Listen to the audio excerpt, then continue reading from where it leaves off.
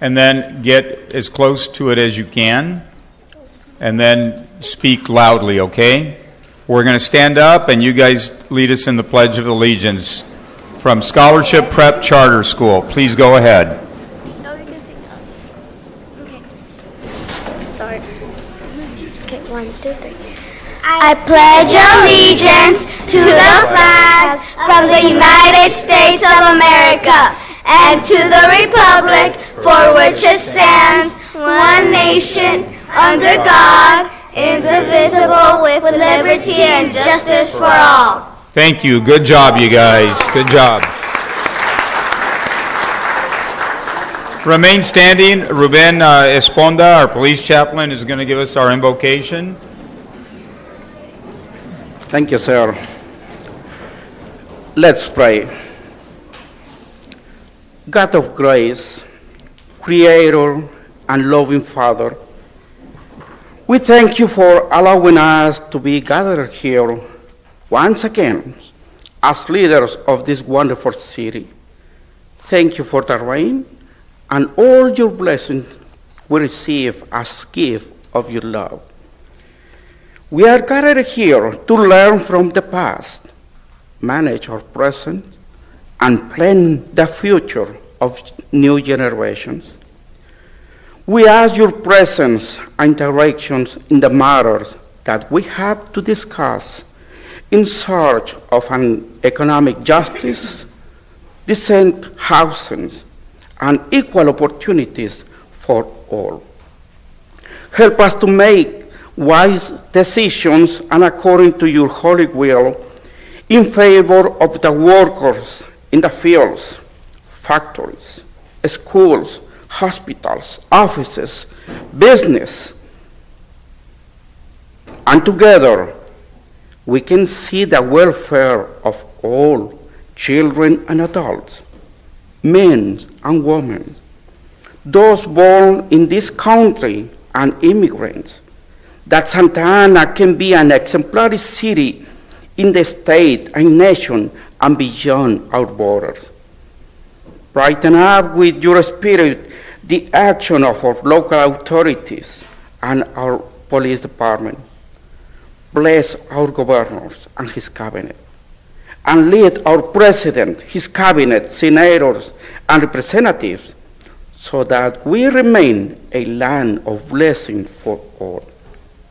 We humbly ask that you use our various talents to establish your kingdom among us, and that you enjoy what we think, say, and do to act with mercy. We pray in the name of your Son, our Lord and Savior. Amen. Thank you. You may be seated.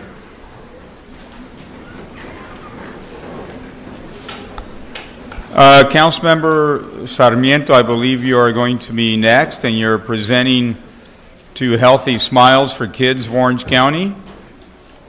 So I'll turn it over to you, and after that you have the next one, and then after that, Councilmember Solorio. Please go ahead. Thank you, Mr. Mayor. If I could have Rhea Berger come join me up here, and I'm not sure if Elisa came with you tonight. Elisa, let me have you come down, whether you want to or not. Don't be shy. So I have the honor tonight of recognizing Rhea Berger and Elisa Briseño, who are both with Healthy Smiles for Kids of Orange County. And let me tell you a little bit about what they do and who they are as they come up here. No, come on up and join me up here in the well. Give them all a big round of applause, by the way.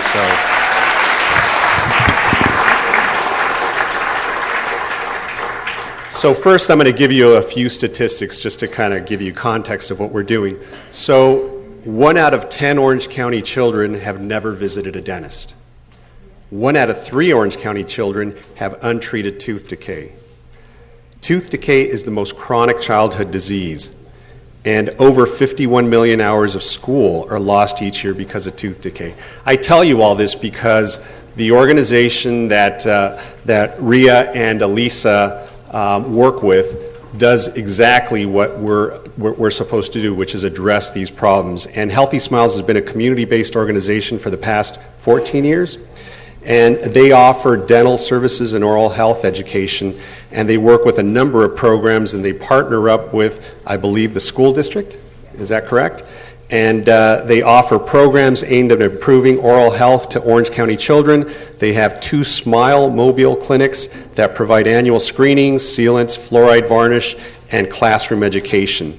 They use remote technology at community and school sites to provide x-rays and intraoral photos and cleanings. So we know how much kids love to go to the dentist, right? So they make it fun, from what I understand. Do you guys make it fun? We try our best. So healthy smiles are important, but the great thing is that everybody who receives this, children in Title I schools, children and families educated at the community sites, low-income children, children with no dental insurance, and that's what's real important, because in our city we know that many of our families and many of our children don't have dental coverage, and they make sure that those needs get addressed. And we know there are several families and hundreds of families that probably don't have that access.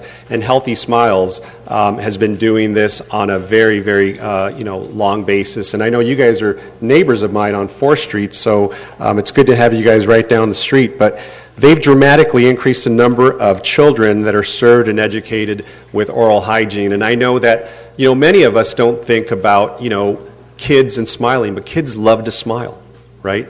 And so that's the most beautiful thing I think that we can see, is when a child is smiling.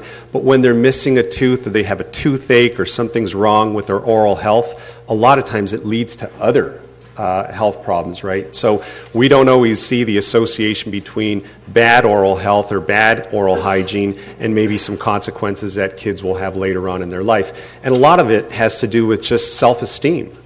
A child wants to have a nice smile. They want to have nice teeth, and they want to be healthy. So these folks go out of their way to make sure that some of our most vulnerable kids have access to good oral hygiene, good dental health, and that's why I wanted to bring them here tonight and have them be recognized for all the great work that they've done for the past 14 years. But I also have a special sort of hidden purpose, which is Elisa was my paralegal for many, many years, and I'm just so glad to see her continuing to do great work. I met her years ago when I started with the council, when she was an intern with then Congresswoman Sanchez's office. And I think when we all took our first visit to Washington, D.C., Councilman Benavidez, our children were still in diapers, and so she was able to. She stepped up, and one of her responsibilities, even though it wasn't part of her scope of work, was to take care of our kids while we went out. So thank you, Elisa, for doing that. But she's gone on to do great things. I know she just received her master's not too long ago. She's now married, and she has a family of her own. But what great work they do at Healthy Smiles of Orange County, giving kids smiles. What better thing than that? So, Rhea, why don't you come up and tell us a little bit more about what you do, and welcome to the Santa Ana City Council.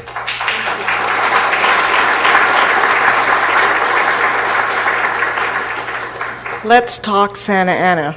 I saw a little girl over there in the very back smiling when we talked about every smile matters. And it's all about the kids for Healthy Smiles of Orange County. Of the children screened in Santa Ana alone, 44% of them have cavities. Quite daunting, isn't it? In 2015 to 2016 school year, Healthy Smiles has provided oral health education to almost 12,000 kids. And we have taken care of about 2,500 kids for dental screenings, fluorides, and sealants as well. We'd like to thank Dr. Leah Holstrom and the parents and the children in the Santa Ana Unified School District who believed in our program called teledentistry, which is essentially classroom dentistry. We have educated about 318 children from the time we started just last October, and 32 children have already received teledentistry services. So it's a pleasure to be here and an honor, and we are humbled by the work that we all do together to make Santa Ana healthier for everybody. Lisa? More than anything, I think the big disconnect, in many of our communities and with their families is the importance of oral health, and how really, your health, your teeth, your smile affects the rest of your body. And I think one of the biggest things that we're just really trying to do is educate the parents and their families and let them know that, they have services that are available to them, that we're not going to charge them for these services, that we will find a way to connect them to our agencies and other agencies that will help them out. So it's with great joy that I work with Healthy Smiles, and we love working with the families in the city of Santa Ana, as well with Santa Ana Unified School District and the preschools and health fairs and any other events that they're willing to invite us to. Thank you. Let's give them all a big round of applause.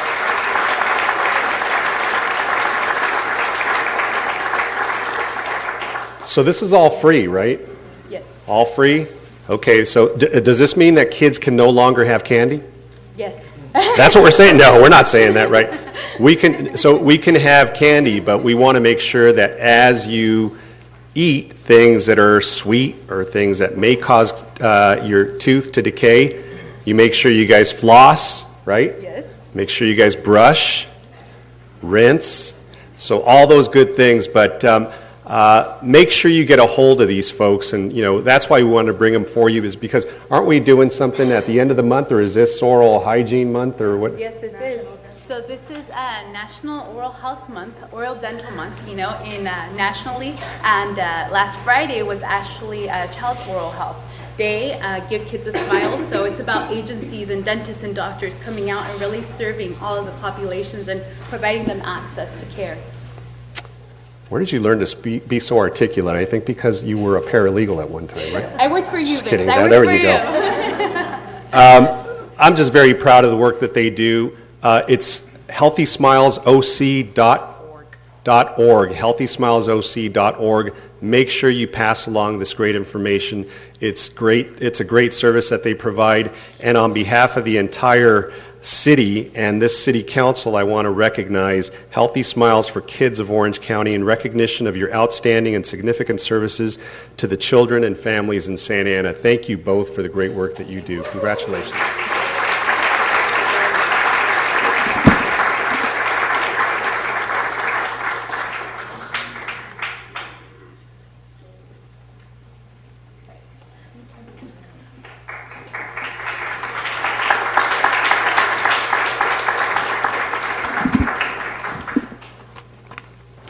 All right, so for this next one, I want to call up our clerk of the council, Maria Huizar, and we are going to be recognizing the student ambassador competition winners of the 30-day voter challenge. So I'm not sure if you all recall, but last election cycle, the city wanted to get more engagement from the public during the election. We knew it was a very important election, as all of them are, but it was especially important to the voters and the families here in Santa Ana, and we thought, let's invest some money to make sure that people are aware, because our numbers were very, very low, right?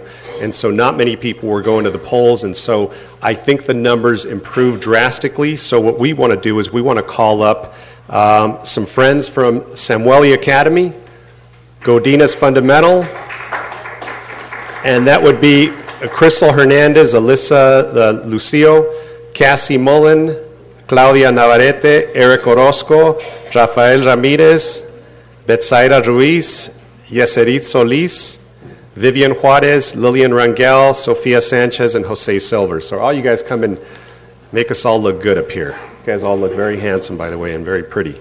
So basically what it was is to try to engage our up-and-coming voters, right? Because they're the ones who are going to be voting very soon. They're the ones who need to be engaged. They're the ones who are going to be participating in the next election.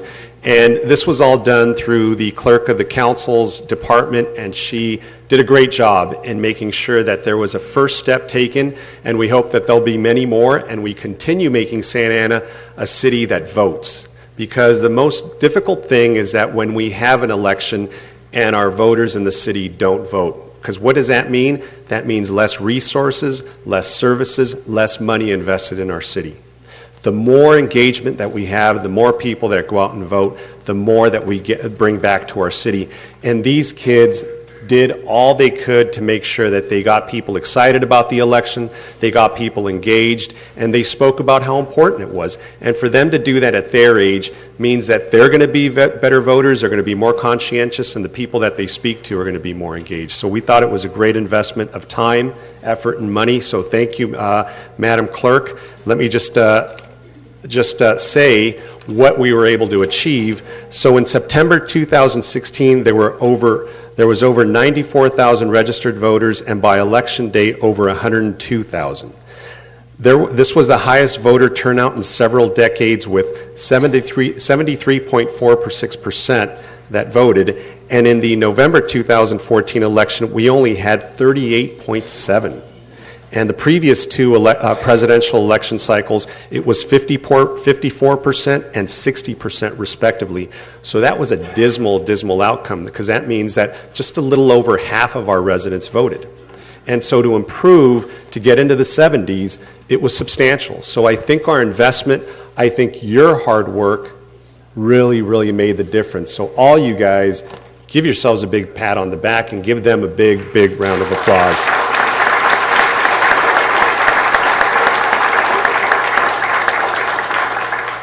I don't want to forget about our Youth Commission, who took the challenge as well. So to all our youth commissioners, a big shout out to you guys. Thank you guys. And give yourselves a big round of applause too. Let me turn it over to our clerk of the council, because she's going to have a few more specifics, but I'm just very proud of the work that she did, and I'm very proud of the work that all our students did, because they took this as not just a challenge, but something that was going to improve the voter health here in the city. So, Maria, the floor is yours. Thank you. I'd like to just mention that we had several categories in which students could participate and compete. The winner of the social media campaign were 5 students from Godinez High School who created an Instagram page. That page included polls, information on immigration, information on the environment, some interviews that they did, some education videos, and reminders as to deadlines, when you could register to vote, and reminders as to election day. So they were very active in spreading the message about the election. The other category that we had was a video. So a group of 4 students, also from Godinez High School, created a video. This video was interviews that they had at the Bristol Marketplace. And they interviewed people that were coming into the market. They wanted their opinion on the candidates, specifically for the U.S. president, their thoughts on the importance of election, if their vote counted, etc. And so they summed it up really nicely, and we can provide those links if anybody wants to access and view those videos, but they were very nicely done, very professional. And the third group was a group from Samueli Academy, and it was a pep rally, kind of a pep rally where they did handwritten posters that they submitted to their students and in their neighborhood, and they actually videoed their efforts, their campaign. And it was really nice, because to me it showed that you don't necessarily need computer or technology to put posters together, that they did handwritten posters and reminders, and they kind of stood around corners reminding people to vote. And so I thought their message was very well received also. So for that, they won some very nice prizes. They are having some team efforts. One's going to a bowling party and kind of hanging out, and the other one is having an interactive, what is it called? An interactive event. And so I'd like to recognize the winners of this competition.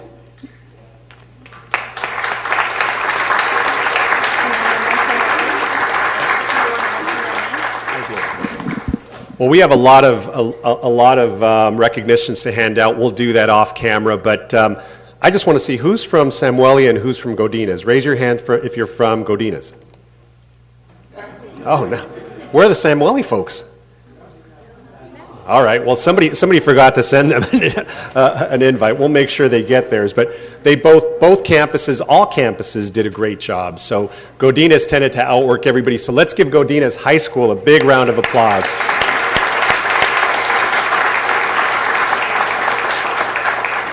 So I just wanted to say, yeah, sometimes technology, social media, not the most effective. And I'm looking at, our school board member in the back, Ceci Iglesias. You do all your posters by hand, and they're some of the most successful because you're one of the highest vote getters in town, as am I. But yours are much nicer because they're done by hand. So, things work, right? Doing the hand signs are always real successful. So.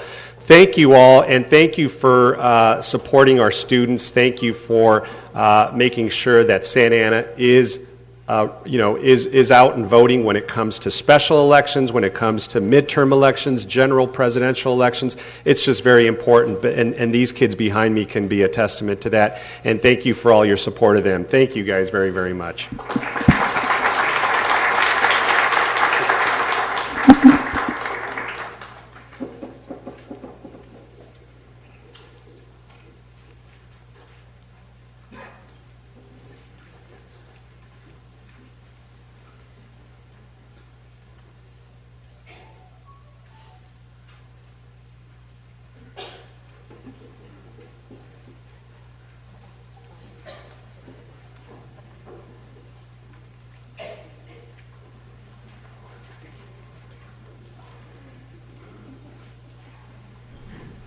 Now, Councilmember Jose Solorio has the next two presentations, and after that on deck will be Councilmember Tinajero.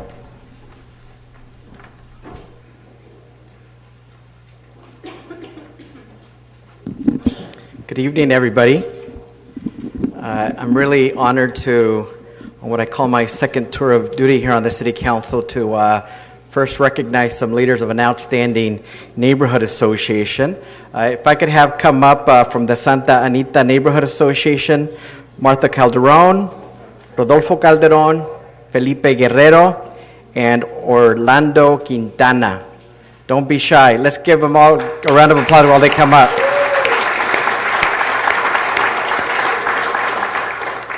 We're recognizing all of them, even though maybe some are still on the way, but we have some two great leaders here. I'm honored to make this presentation because I think one of the strengths of Santa Ana is its neighborhoods, its neighborhood associations, and the leaders in these neighborhood associations. And as somebody that has studied the beautiful history of Santa Ana, as some of you might know, in terms of Latino neighborhoods, some would call them barrios. The first three historical Latino neighborhoods were Delhi, Logan, and Santa Anita. And so they have a beautiful history, a long tradition, and I know some of the leaders have been living in that community for generations. And we have a neighborhood association that's active. They've accomplished many things, and so I'm here recognizing them for their outstanding community service. Let me give you description of some of their latest things that are cool and fun. First, we all go to the show and are able to go to a nice theater from time to time. But in many communities across California and the country, why not have big movie presentations in our parks, in our community centers, etc. And this neighborhood association took it upon themselves to innovate and try that. You never know when you do these things whether 5 people are going to show up or 20 or whatnot. But they've done 2 under this current leadership, and at the first one, they had 150 attendees. Pretty amazing. They then, got excited, did it again to see what they would get then, and for their second movie night, 250 attendees. These things are family-based, youth-based, fun for all ages. Hopefully, you had some good popcorn and some soft drinks. So that's fun. Also, we all like cars. We are in a car-oriented state, and they have there in their neighborhood Midnight Cruisers, which is a car club, and it was developed in partnership with the association, and they too put on their own events, including toy drives and other events for the community. The association has also become more active overall, and I know because I get a lot of emails with different requests of improvements for their neighborhood. They're also learning about other activities and programs citywide, so they want to give back to the city overall. And for this next year, some of the type of goals they have are hosting additional movie nights since they've been so successful. And hopefully I'll be invited, and I would love to go and bring my son. Also, they want to organize another festival in conjunction with the Midnight Cruisers Car Club. They want to host a toy drive in December. And then also, I recently did a meeting with the neighborhood association presidents of my ward, Ward 3, which includes Santa Anita, and I asked about what were the issues of the day. And one of them is the Santa Anita community center needs some help. It's been some time that I get a little tender loving care, and there's some safety concerns, and so we want to go out there, do a tour, and see how we could fix it up. We have here some outstanding leaders that I want to recognize, in particular Felipe Guerrero, who is the president. We have Orlando Quintana, who's the vice president. 10 years of leadership, and not here with us in person, but in spirit, Marta Calderon, who's a secretary, and she's also been a community leader there for 10 years. And so on behalf of the entire city council, it is my honor to recognize you, and hopefully I can have some staff members here present me the items to give to them, because we have several piles. But you've heard a lot already. Let's give them a big round of applause.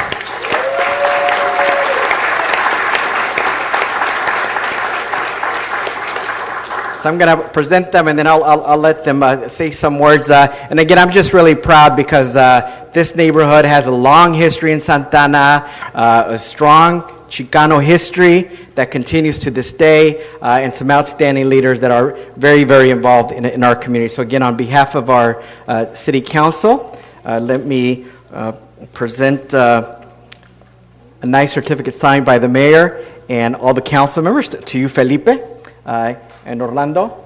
Felicidades. Let's take a photo, and then we'll let you speak.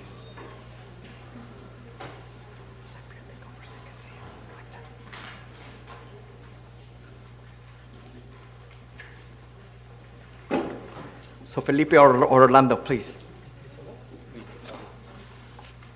First of all, I'd like to thank Mayor Pulido, Council Member Solario for this award. We intend to keep working with the neighborhood to make things better this year. I've started reaching out to some of the local businesses. Hopefully they'll participate. They will have to participate. And if they want to donate, that'd be great also too. But I'd like to thank council members and Mr. Pulido. Felicidades. Thank you so much. Thank you.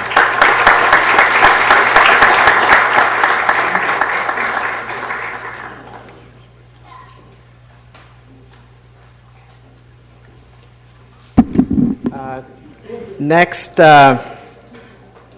we have a quinceañera here to celebrate. It's my distinct pleasure to bring up HPO Embroidery, which is a Santa Ana-based company. Family-based. Please come on up. I see you all in the audience. Por favor, vengan todos, familiares and entrepreneurs.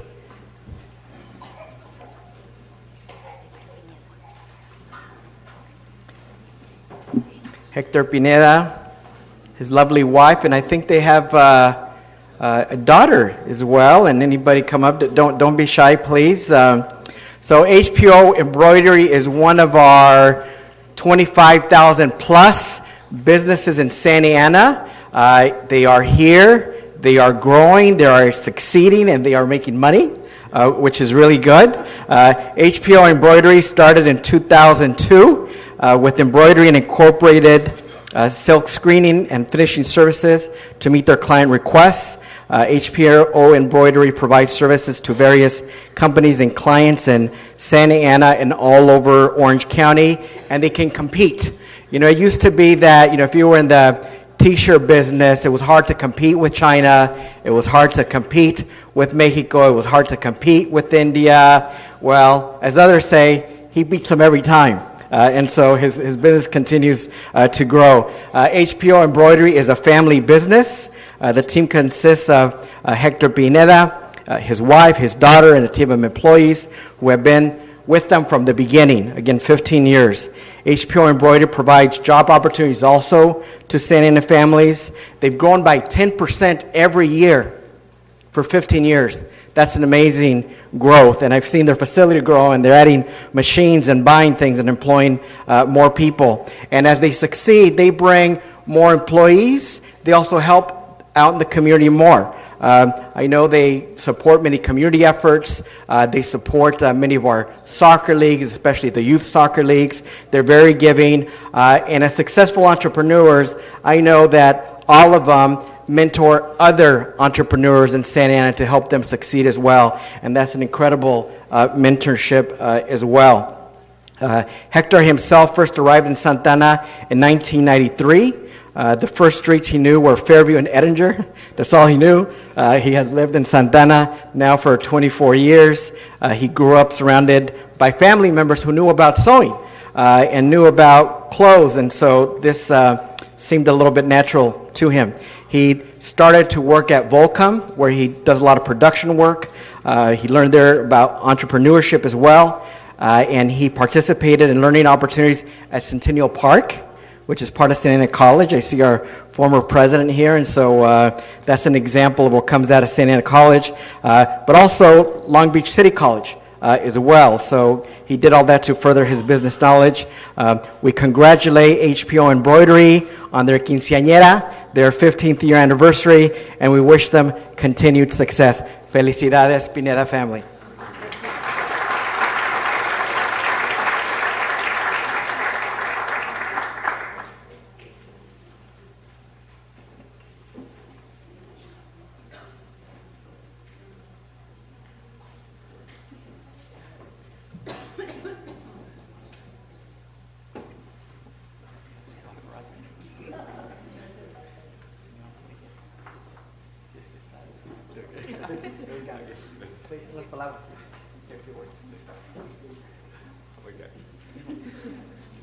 Thank you, Mr. Solorio. I think you mentioned everything.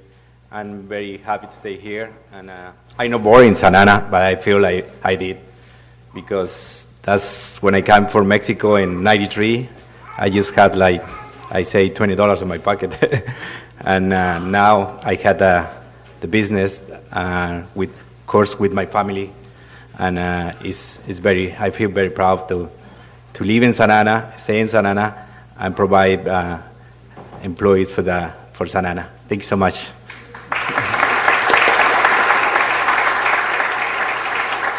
One last thing, something that wasn't in the notes, 50 employees strong, all doing well and succeeding and growing. So thank you and felicidades.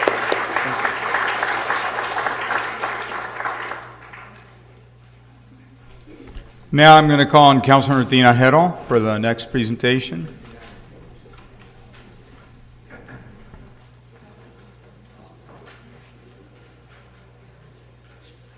Mr. Mayor, I'd like to call up our amazing counselors from the Santa Ana Unified School District that are here, and also I thought my eyes are going bad, but I think the Honorable Cecilia Iglesias is here as well. Can you come on up? Since this is your crew.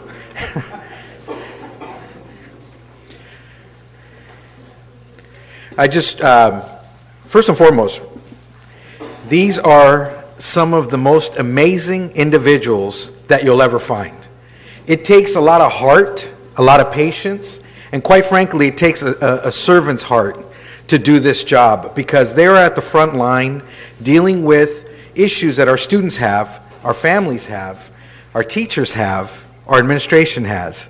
And so I just wanted to let everyone know today that this week is National School Counseling Week, and it's celebrated each February to focus on the unique contribution of professional school counselors within school systems. Our counseling department has increased our graduation rates, has increased the amount of students that are going to 4U universities, and has increased the amount of scholarships that students are receiving. And I think these are, and by the way, these increases have all been in double digits. I believe that deserves a round of applause.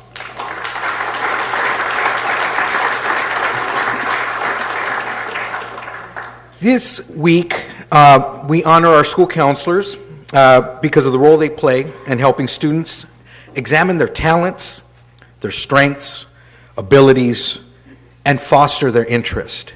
These individuals work tirelessly to assure that opportunities are open for them.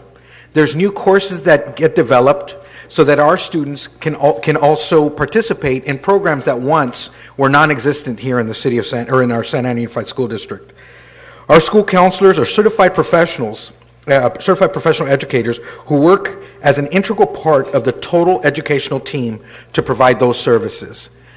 Many people know that many of our students come from families whose parents have never attended college. Students like my kids have privilege. They have the privilege of having parents who know the system, who know what courses you're supposed to take, who know what types of programs are available for you in the summer or in the interim. Many of our students don't have that. And how would they when many of our parents, many of them didn't go to school here in the United States? But those parents work day in and day out to assure that their children can have a piece of the American dream. But that piece of the American dream only comes if someone is there to extend that hand and give them the knowledge necessary to guide them in the right way. And that is why it is incredibly important that we honor our counselors, because they are the ones, they are the voice of our kids. And I want to thank them and honor them today. And I want to thank our board member for being here as well to support them. And I want to introduce two individuals. I want to introduce Miss Brandy Augustine, who I have the privilege of working just a few steps away, a great deal of knowledge. I've been able to get to know her very well, and also a long-time friend and colleague who I worked with at Lathrop Intermediate School a long time ago, back when I had hair and I was a little thinner. But anyhow, these individuals have excelled in their profession. I want to introduce both of them up here to say a few words.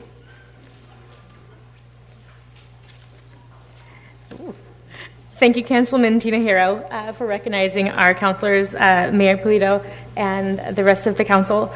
Our group of highly educated, passionate, and dedicated and caring individuals work to improve student outcomes across the city by utilizing their unique skills and knowledge of socio-emotional supports, academic success strategies, student interventions, and college and career planning. Whether our counselors are helping students in crisis, helping a struggling student organize their binder, or celebrating with a student who has just accepted their first college choice, we're here to help and support all students and families of Santa Ana.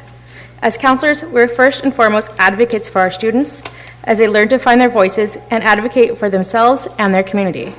This week and every week, we will continue to work to ensure the students of Santa Ana graduate ready for success in their college, their career, and become productive, successful members of their community. Thank you. And I'm not going to read the entire proclamation, but it's a really nice proclamation.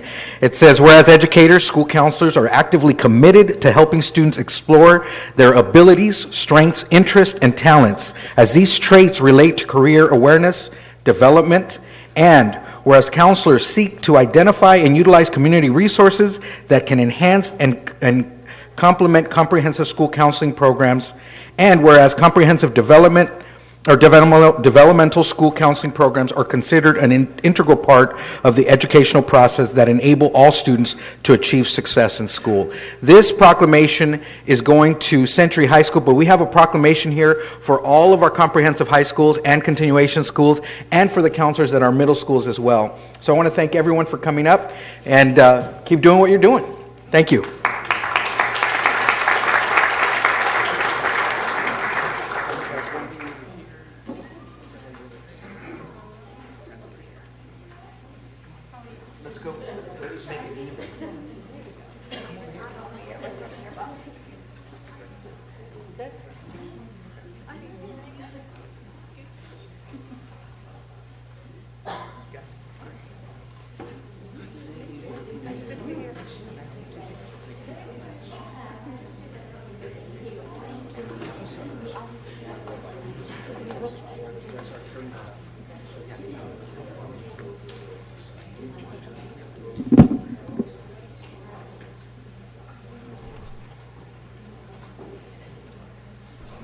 Madam City Attorney, do we have anything to report out of closed session? Mayor, thank you. We do have several reportable action items.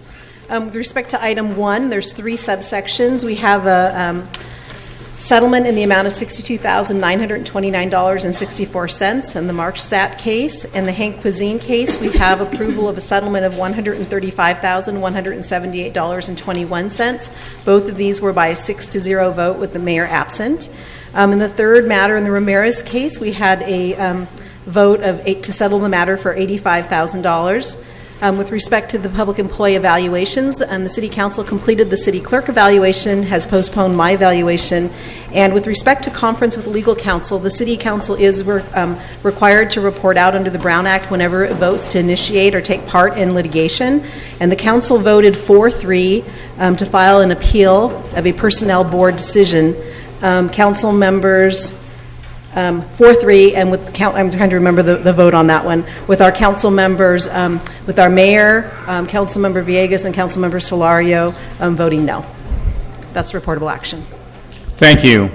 So with that, I'm now going to direct our attention to the consent calendar. And Madam Clerk, do we have speakers for the consent calendar? I have not received any for All consent right. calendar items. Let me go on to Councilor Martinez then, please. Mayor Pro Tem Martinez, Yes, excuse if there's me. others that would like to pull items, I'll definitely defer, but if not, I would like to pull 19F, 25D, 25F, 31A. Any other items by council members? Councilmember Solorio?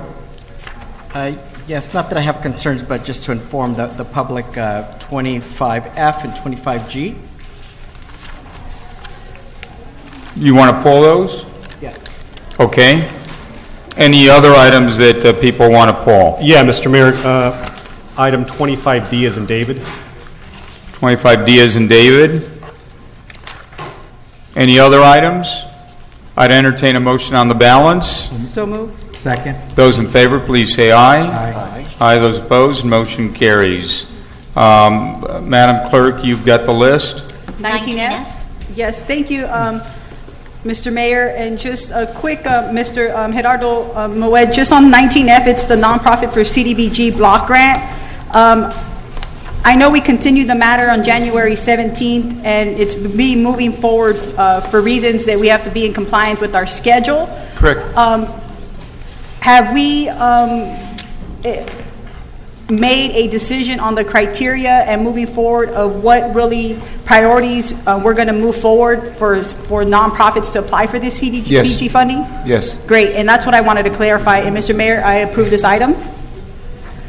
Move the item. Hold on.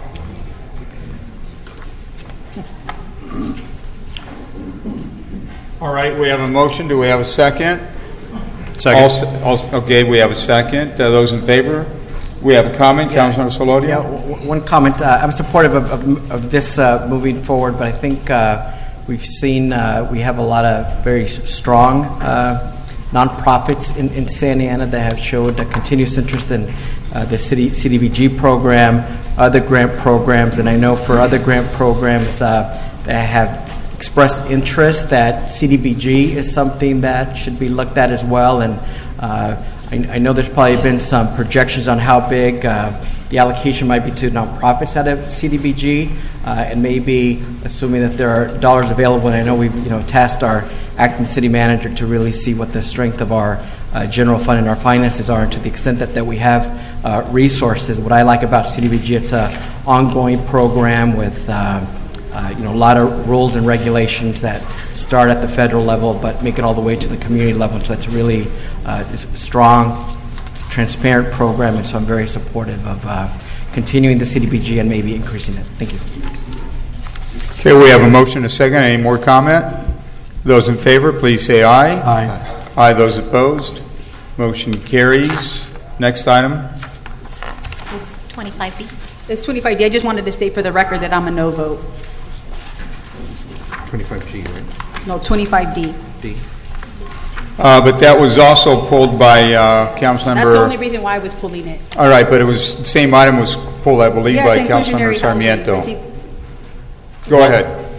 I'm not sure, is this the one, this is one on the Heritage, right? Yes. Okay, well, yeah, I wanted to pull it for discussion. Go ahead. Thank you, Mr. Mayor, and I wanted to see if we could have, not sure which staff member is responsible for this, Mr. Acting City Manager.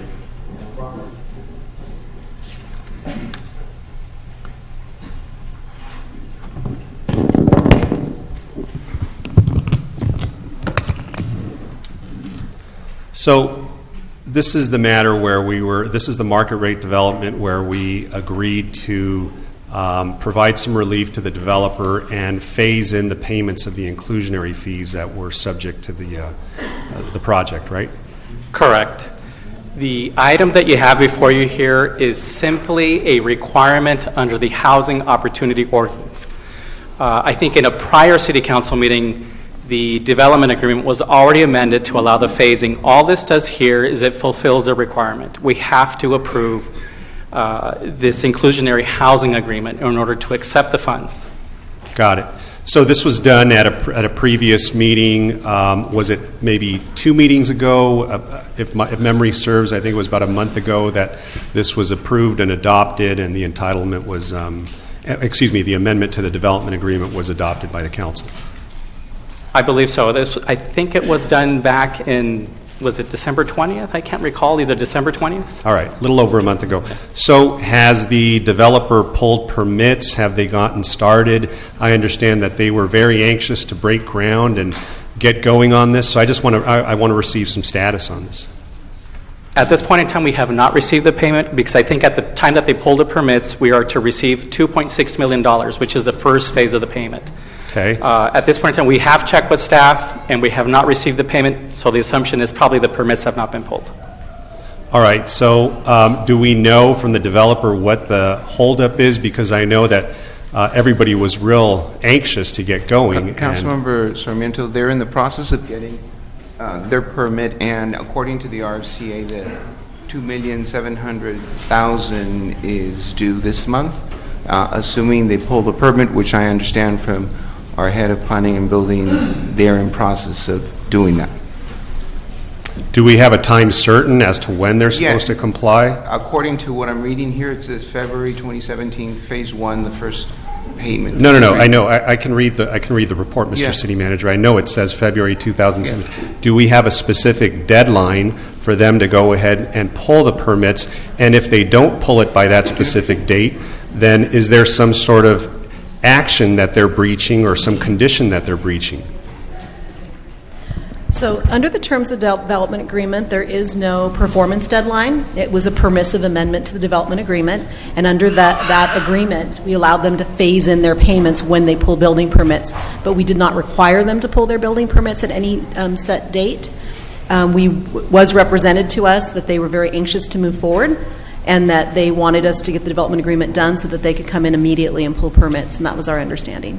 So they told you that they were very interested in moving forward very quickly with pulling their permits. My understanding was that we processed the development agreement quickly because they needed to come in and get their building permits as soon as possible. But they haven't done so yet. Apparently not. All right. So, I mean, this is an open-ended, I guess, provision that we're making that they might be able to do it by February. So what happens if they don't? We just don't receive the payment. So if the payment doesn't come in... So they could sit on their rights, I guess is what I'm asking. The development agreement gave them vested rights to come in and pull their building permits on a schedule that is convenient to them in terms of them obtaining financing and as the market dictates the construction. Well, it was convenient to them, right, to do this, and so it was also inconvenient for them to make a lump sum payment, so we made it more convenient for them to pay it in 3 payments, acting as if we're a lender on this. And now we're also going to wait until maybe they pull permits without us having a specific time certain. So look, I guess the reason why I'm concerned is that there's a contingency in that development agreement, or there was an agreement that the funds from that inclusionary fee were going to go towards a companion project, which is on First Street, right? And all of us have been waiting, and the reason why this has become a problem is that now we have a problem at First Street, because They have to wait now for approval of this fee being paid so we can go ahead and possibly fund it. I understand that some council members now don't want to do that. So, we're here because the market rate developer decided to, look, he couldn't pay the fee that he agreed to pay initially in the original development agreement, had us amend that agreement so we could give him an opportunity to pay it in 3 different increments. And now he hasn't paid that, and now we have a companion project, which is the reason why many of us supported that market rate development that may not be realized. So I know it's not your fault. I just think it's a problem that we have somebody who got entitled for this project who's now possibly going to kill the companion project, which is the reason why this market rate development was supported. So I don't get it. I know the developer. I like him. He's a nice person. But look, in the end, the reason why I was supportive of this market rate development was because it was going to have a companion project attached to it. And now people are starting to say, well, I don't get it. I'm not sure. Look, many of us realize that they didn't want to build affordable units on their site, and we gave them the pass to go ahead and pay in lieu fees so they could do all market rate at that site and fund another project, right? That was allowed under our ordinance. So now we're going to bend over again, bend over backwards, I guess. I shouldn't say bend over backwards and see how we can, allow them to maybe come back and pay this. I just think that, Madam City Attorney, if you can give us some option here as to what we do if payments aren't made, then we have an entitlement that's not fulfilled, performance that isn't made, and a companion project that's going to die because they're not only interested in this fee that has to be paid to them, but also making a deadline for tax credits. So my understanding from what staff is telling me is that the developer applicant has filed an application, maybe going through the plan check process. So I think the question, if that's the case, then the question is, how quickly can that plan check process be completed? Well, look, I don't need to hear from the planning director. Some of the information I've received has been inaccurate. So I'd rather, just deal with you, Mr. Acting City Manager and Mr. Assistant City Manager. But I think I'm not prepared to support this tonight. I think we should put it over. We should figure out when this deadline is going to be, when these permits are going to be pulled. Let's make sure these permits are pulled, then we can support this action. So I'm going to move that we continue this matter for 2 weeks. Is there a second to the continuance? Second. We have a motion and a second. Discussion? Councilor Solorio? Yeah, just some comments and a question to the staff. For some comments, I mean, I think, for all large projects, there are twists and turns, and, developers really can never get processed as quickly as they'd like, and things just take some time. I do think that the developer and the staff have both been working in good faith. I think also, too, the developer probably is anxious to get going, but they got to process paperwork through the city, and so it really is a two-way street. And I know with our agency director, I've discussed the need to do some streamlining, permitting enhancements, the way he did in the city of Glendale. I hear great things about the city of Glendale and the streamlining that they've done while keeping quality up, and I think that's part of what hurts large projects like this, that they take a little bit longer than we'd like.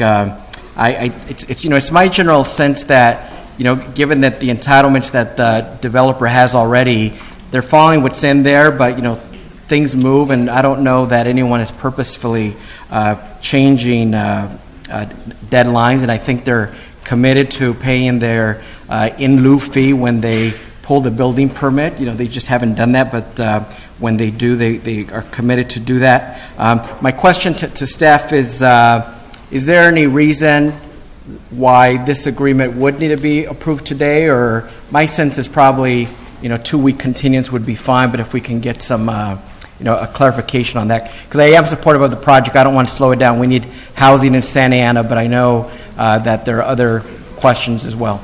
The approval of this item allows the city to actually receive the $2.6 million. So if there's a 2-week continuance, it's completely up to the city council. We still have time. But essentially what this does is it allows us to receive the money. Okay, so if anything, this may postpone the receipt of the resources that we Correct. need, but 2 weeks isn't too long a time frame, and I don't know Correct. that they plan on But pulling I do want to permits in. state that we are dealing with a deadline of March 1st for the applicant to submit their tax credits. So That's not this applicant, though. Not this applicant. Yeah, right. Yeah, I think one of the wrinkles here, for better or for worse, is that the staff and the council tied these two projects together, and so now, since they're not exactly moving in lockstep, it's creating a little bit of headaches for both sides, and that is unfortunate. But I think both projects are working in good faith with the city, and I'm hopeful that with the continuance, the project could still do what they are doing, continue to work with the staff, pull their building permit when they can, and when they pull their permits, I think they're committed to paying the in lieu fee. Is that correct? Yes. Yeah. Thank you. Mr. Mayor, if you don't mind, why don't we do this? The other project that's contingent upon this one that would be receiving this money is item 80A. Why don't we hold this one over till after we have discussion on that? That may be dispositive of this issue. I'm okay either way. What is the pleasure of the council? You want to vote on this now, or you want to hold it over? Well, motion a second. To hold it over, right? I'll withdraw my motion to continue. For 2 weeks. No. If we're going to take up, why don't we take up 80A and then let's go ahead And then we deal come with back to one this. after. All right, let's put it on the side for now. Thank you. Let's look for more consent calendar items so we get through the consent calendar. 25F. Thank you. Yes, 25F is an agreement, cooperative agreement with the use of the right-of-way for the OC streetcar project, which I'm excited that the OCTA is finally in this stage. But one thing that I did want to take notice, and I wanted to bring up to staff's attention that was brought up to my attention, is that many of you know in our downtown we put these safety posts up with cameras. And it was brought to my attention that now OCTA is going to come and gut the public right-of-way where we actually put all this, wiring for this system. And so I would just ask you, Mr. City Manager, our planning department and our public works department, that why aren't we communicating with one another? Why isn't OCTA and the police department, when the police department came out and got planning permits to put this equipment in, and we knew that the OCTA was going to have to get some of the right-of-way? Why wasn't there no communication? So now what's going to happen, because it wasn't coordinated, is that we're going to pull out all that technology, all those wires from off the ground so that OCTA could put that in, and then who's going to pay for that? Is OCTA going to pay for that? Is the city of Santa Ana going to pay for that? So I would just hope moving forward that we coordinate our efforts, because it's a waste of funds, a waste of time and energy. Thank you, Mayor and Council.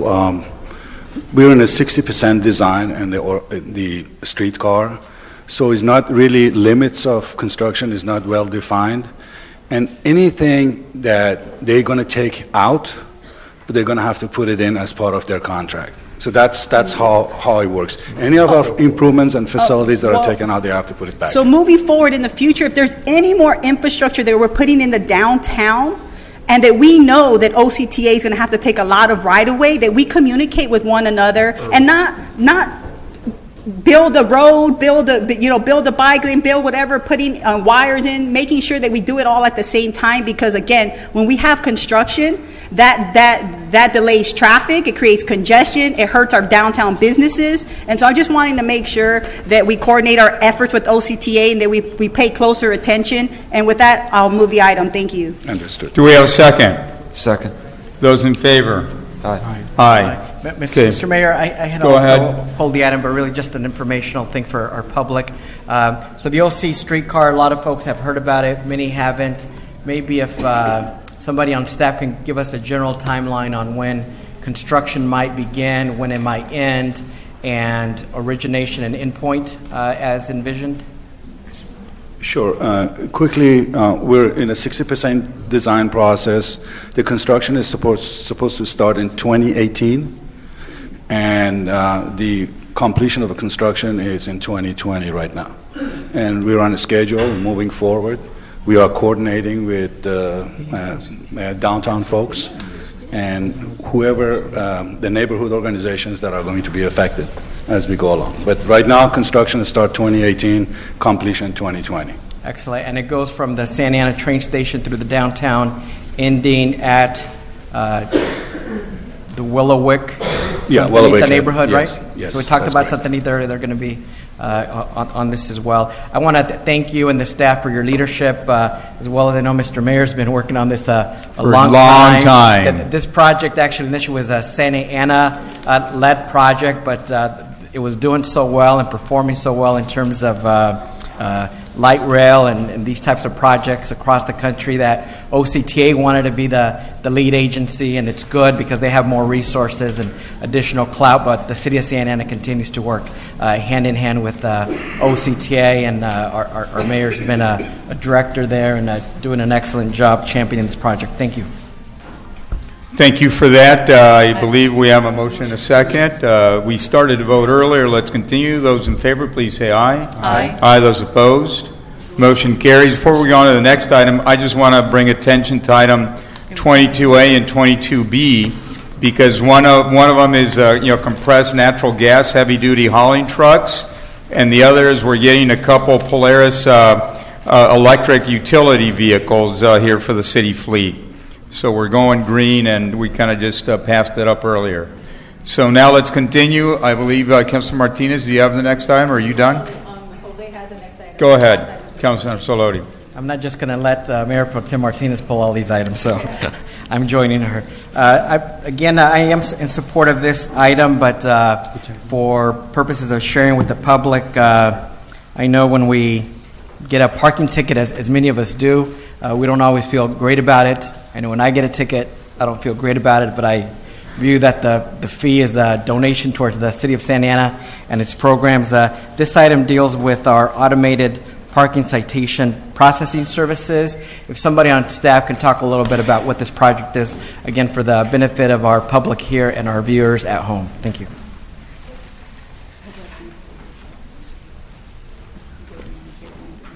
Mayor and Council, good evening. And this is the data processing contract, and we do automated citations, so it is much more efficient for our parking control staff to issue citations, and it also allows us an easier way to pull data and also track the citations. So it went from the hard copy type of citations to a automated system, and it's much better all around. And yes, when you do get a parking ticket, nobody likes that. Right. And with this automation, does the service cost us less? So maybe it'll help keep the fees from going up? I'm not sure in terms of the fees going up, but in terms of costing less, yes, because we aren't buying all the manual ticket books. And so it does cut down on a lot of paper costs that we normally see with a manual process. No, excellent. Yeah, I know, again, it never feels good to get a ticket, and for some of our lower income families, when they do get a ticket, it can hurt. And so anything we could do to create efficiencies and use technologies to keep costs stable or bring them down, that is always appreciated. So thank you so much. Yes, sir. You're welcome. Thank you. Mayor, just very quickly. Go ahead, Chief Mayor Rojas, Pro Tem. Chief Rojas, based on that data automation on tickets, will you be able to actually get analytics on, how many tickets we actually do a year, how much are paid, and where the locations are? I want to say yes. I'm sorry, I'm the nerd that's going to ask those questions. I was pretty sure yes. And I just ask those questions because they're important, right? As we look at information and we look at open data and how we really look at our city, a lot of those analytics can really help us where tickets are really happening, whether it's in the 1st district or the 6th district, and how we could actually really push our resources in certain locations based on what we're having problems with parking or citations, whatever have you. Correct. Great, thank you. All right, so we already believe have a motion and a second on that. Those in favor, please say aye. Aye. Aye. Those opposed, motion carries. Next item is 31A, Mr. Mayor. Go ahead. And I'm a no vote, and I just want to state that. I think I've been a no vote on the 60-foot high wireless facilities, and for the reasons that I keep asking our staff about the retrofitting of when there is an earthquake, how can we make sure that our utility companies, our communication companies are able to assist us with that. I have yet to get an answer from our staff, and until I do, I'm going to be a no vote. So I don't support 31A, which is a conditional use permit to allow for continued use of a 60-foot high wireless facility for the ATC Sequoia at 1441 South Village Way, Mr. Mayor. Thank you. So with that, do I have a motion? Motion to approve. We have a motion and a second. Those in favor, please say aye. Aye. No. Aye. Those opposed? One no. Motion carries. Is that it, or we have more on the consent calendar? That's it for consent. That's it, right, for consent? Yes. Okay, what I'm going to do right now, there's been a request to move item 65C up. Apparently we have, kids here from schools that have to go do homework and stuff. So, okay, let's do the oath of office, and then we'll take on 65C, and then we'll continue. If I can have Gary Wood, Angie Cano, and Bruce Bauer come to the front. They've just been appointed to the Environmental and Transportation Advisory Committee and to the Community Redevelopment Commission.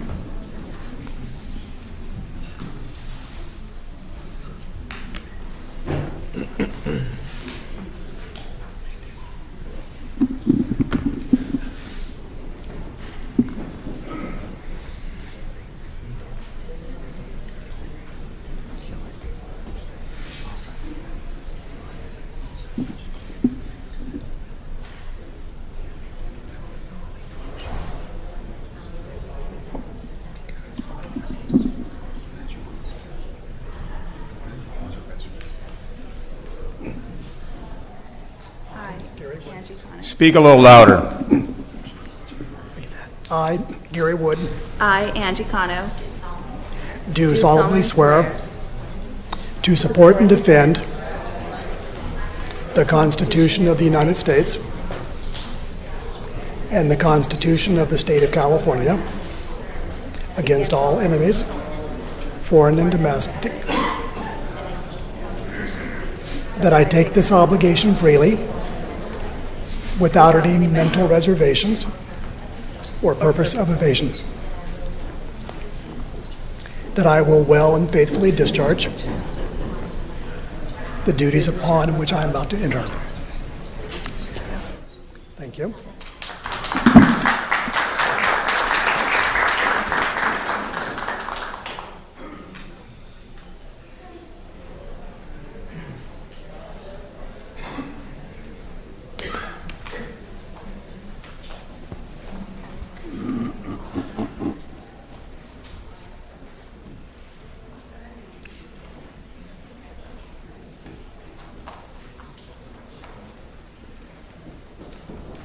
Madam City Attorney, if you can give me the names, I'll start calling the speakers that wish to address us on item 65C.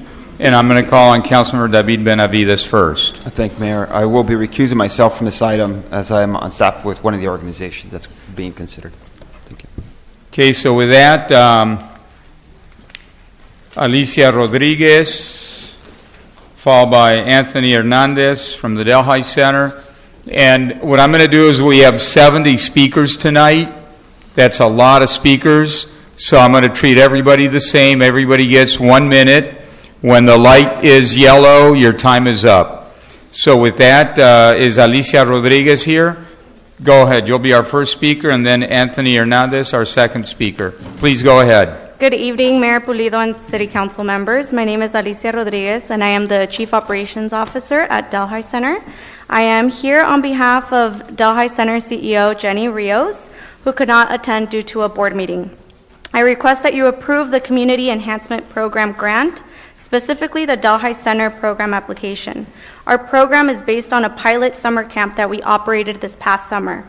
We decided to offer the program because so many residents asked us to do something for the youth so that they wouldn't be at home by themselves with nothing productive to do all summer. So we decided to offer a cultural arts summer camp for younger kids and a junior leader training for young adults to train them to become assistant instructors and camp leaders and to help develop their leadership skills. We thought the program would be self-sustaining by charging $125 per week, Monday through Friday, 7:30 a.m. to 5:30 p.m. Although we thought that it was a pretty good deal, that's about $2.50 an hour. Very few families could afford to pay the fees. We reduced the fees a couple of times, and then we used a sliding fee scale and decided to offer scholarships. But of course, we were limited in the number of scholarships we could ultimately provide. 52% of Delhi Center clients have a median household income of $25,000 or less. We had a waiting list of over 60 families who could not be served. We were fortunate in the summer to receive an Investing in the Artist grant from the City of Santa Ana and secured Go ahead, if several you could sponsorships. conclude. Please conclude. Okay. So we served about 40 children, and we conducted an end of the summer production. We could serve so many more children, teens, and young adults. We respectfully request your support of our program and ask that you approve the community enhancement grant. Thank you. Anthony, followed by Mary Lara. Hello, Mr. Mayor and council members. My name is Anthony, and I'm a student at MacArthur School. I would like to ask you to approve the community grant for Delhi Center. I went to summer camp last year, and I had a great time. I never knew how to dance, act, and I learned all those things in summer. I was even the star of the end summer of the show. I played Peter Pan. I also worked on some art projects, and I had an art show at the end of the summer. All the parents were very proud of their kids and all the work they did. I never thought I could go up on stage in front of a bunch of people and I can act and play, especially a musical. The teachers and Delhi Center staff really made us work hard and learn a lot. I became more confident every day. I want to keep taking classes, and I hope I can go to summer camp again this year. I also hope I can be a junior leader someday because I would love to get a job in the program when I'm old enough. But we need your help to make it happen. Thank you very much for listening. Thank you. John, Mary Lara, followed by John Raya, and then Jose Orozco.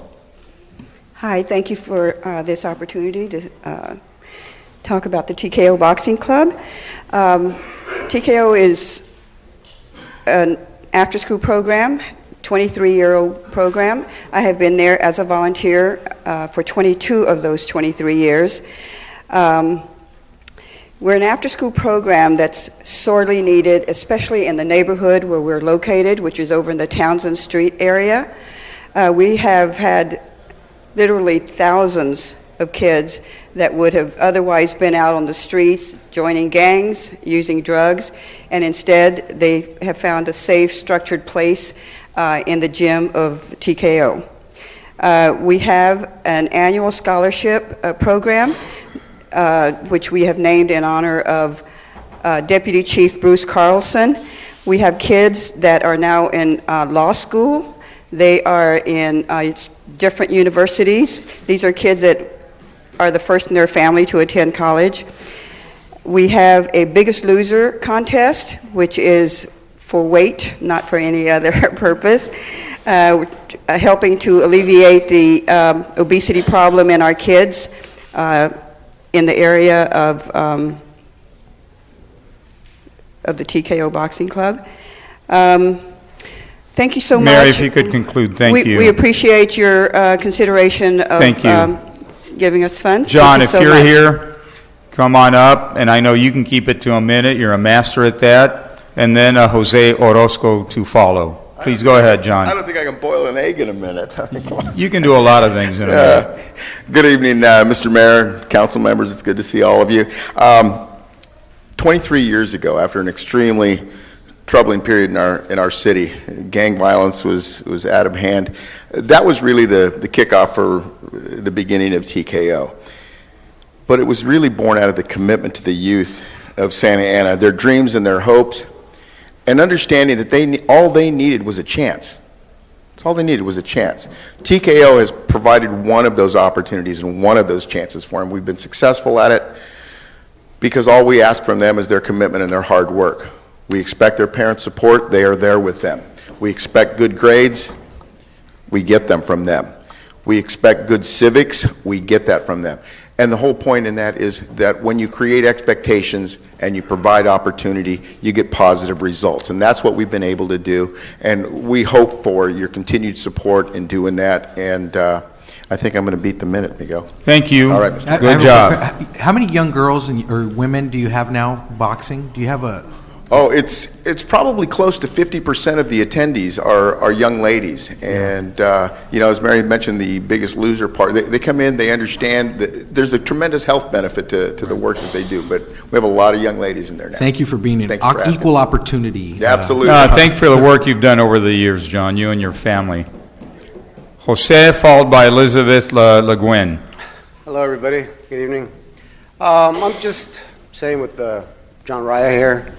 I came here because I believe in the program, TKO. When I was a teenager, I was in a similar program.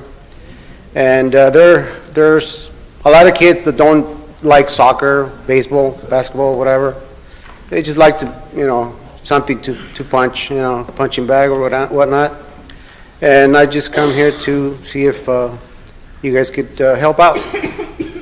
And that's pretty much it for me. Thank you.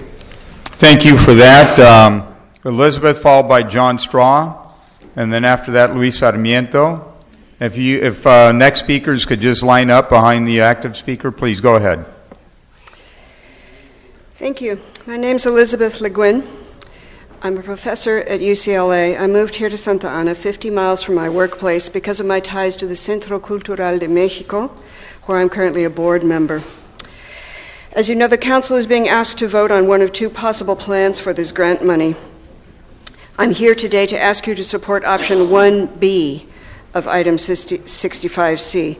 This is the option that funds 9 proposals with a 7.5% reduction to the amounts awarded to all the grantees. El Centro is that 9th organization.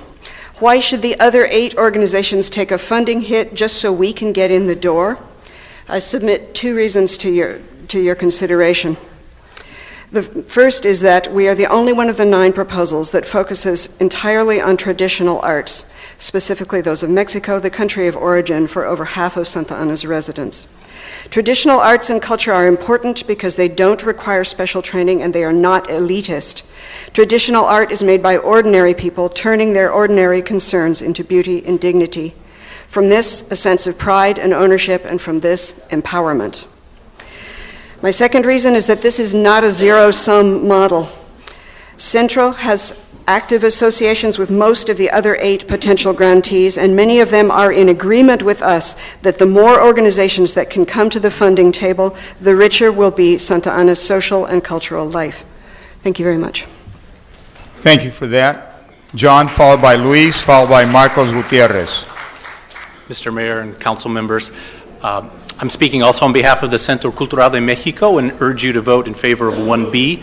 I echo everything that Elizabeth has said, and I won't repeat that, but I will say that as a father of a child, my son was with the Centro Cultural in their Son del Centro youth group for a couple of years, incredibly important in his life, and as it was for the other youth in that program.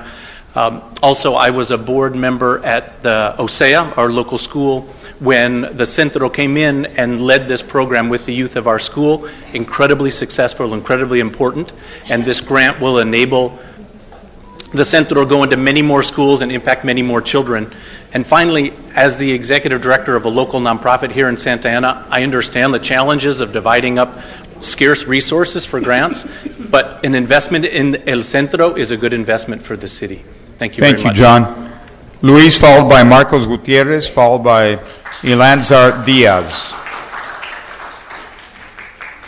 Hello, good evening, everyone. Thank you for giving us this opportunity to again speak on the importance of investment into our community. Just on the item regarding the community enhancement program, please do consider option 1B, which would include more organizations, funding, including El Centro Cultural, which you all know, Mr. Mayor, yourself mentioned last year, and several council members mentioned last year that the Centro is an important organization that has done important things, empowering our local immigrant community, our local youth, creating many leaders.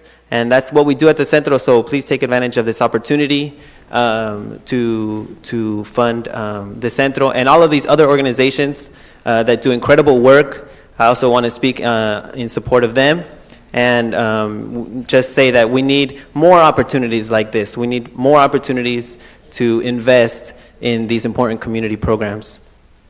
And also, on a side note, please don't pass the vendor truck ordinance. That's all. Thank you. Thank you. Marcos, followed by Eleanor Diaz, and then Karina Torres. Good evening. My name is Marcos Gutierrez. I would like to share a little bit what TKO means to me as a dad. Back in 1998, my parents brought me to TKO, where I fell in love with the sport of boxing. For almost 7 years, I was training there. Now, 16 years later, I have two beautiful daughters that go there, and they have been there for almost a year and a half, and they love it. This is a place where they show you respect, commitment, and where the coaches go above and beyond to make you feel like at home. Thank you. Thank you for the support. Thank you for that short speech. Elzar, followed by Karina, followed by Lori Oles.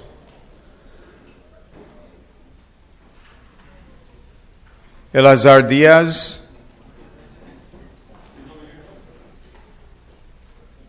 If Elazar is not here, then Karina Torres. If the next speakers could come and just stand on the sides, it'll make it a lot quicker for all of us. Please go ahead. Hola, buenas noches. Mi nombre es Eleazar Díaz. Un segundito. We need a translator. Deje que otro hable. Ahorita que el traductor, usted habla, por favor. Okay. Please go ahead, the next speaker, and then when the translator's over, we'll start. I also need a translator. You do? Yeah. Okay, then Lori Olds, do you need a translator? Okay. Go ahead, Lori. Thank you for your time this evening, Mayor Polito and City Council members. I don't need to tell you that over the last several years, the mayor and this council have worked very hard to restore the financial health of this city. The tremendous effort and work that was recently noted in the Orange County Register reported through the Fiscal Health Index by the Fiscal Times. That means that prudent, wise, and difficult decisions were made to bring this city where it is today. It's not a perfect place, but it's an increasingly healthy one.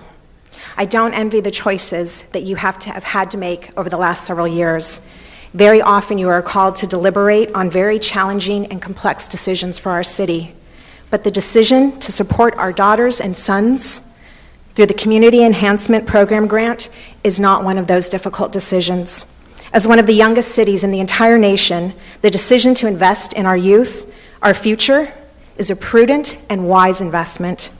I stand here this evening to represent literally hundreds of youth who every day turn to their local community programs to provide resources, tools, and skills that help them to achieve their dream, like attending college, starting a business, or making their community a safer, greener, better place.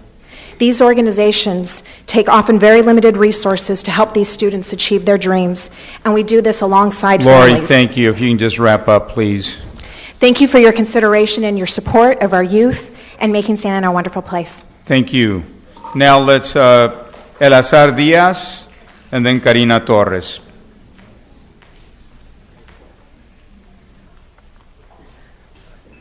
Hola, buenas noches. Mi nombre es Eleazar Díaz. Estoy aquí apoyando la beca para la comunidad, específicamente opción B. Soy un padre de familia de Kidboard por 10 años. Tengo una hija que ha aprendido muchas cosas ahí, como cocina, arte, música, coro y muchas cosas más. Es un lugar muy seguro y muy apropiado para los niños. ¿Eso es todo el discurso? Listo. Gracias. My name is Eleanor Elazar Diaz, and I'm here supporting the community group option B. And I'm a parent at KidWorks, and my daughter has learned lots of things, how to cook, art, music, choir, and other things, and it's a very safe place. Thank you. Gracias. Karina Torres, and then Maria Contreras. By the way, there's people standing in the back. If you guys want to come, I think there's some seats here in the front. May you like to stand. Adelante. Hola, buenas noches. Mi nombre es Karina. Vengo aquí para apoyar el proyecto el mismo proyecto de Eli, en especial la opción B. La razón que estoy aquí es porque tengo 4 de mis niños en el programa. Y para nosotros ese programa es muchísimo, significa lo máximo, porque nos enseña no solamente a pensar que la vida de nuestros hijos se acaba en high school, nos ayudan a soñar que pueden llegar más alto. Y es un proyecto, es un programa excelente. Necesitamos proyectos y grupos de esta forma, de esta manera. No necesitamos poner más dinero para la policía o para las jails. No necesitamos nada de eso, porque la forma de estos programas nos ayuda a no tener más necesidad de cárceles en el futuro. Nos ayuda a que nuestros estudiantes y nuestras personas aprendan a ser mejor opciones. Necesito, por favor, la ayuda de ustedes y que piensen en realidad lo que nuestra juventud necesita. Gracias, y son Karina. programas de estos. Gracias. Thank you.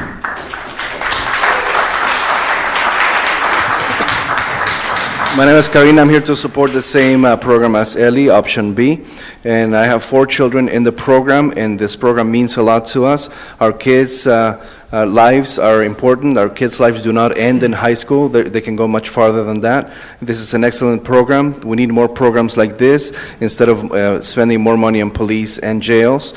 These programs actually help us that in the future we won't need more jails. People learn to make better choices in their lives, and I need your help to make this happen and to support these needs. Gracias. Thank you. Now we have Maria Contreras, followed by Dr. Lina Martinez and Karen Gallardo. Good evening, Mayor Pulido and council members. My name is Maria Contreras, and I am speaking on behalf of most of the youth at KidWorks, where I have been a part of for 10 years. Similar to other students in the program, KidWorks has provided a safe environment for my siblings and I, where we can express ourselves intellectually, spiritually, and artistically. I'm truly grateful for this, and it saddens me that not all families and bright students could have a space like this where they could express themselves and groom their intelligence and skills to their full extent. Due to the lack of space, and many of the students have to wait for a spot in this program, and in turn have to express themselves using other outlets. Expansion with the help of the grant would help KidWorks bring in more youth to grow in this environment and set them up for the success that they deserve. Thank you for the support of the program. Thank you. Dr. Linda Martinez, followed by Karen Gallardo. Good evening. I'm here to address you today as the Vice Chair for the KidWorks Board and your support and asking for your support for the item. KidWorks has a wonderful history, has a wonderful track record, works on students going to college. So you combine college and young people, and it's in my heart. And I've left Santa Ana College but stayed with KidWorks. I think the city has engaged with KidWorks many times, and it has been successful, whether it be the bike lane or whether it be the Empowerment Zone Board, which is where I started, and next July will continue as chair at KidWorks. I urge your commitment be continued for the grants and in particular KidWorks. Thank you so much, and it's nice to see all of you again. Thank you, Doctor, and thanks for the great work you do at the college. Karen, followed by Terry Sujiak, and then Marcos Rodriguez. Good evening, Mayor Pulido and council members. My name is Karen Gallardo Cano, and I am here on behalf of the Voice from the KidWorks Youth. Let me begin with sharing a bit of my 11 years being part of the KidWorks family. As a 4-year-old, the only place I wanted to be at was KidWorks, and at the time, KidWorks is located on Townsend Street and was known as Los Puentes. As I grew up, so did KidWorks. From being in an apartment to now expanding to multiple centers, I've been very fortunate to being introduced to many amazing role models and opportunities that have molded me into the young leader I am today. But now going on to my 12th year being at KidWorks, I've changed my participation as well as the other youth at KidWorks and are now volunteering there, returning the love that was given to us as we grew up. With this being said, Kidderix could not be where it is today without the help of many generous people. Because of their generosity, Kidderix itself has been able to connect with many families, parents, youth, and the community of Santa Ana, simply touching lives with hope. I wanted to thank you for your support towards Kidderix and as well as the other organizations that are surrounding or that are within us. Thank you, Karen. Thank you. Thank you, Terry, followed by Marcos, followed by Irma Matko. Hi, good evening. I'm here today on behalf of el Centro Cultural de Mexico in support of option 1B on this item. I am part of Sonda Centro, one of the many activities that El Centro offers, and was one of the participants in the Fandango in Our Schools pilot program that we did at Osea School. And for me, the Centro has been a really important place of growth and way to reach other people, and just making sure, still listening. For me, it's been a really important place to make contacts to other people, and especially around the world, learning Spanish and making friends. And here in Santa Ana, it was one of the reasons why I moved back to this area. And in playing this type of traditional music, also connected me across generations and to a specific region in Mexico. And in doing this pilot project, I could really see the spark with students and that don't necessarily have access to this type of music and these types of programs. So for me, it was really important to do that, and we hope that we can do this in more schools and have this available for more people. Thank you. Thank you. Marcos, followed by Irma Marco, followed by Josely Ocampo. Good evening, everybody. My name is Marcos Rodriguez. I come from a wonderful program called Kidderix, and I want to say that we should keep more youth programs here in Santa Ana, mostly because it keeps me active and wants to keep coming back, riding every day, almost about like 3.2 miles down the road, and it gives me a purpose to have a goal around my community because I want to make it better. And it helps other youth have a safe place to be because rather than a youth program, they would be on the streets looking for something to do or just causing trouble. And if there were no programs, there would be more police trouble, and we would have to fund more police on the streets, and more children would be on detention centers, and it would just cause major problems around the city. But if we give the kids a place to stay and be safe, they have a different purpose and goal in life rather than just causing trouble in the streets. Thank you. Thank you. Irma, followed by Josely, followed by Evelyn Torres. Good evening. My name is Irma Mateo, and I am here to tell you, I'm a resident of Santa Ana, and I am here to tell you how I benefit from the works of Kidderix. If it weren't for Kidderix, I would just go home and then afterwards have nothing to do other than homework. Kidderix has helped me develop leadership skills and speaking skills, and it has also made me become less shy and make new friends. And I ask you for you today to please fund programs, specifically option B, and organizations that that benefit the community. Thank you. Thank you, Irma. Josely, followed by Evelyn Torres, followed by Jose Arguello. Hello, my name is Josely Ocampo, and I come from the organization Kidderix. I've been at Kidderix for about 10 years. Kidderix has helped me throughout many things. It helped me develop speaking in front of people. I think it helps the community because it's great for, I think everyone should go to this center because it helps other people a lot, and I hope that you guys support option B. Thank you. Evelyn, followed by Jose Arguello, followed by Ryan Smoller. Hello, my name is Evelyn Torres, and I am one of the youth from Kidderix, and today I just wanted to tell you that how much Kidderix has benefited me, because if it wasn't for Kidderix, I wouldn't be here right now, and I would probably be in the streets doing something that I shouldn't be doing. And KidWorks has taught me so much, and well, I just wanted to say, instead of putting all that money to the police, you should give it to the youth, so that later on in the future, the youth won't be in that detention center and it wouldn't cause more drama and cause more drama. So might as well put it straight to the youth and skip all that drama right now. Thank you. Thank you. Jose,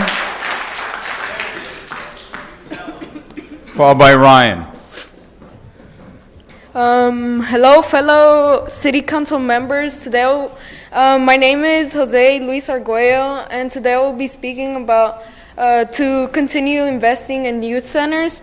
One of the reasons is that youth centers really help you with your past, with your present, and the future, and they really keep you safe and off the streets from any drugs or any gangs that you want to, not want to join, but probably join. And also, KidWorks is actually one of the reasons why I'm here, because they've been helping me a lot. They've been more than just friends, but family, and they actually really help you, and it's actually a good youth center, and I would say that you guys should continue investing in youth centers like this, like KidWorks and Centro Cultural. Thank you. Thank you, Ryan.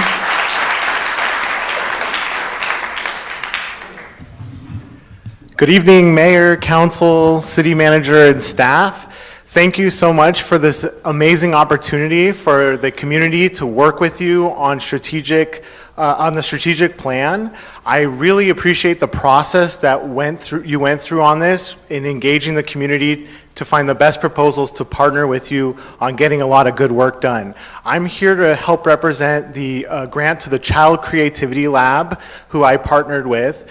We are going to be bringing the nation's best Latino urbanist here, training a staff to go out into the community and run 25 workshops for over 30 individuals each to help plan their neighborhood and give a voice to particularly youth and women and families of low-income individuals who typically get left out of the planning process. This process that they use to engage them is actually a building process, and we've already taken it and tested it with amazing results in the Santa Ana community. We basically took it, we did an activity, and a group from your neighborhood, Mr. Sarmiento, showed us basically a way to help plan more of a sanctuary village there. And we worked with the neighborhood in Lacey, and some of these kids were building towers that would have made Mike Hara cringe. They were so big. So this is a really exciting process. I also would like to advocate for 1B, the funding strategy. Even though that will reduce our funding a little bit, I think it's our responsibility to share this with as many organizations who are out there doing good work in our community, and I think that strategy will do that. Thank you. Thank you. And with that, that's our last speaker. I'm going to bring it to council for thought and consideration. We have more on this item? All right, two more. Leon Raya and Paul Nagel.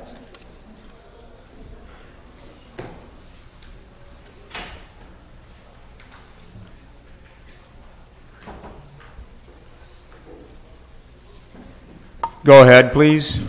Hello. Well, firstly, I'm here on behalf of the Bicycle Tree, one of the potential recipients of this funding, and want to just express gratitude to all the forces that make that happen. And I also just wanted to speak in favor of supporting 1B, just acknowledging that we can make do with less in this, and certainly want to see the funding go to the program proposed by El Centro, and I hope that can happen. So that's it. Thank you. Thank you. Leon Raya. Thank you, Mr. Mayor, members of the City Council. Leon Raya from the Rise Above Your Ambitions Foundation, the Raya Foundation. We're one of the organizations being recommended for funding. I just want to offer my support to 1B. And ask you to take serious consideration of expanding youth programs and enrichment activities for the youth in Santa Ana. Some of you I've known for a long time through various roles in parks and recreation and volunteering. So I know that you know the importance of intervention and prevention with children in Santa Ana. I've been in this community over 35 years doing volunteer service. We have a very sound group of volunteers. We recently had an alumni event, and out of 38 young men that have come through our program and graduated from high school, 36 are in college. One's a graduate student, one is in the Navy. So our programs go beyond just sports. We're there to mentor the youth of the community and provide them inspiration to achieve their passion and their dreams. So with that being said, I just would like to support item 1B, and thank you for your consideration. Thank you. I'm going to bring it now to council for discussion and consideration. I'll call on Mayor Pro Tem Martinez, please. Thank you, Mr. Mayor. I greatly appreciate, everyone that came to speak here about, the various programs and different organizations that you all represent. I don't dispute one bit the great work that you all do in our community. And if I could fund you year in and year out, I would do that because of the amazing work you all do. But this item was continued from the last council meeting to move it forward to this meeting. And I think one of my concerns and why it continued, and I asked our staff to look into this, is how we were going to fund this and how it actually came about. And so I wanted our staff to clarify for me how these $500,000 came about, where it's coming from, because based on my understanding, and if you all paid attention at the last council meeting, when we voted on the animal shelter for the county of Orange, I asked what was the fund balance and where were these dollars coming from and where were they approved? And essentially, our staff at the time could not articulate that. So I would like to ask, one, what is the fund balance? And today, what you're asking us to do here is transfer $500,000 from this fund balance into the general fund. That's coming from a non-departmental. So I would like an explanation of those funds. If I'm not sure if Mr. Moet or Francisco can please help clarify that for me. Sure, yeah. So this item originally was at the December 20th council meeting. Francisco Gutierrez, the finance director, will be able to define and explain what you see in the fiscal impact, the fiscal year 2015-16 general fund ending fund balance, which that's where the $500,000 would come from, and to be appropriated to the non-departmental general fund. That is how the staff report that was written on December 20th is written. Francisco? Sure. Good evening, Mayor, City Council. The fund balance actually is taken from year-end contractual and project savings. So this is separate and distinct from what we originally talked about, the year-end operating balance, which everybody talks about the surplus. So when we close out encumbrances are items where departments have already made a requisition and the amount that the purchase is going to require is less. So there's savings there, or they don't purchase it anymore. Same thing with contracts, for example. If contracts tend to be less, then we close those out and the monies get released into the fund balance. They don't go back to the department, they sit outside. So at the year end, and these are could be prior year, so sometimes they cross years. And so we would capture those in fund balance. That's where they sit. Because of the fiscal policy now, in order to bring those fund balances into the budget, council needs to approve it. These items were actually provided in the trial balance. So when the programs and services were presented to the city council in the trial budget, we had asterisks. If you noted, we would actually indicate that some of the programs would be going or be funded through the assigned fund balance. Ergo, this amount. The total amount of the assigned fund balance that was identified was about $6 million, okay? Of that, as you well know, $750,000 went to the animal shelter. And in September, the city council approved, I think, another $700,000 for the homeless security project. So there's approximately about $4.5 million left within that amount. And so if this item is approved, you'll be down to $4 million. And there was a series of categories that council had technically approved through the budget as in terms of where these monies were going to go. Obviously, it was the Francisco, you say technically, and so I don't think you need to go more into detail. When you say technically, so I'm familiar with budgets. I've been on the city council now for 10 years, and so it is the body of this mayor and council that approves allocations of funds and a budget of how it's going to be spent.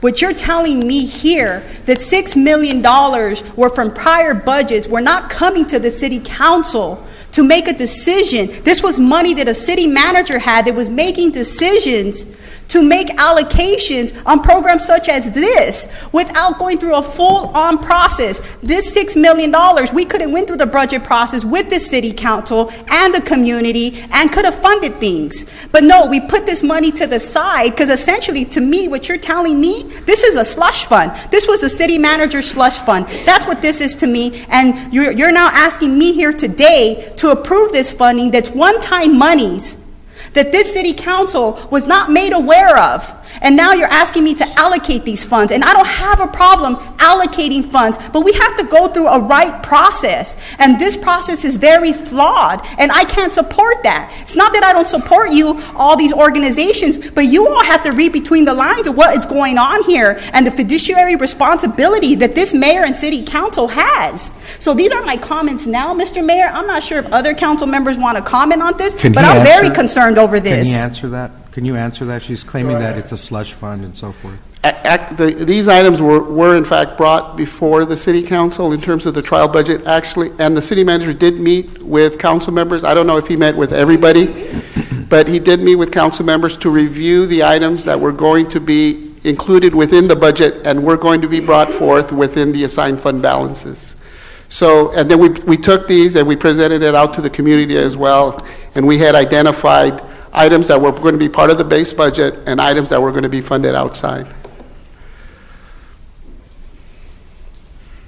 All right, Councilmember Solorio. Yeah, a few questions for now, and then maybe some additional comments later. I know the term slush fund's a little harsh, right?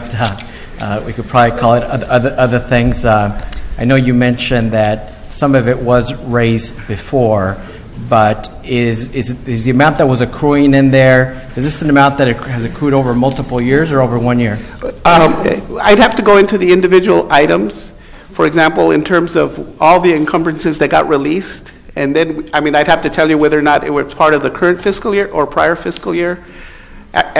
Included within that was actually a renegotiated agreement with OCFA of $3.5 million. They were requiring us to make 13 payments in 1 year, right, and we negotiated 12 payments, which actually released about $3.5 million for us not to spend in that current year. But my sense is it did not all appear in 1 year.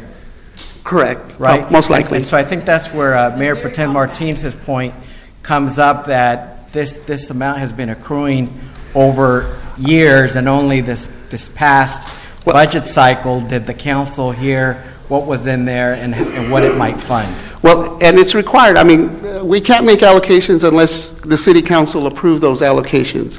Ergo, why this is. But the fund was growing, and up to that point. I'd have to go back and determine from what years, like some of the encumbrances. I mean, if you will, I could have my staff go back and determine how much came from the current fiscal year and how much came from prior years. Right. But I suspect this for multiple years, and I think the point is just this has not been an ongoing discussion, that it grew, and now they wanted to release it. And then in terms of the list, is there somebody here that could speak to what the criteria was? Because I know I think the frustration for the community is, there was like one that was on the border of getting funded, and so there's one option that may be funds an additional one, and that's one of the things I like about the CDBG process. It's a federal process. There's transparency. There are clear guidelines, et cetera. And on this one, because it's never been done before, we're kind of learning along the way.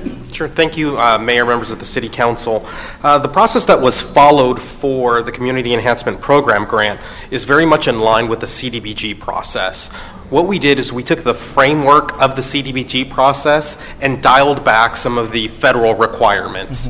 More importantly, the minimums, we didn't require a minimum, so to speak, such as the CDBG has a $30,000 floor. The procurement process for federal funds is a lot more stringent. So what we did is we took the framework of CDBG and utilized it for this process. As the majority of the council that was still here on September 20th, we did a work study session where we outlined the process, provided the framework during a work study, how we would be advertising. We sent out the distribution to our existing CDBG network. We worked with our Community Innovations Program staff to send it out to the nonprofits in those networks. And then we held two work sessions with nonprofits where we had about 100 individuals from various nonprofits come in, learn about the program, make sure that we identified what the requirements would be, how the selection process would go, and then we accepted applications. From the applications, we screened the applications to make sure that all of the requirements within the application were met. Those that met the requirements were then rated independently by a panel of 5. Those panelists then scored each application and provided a weighted score as well as a separate scoring for the funding.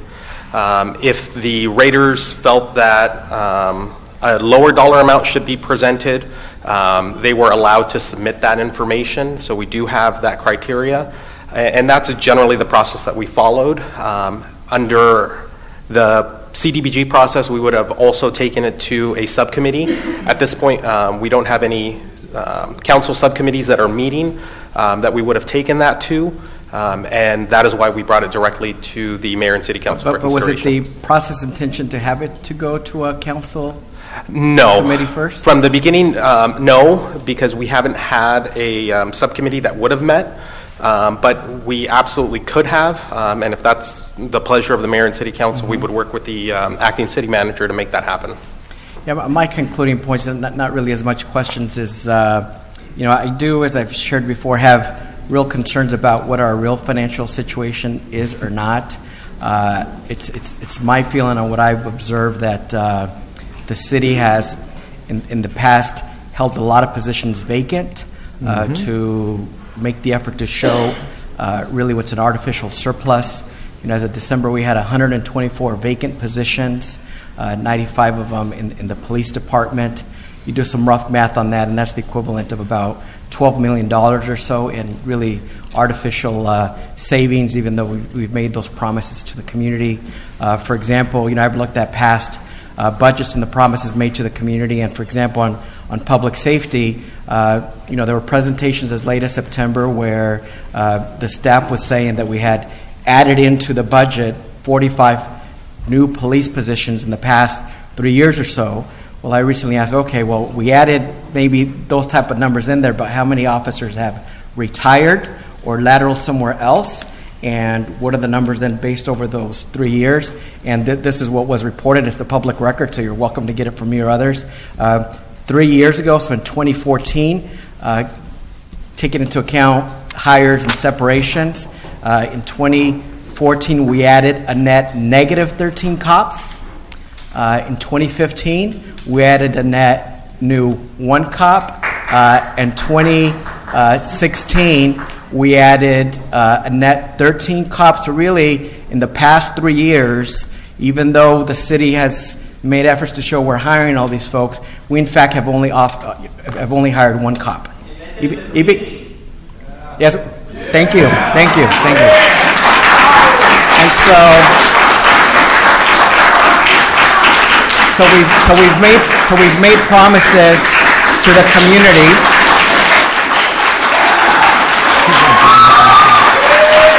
This is not a rally. Please, we respected you. Please respect the council member. This is not a rally. Please go ahead. So we've promised to the community positions for community-oriented policing. We have not delivered. We have made promises for body cameras for officers.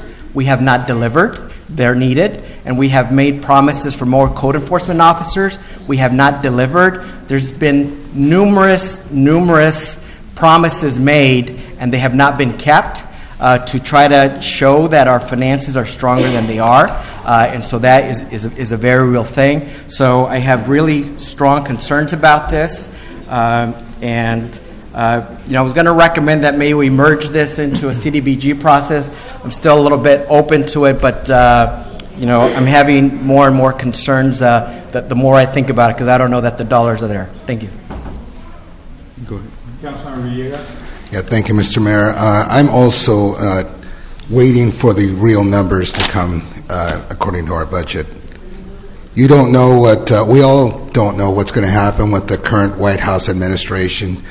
I'd rather just wait and see until we have the correct numbers. All those organizations are great. I think they do a wonderful job. Love to help everyone, but I like to be cautious when I make decisions. They vote us in here to make good, sound decisions, and I feel that it's important to do the homework and to check things out before we make commitments. And I'm all for transparency. I'm sure a lot of these nonprofits are with that. They want to be transparent, and I'm just asking for a little bit of patience and see what other avenues we have so we can help the nonprofits out. Thank you, Mr. Mayor. Thank you, Councilmember Tinajero. Thank you.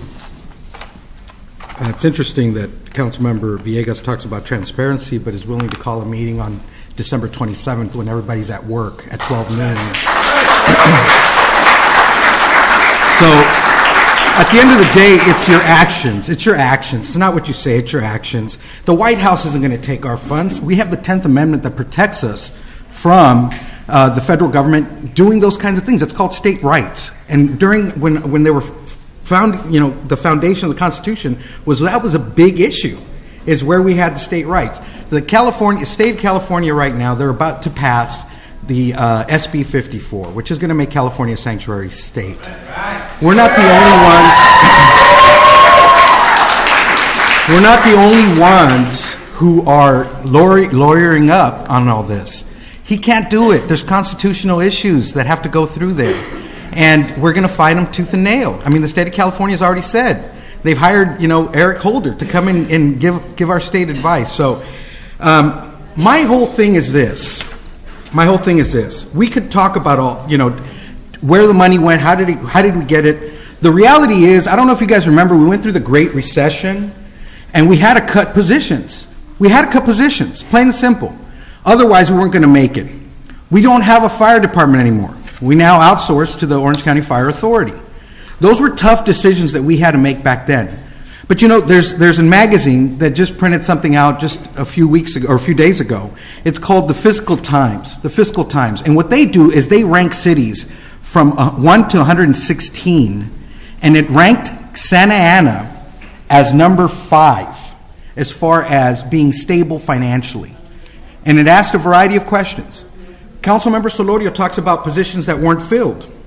Well, you don't fill positions when you don't know. Councilman Villegas says we're not sure about. Well, if you don't really know where the economy is going, you want to make sure that you don't ever get yourself back into a position where you could declare bankruptcy or where you have to declare bankruptcy. Some positions have to be unfilled. You know why? Because if you start hiring people all of a sudden like that, there's other things that you have to worry about. You have to worry about pensions.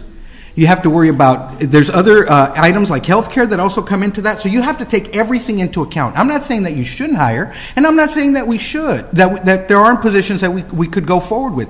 We can go forward with that, but let's not use that as the excuse to cut kids' programs in our city.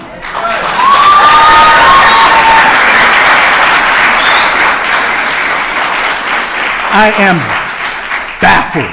baffled at how individuals will come up here and talk about, oh my gosh, we don't know how much money we have, and before I spent $500,000 to help kids, but you know what? You were willing to let go of a city manager and kick him down with his cash. Why wasn't that the concern? And here's the other thing. The reality is, I'm going to go back to this. You know what this is about? Let's give the money to the popo. Let's give it to the Police Officer Association. They're not going to question that. Because they won't question, where did that $6.5 million come from then? No, it's going to be, hey, we got to do it. Here's the whole thing, guys. We have in the last 2 years, excessive force cases in our police department, we have paid out over $6 million. And I think I'm being conservative. I say, let's give the police officers in our city, let's give them raises, but let's do this. Can we, as a group, say, let's cut those excessive force cases in half, and then we'll hook you up with that other half? Because that's called performance. That's called performance. And you don't have to take it away from our kids. You don't have to take it away from our kids. Look, I don't know how this council is going to vote tonight. I don't think they're going to vote for the kids. I think they're going to vote, and this money will be allocated differently, and you're going to have to be vigilant. Okay, you're going to have to be vigilant, and you're going to have to be heads up. I told you this was going to happen, and here we are. Kids came up here. TKO came up here. Wonderful organizations, and now we're going to say that it's okay to give our old city manager his, $315,000 that, and not have him work, right? And allocate more money to it, but it's not okay to give our kids $500,000 for all these wonderful programs that are out in our community. I'm just baffled. I don't know what to tell you.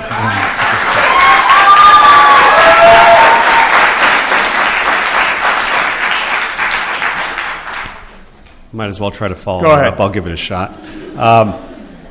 Look, I think a lot of what was said earlier tonight is true, and I think just looking at the list of everybody who applied, I don't think I could find anybody who's not worthy of receiving something. So to everybody who applied, thank you for doing what you do, first of all, because you help provide resources, you help provide a safe environment and a safe place for our kids. So that being said, I understand Mayor Pro Tem's concern. I think there is some, there's ambiguity about how this fund was accumulated and aggregated, right, and how we got to the point where there's $4.5 million or whatever the figure is. But I think if we look away from that and we realize, okay, there are these funds, let's do something good with them.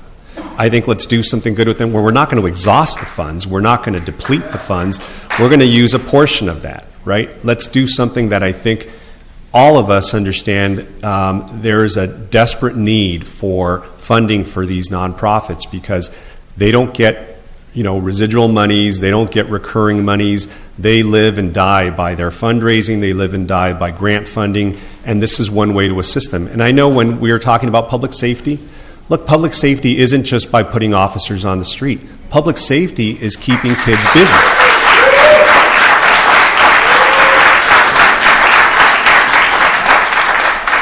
I agree that we need more officers on the street. I agree that we need more body cameras. I agree that we need more training and community-oriented policing.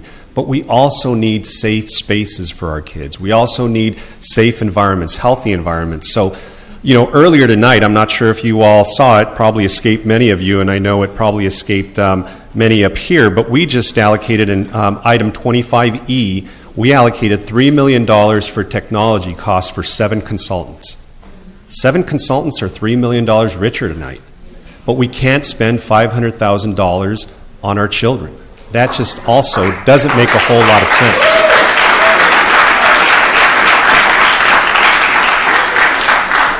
So I understand that we have priorities across the board in this city, and we're unfortunately park poor, we're resource poor. We have a lot of other issues that we need to address. Technology is one of them. But I think if we sit back and we prioritize what's more important than our youth, what's more important than our kids, what's more important than families. So I don't think this is going to prevail. I'm sad to hear to see that we're going in this direction. I know later on we're going to be addressing an affordable housing issue tonight. That's not going to probably prevail either.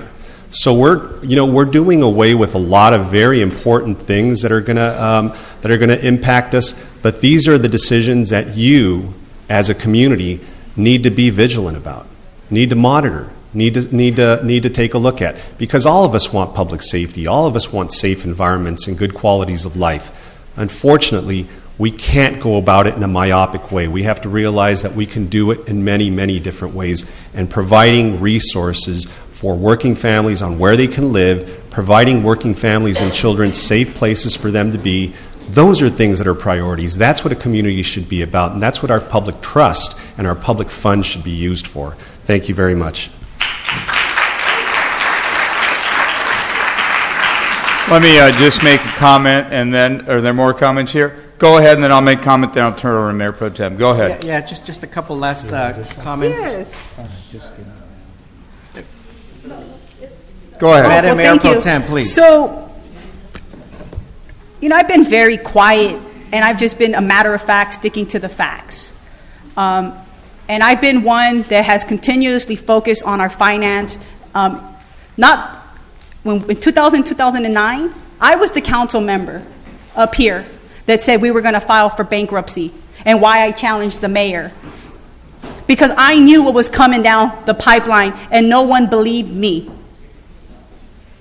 I continue to challenge this mayor and council over the enterprise fund and the legal of transferring money from Prop 218 from our enterprise funds, from water, from sewer, from trash. That's illegal, transferring that into our general fund. Ladies and gentlemen, we've created a picture, not of sustainability. It is pretend, kicking the can down the road. And yes, it's not sexy to talk about being visionary, about making sure this city can be sustainable in the long run. But you know what? At the end of the day, I could care less if this mayor and council doesn't support my agenda, but I have a responsibility when I find things out and I do my research to tell the public of what's going on, because that's what you elected me to do.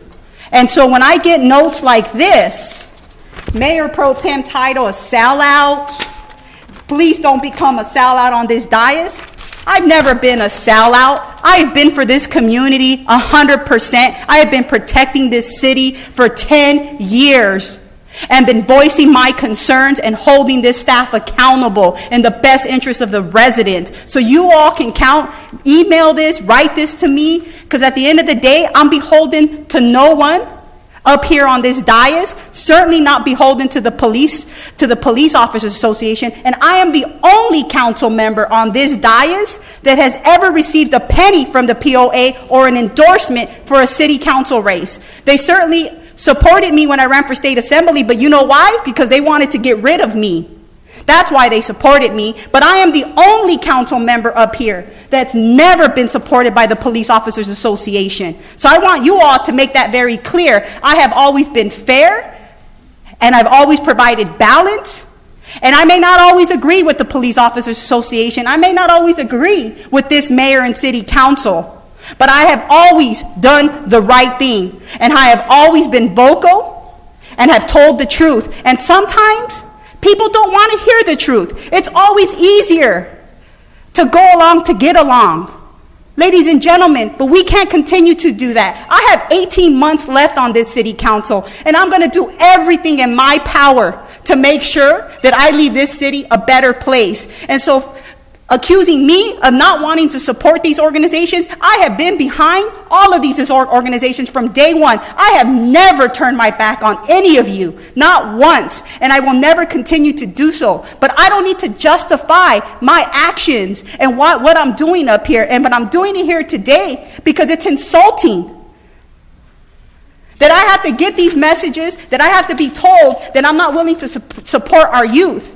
What I'm trying to do is to be responsible and to look at what's really going on fiscally within this city and to try to figure it out. So when I leave and whoever comes in, they have a better stepping stone to really address the real issues. Right now, I'm going to be quite honest with you. We don't know really where we're at financially. I asked my finance director, he said, technically, if the finance director can't give me the answers, then who can? Right, that's one of the big questions that I have here. And I'm very frustrated, and I don't like to attack staff. I don't like to point fingers at folks, but I am a council member up here, and I have a responsibility to ask questions. And I should not be shy, been thrown to the side or being dismissed because I'm asking those questions. So I would ask of all of you and ask my colleagues up here that before we do make decisions, that we make them in a way that's comprehensive and that's sustainable. What we're doing here today is giving you one-time money.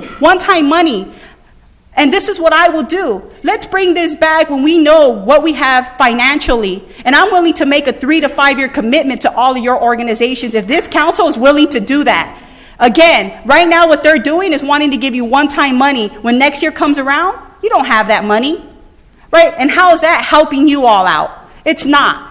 And so let's put our money where our mouth is, and let's come back and let's do it the right way when we know how much money we have, and let's make sure that it's sustainable and we fund you for 3 to 5 years, because that's the right thing to do. Thank you. Councilor Solorio, please. Thank you. And some of it's similar to what the Mayor Pro Tem said.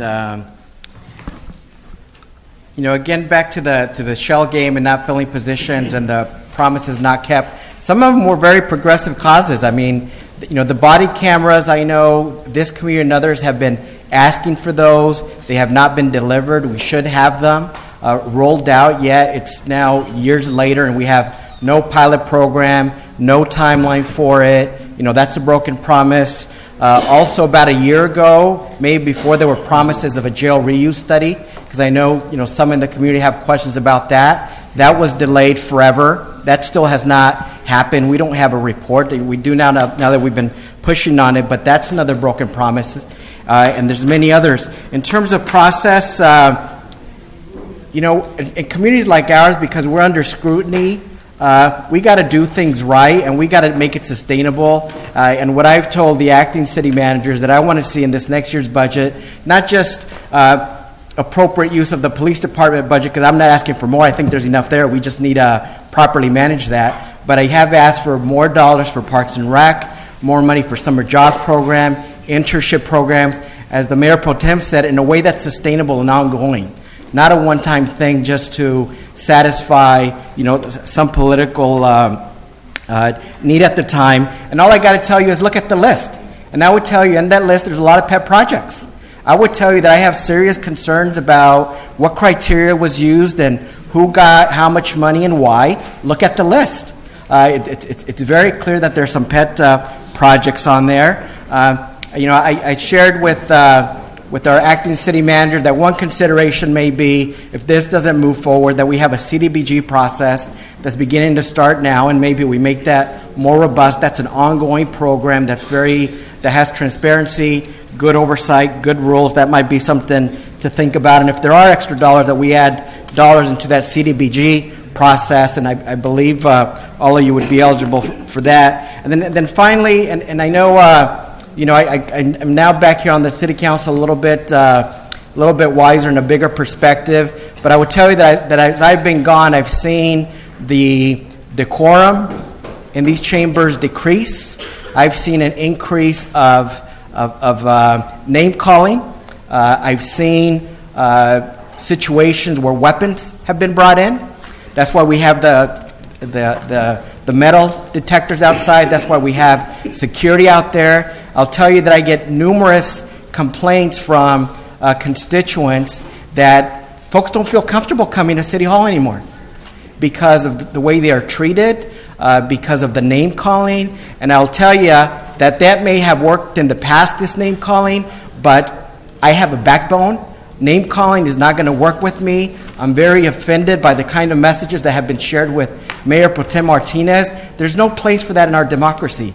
If you have an idea or a concept, lay it out, explain it, and sometimes we agree, sometimes we don't, but we're there the next day because we live in this community, we love in this community. So please, I would ask you that if you want to be successful working with us, that civility, cooperation, open dialogue is going to be much more effective, at least with me, than name calling or other things that are profane or that are insulting. And so that's my last message to you. But again, as I mentioned to you, Acting City Manager Moet, if this doesn't move forward, I do want to see how we can maybe augment the CDBG pot once we know really what our finances are. Thank you. Mayor, may I please have a response, and then I get a chance to speak too as mayor, so I'll speak after that. Go ahead. No, I think that one of the things that has to happen is when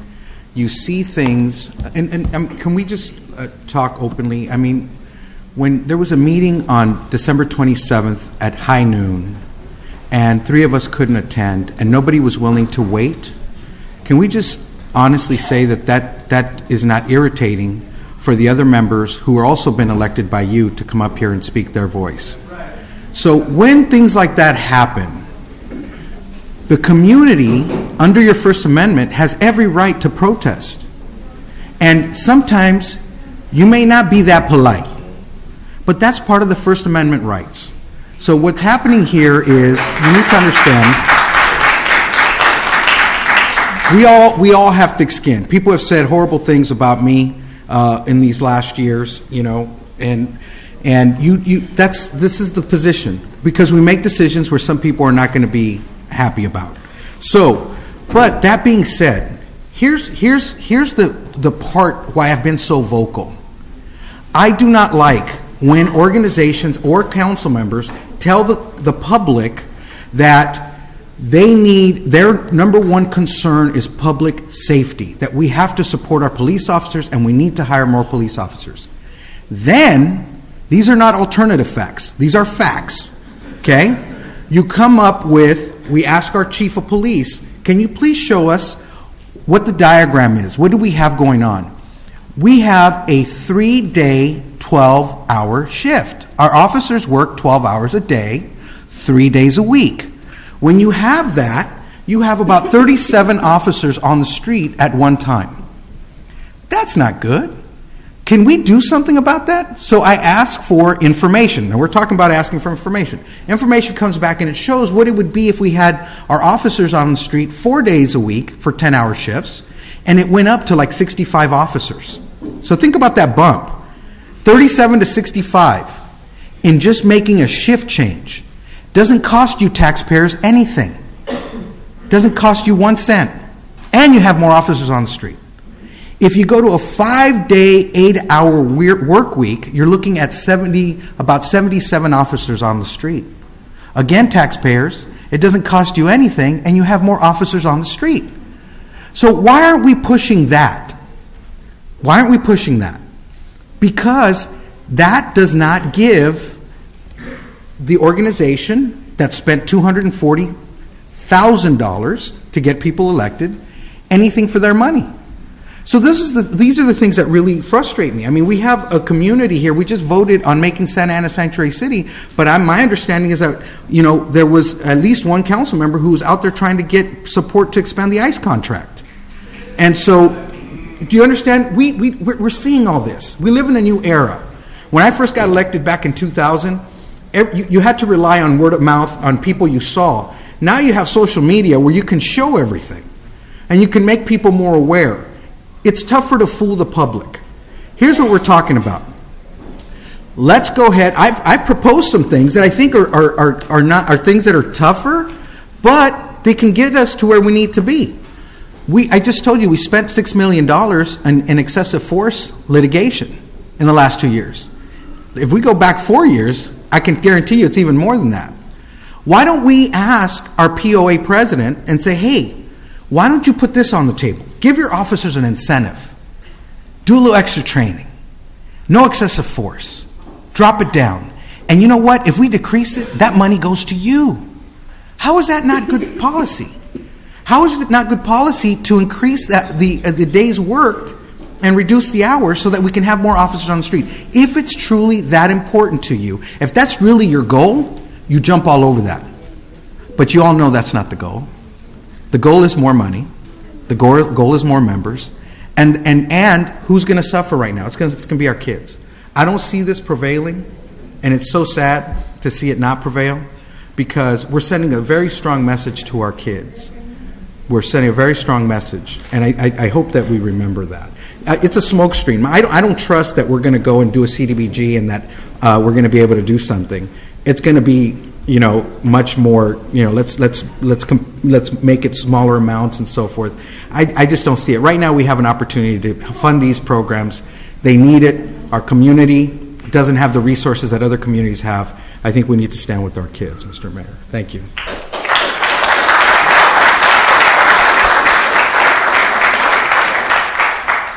When I look at organizations like TKO, I've been supporting TKO since it began, since John Raya didn't have a single white hair on his head. And since he was saying, hey, I've got a new idea, I think this can work. We're going to get some kids together, and we're going to get some adults, and we're going to teach them how to box, and completely a novel idea the way he was doing it. And many years later, here he is. When I look at here between option 1A and 1B, I definitely would prefer to go to 1B because I want to support El Centro Cultural. I think it's the right thing to do. But I think the option we really need is 1C, which opens this up to more organizations. If you look at the scoring, you look at El Centro, that's at 81.8. Bowers at 81.4. Newsom, a community church, 81.4. Santa Ana Pony Baseball, 81.4. There's a lot of good organizations, and when you say we're going to limit this to 8, maybe 9, but that's it, you cut out so much of the community. So I would be in favor of, and really following through on this, going back the way we used to give out money, and it was much more than $500,000. We used to take the block grant dollars, we'd take 50% set aside, we go through a fully vetted, transparent process involving, not just the nonprofits, which is what this did, but really more input from the council and staff, and a process where we see everything as it's happening, not just an arbitrary cutoff at 8, maybe 9, and that's it. So I am not in favor of this today. I am in favor of supporting the community on a program like the block grant that can repeat itself. Now, I know the last few years, because of the budget crunch, we limited the block grant. And we took that 15% that we used to give that would go out to the community at large, and y'all remember those days. It was one of the longest meetings ever, because every single organization that was going to get block grant dollars, not just the 8 or 9 that showed up today, every single organization would show up, and we would do 30, 40, different organizations that were helping out in the community, and that's what we should be doing. And we also would do it for a multiple year commitment, which is what organizations need. Sometimes an organization gets a windfall and then they go to zero. Now they're in a crisis mode, and they shouldn't be. So I am in favor of taking this, putting it in the block grant, have the city manager come back and say, here's recommendation from staff as to block grant, and making it bigger than $500,000, but from a different source of money. This money, frankly, I'm sure at some point staff talked about it, things happened, but believe me, it's not something the council, I think, was focused in on. If it were, Mayor Pro Tem Martinez, who, loves going into detail and looking at things, would have caught it. She would have caught it. Several of us would have been more aware. And I don't think it is the correct thing to do at this time. So I know now I've generated more comments. Let me go to the more comments, and at some point I'm going to bring it back for a motion. Councilor Villegas, and then Councilor Sarmiento. Thank you, Mr. Mayor. I want to echo that I am always for the families and the youth. And I find it very, very insulting that when someone questions me for my commitment to the community, my record, ladies and gentlemen, I never talk about myself. I don't brag, I don't anything, but if I have to qualify myself, I will. My record is distinguished, giving back to the community. I've written 2 award-winning books on parenting, English and Spanish.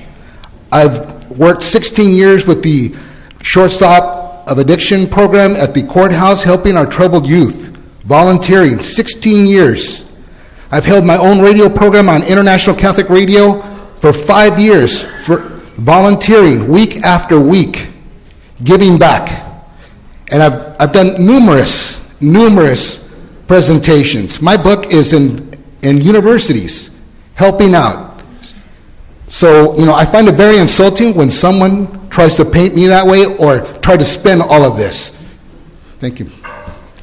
Thank you. Councilor Sarmiento, please. Thank you, Mr. Mayor. I think we all need to realize that these are sensitive topics. I don't think anybody out in the audience, anybody watching, or definitely nobody up here on the dais isn't here for the right thing, right? Isn't here to do something that is helpful, isn't something that is going to be supportive. So I certainly have confidence that everybody up here wants to do the right thing. We may look at things differently, and we may want to approach things differently, but we also need to develop some thicker skin. We realize that we're not always going to agree, and when we do, it's okay to disagree, not be disagreeable. So I don't question anybody's commitment or support in helping. It's just that when I see something like this is a very disproportionate amount to be bickering over. I think $500,000 for these organizations is important. I think it's something that, like I said, we spent $3 million on 7 consultants. Maybe we have 6 consultants for technology and we reduce that by $500,000 and use that for these programs. I don't know. That might have been a better use, maybe a better support for some of the work that we're having. But I would want to make maybe an alternative suggestion, Mr. Mayor. If everybody wants to help these organizations and maybe there's some lack of trust with the way this was done, why don't we have this come back to one of the subcommittees? I know we did this before with the CDBG, and that way those on this new members to the City Council and this new composed City Council can look at these. I don't have any mistrust with the way staff vetted these applications. I know I certainly saw the applications and the drafts that were submitted and saw people submitting them. Why don't we go ahead and do this? Because we can't really lump them into the CDBG because this has different criteria than the federal process does. These are our monies. We should be able to tailor our requirements for the organizations that serve our residents. So I'm certainly willing to put in the work if we can do that. Let's carve this out. $500,000 is not going to break us. I mean, if we were talking about depleting our reserves, that's something different. And these aren't recurring funds. There's no pensions attached to this. This isn't a recurring cycling amount of money that we're going to have to give. It's one-time money for us that's relatively small, but for organizations it's very helpful. It's very necessary. So I would say if we can maybe bring this back, let's have it go to one of the committees. I know it went to the FedTech committee before. It could go to maybe one of the other standing subcommittees, and I think we all do the work, and let's listen to these organizations and have them make their strongest case before us and start with what staff's already begun, but start doing the vetting ourselves as well. So that would be my substitute motion, Mr. Mayor. I'll second. There was no motion. We didn't have a motion yet. Well, then it's my motion to do something different than the recommended action. Any thoughts? Mr. Mayor Mayor, Pro Tem? I would support the motion, but again, when we talk about one-time funds, we're in violation of our fiscal policy right now. And go back, I just read it, and I'm not going to go into detail, but go back to your fiscal policy, Mayor and Council, from 2012 and read it. And it specifically states that when we met our reserve and uncertainty fund of one-time funds, we would have to go back, and I asked this of our prior city manager, that when we fulfilled those buckets of money and more one-time monies were going to come in, it's really up to this mayor and council to make that decision of how. But we also made a commitment that we would not spend one-time monies on salaries or programs, right? Because typically you use one-time funds for project infrastructure that's one-time costs. So if we're going to want to use this money, I think it's imperative that we really figure this out and change our fiscal policy, one, or number two, make a commitment in our fiscal budget this year, if we want to use one-time monies, to change that process and say we want to do it for projects and programs for nonprofits and make it for more than 1 year. I'm not willing to support a project or a program for 1 year and think that I'm going to get the best return on investment. Because obviously, and I'm in the business, I know that getting money for 1 year is not going to help one of these organizations. I want to help the Centro Cultural de Mexico, not for 1 year, but I want to help them for 2 to 3 years so they can get on their feet, they can get other funding, and really come back with some really tangible results. Because essentially, that's what they want to do for their community. They don't want to go out there and establish a program and then say, hey, I only have it for 1 year, I don't know how I'm going to get the funding for the next year, right? So we want to do the right thing. So I'm willing to support that. We got to relook at our fiscal policy, and we need to make sure that we're willing to fund more than 1 year. I would suggest a substitute motion that says, for now, we table this, come back along the lines of what you're talking about, but go through a more transparent process. So you're making I'm making a substitute motion. I'll second. Okay. Those in favor for the substitute say aye. Aye. No. No. Those opposed? Nay. We have 2 noes. Motion carries. So it's 3-3. So therefore, staff recommendation doesn't pass. We go back to the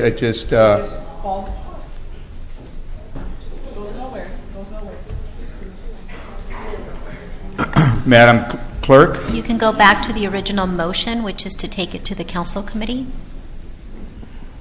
Okay, those in favor of that, say aye. Before we go into council committee, there's nobody serving on these council committees. So we need to establish the council committees and who's willing to be committed to serve. So I don't understand how we're going to go to a council committee if there's nobody serving on the council committees. Can we have the mayor put together an ad hoc specifically for this purpose? I think you have that discretion, Mr. Mayor. I'm willing to serve, by the way. I would be willing to do that, but I believe it needs to go through a process like the block grant process. So maybe that committee comes back with recommendations, but otherwise, Councilor Mayor Pro Tem Martinez is right. We don't have a policy, or it's against the policy that we do have, and I want to hear from the city manager, not today, but I want to hear if we want to go back to 15% for block grants going out to the community, which is a whole heck of a lot more than $5 million, but that is recurring money. Can we do that? And if there's a committee that wants to look at those type of issues and questions, who wants to serve, I'm happy to appoint.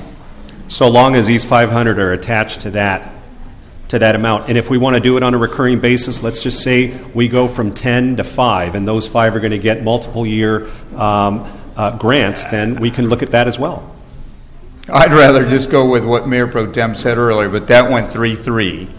Yes, Councilor Solorio. Yeah, just some thoughts. So the other complexity when the city council tries to do mid-year budget allocations like this, rather than the regular budget process, is you need 5 votes rather than 4 votes. And because one of the council members had to recuse himself, it's going to make it very challenging for 5 of us to agree up here. I think staff's heard enough input that as they are putting together a CDBG budget, we more or less know the process. That I would ask that the staff consider augmenting that. And again, that's a transparent process.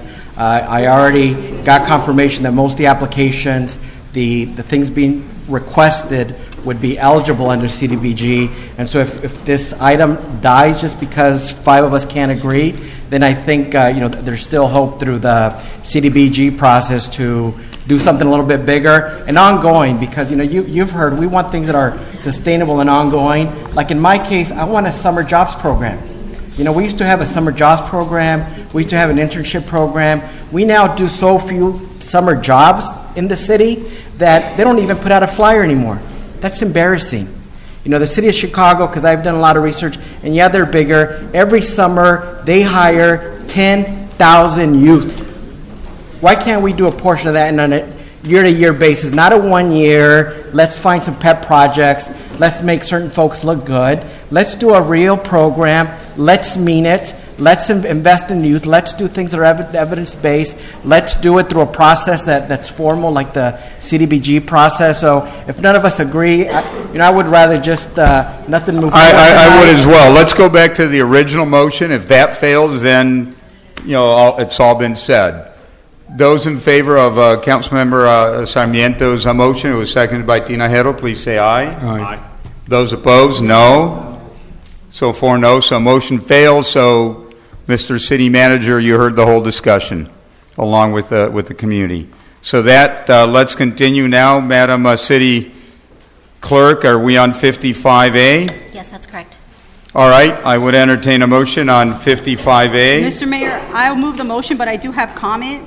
Go ahead. Mr. Mayor, what we're doing here today is doing an appropriation adjustment for resolution and agreement accepting fiscal year 2016 emergency management performance grant. And I just wanted to pull that because I wouldn't be able to talk about this, but I just recently attended SCAG's Earthquake Preparedness Initiative, and I wanted to give this book to our city manager so that he can make copies and give to our planning director and our public works director. Our public safety, our police was present yesterday, and our emergency preparedness coordinator was also present, and I want to thank them for attending. But what I wanted to really discuss about here, and maybe we can discuss it during the budget process, but when we talk about emergency preparedness and the fundings that we're receiving, we want to make sure we get our best bang for our buck, and I think our police department is doing the best job that it possibly can with emergency preparedness, but they have kind of taken on that responsibility for the entire city, and so with no budget. Really, the budget's coming out of the police department, and so I want to see how we can make a specific line item for our emergency preparedness coordinator so that they actually can be a department that actually could address these issues, in particular infrastructure. More importantly, when we talk about the EOC center that's at the Public Works yard, that building is not even retrofitted for earthquake. And we have our EOC center there. That needs to be transferred to our police department or to another city building that actually is earthquake retrofit. And so I would just ask our city manager to take a look and work with our police chief and his folks that are doing emergency preparedness to address that issue as we move forward and what kind of funds will be needed. And other than that, I do support what we're doing here and approving this emergency management performance grant. So is that a motion? It's a motion. Is there a second? All second. Those in favor, please say aye. Aye. Those opposed, motion carries. Item 55B, I would entertain a motion. I'll second again. Those in favor, please say aye. Aye. Aye. Those opposed, motion carries. 65A. Mr. Mayor, 65A, I'm not sure where my colleague's at. We have a couple vacancies. We have to make decisions, and this is a decision that we have to make because we sit, these regional boards are going without representation. And so I wanted to make one recommendation. I used to sit on the Newport Bay watershed. I would like to make that recommendation for somebody from our public works staff to represent us. We could have it doesn't have to be an elected official. It can be our executive director or somebody that he would like to appoint. So I would like to make that recommendation. And as well, we do also have a vacancy on our our whatever it's called, vector control. And I know, I'm not sure if there's any council members up here that have interest, but I know there's a member in the public that used to sit and represented us, and she's here today, Cecilia Aguinaga. I would like to recommend her and appoint her. All right, there's a motion and a second for that. But there might be comment from other council members as well. And there are other vacancies that I opened it up with. Councilmember Solori, I know you've been giving this some thought. Do you want to make any comment No, at I this just time? wanted to second the victim. All right, so we're good with that. Councilor Benavides? It sounds like there are several, it has been mentioned there are several motions. I don't know if you want to, several vacancies, if you want to take several motions. Yeah, I would. I'd entertain if there's more motions to fill in more spots. Orange County for the Sanitation District, Councilman Tinajero. All right. I'll second.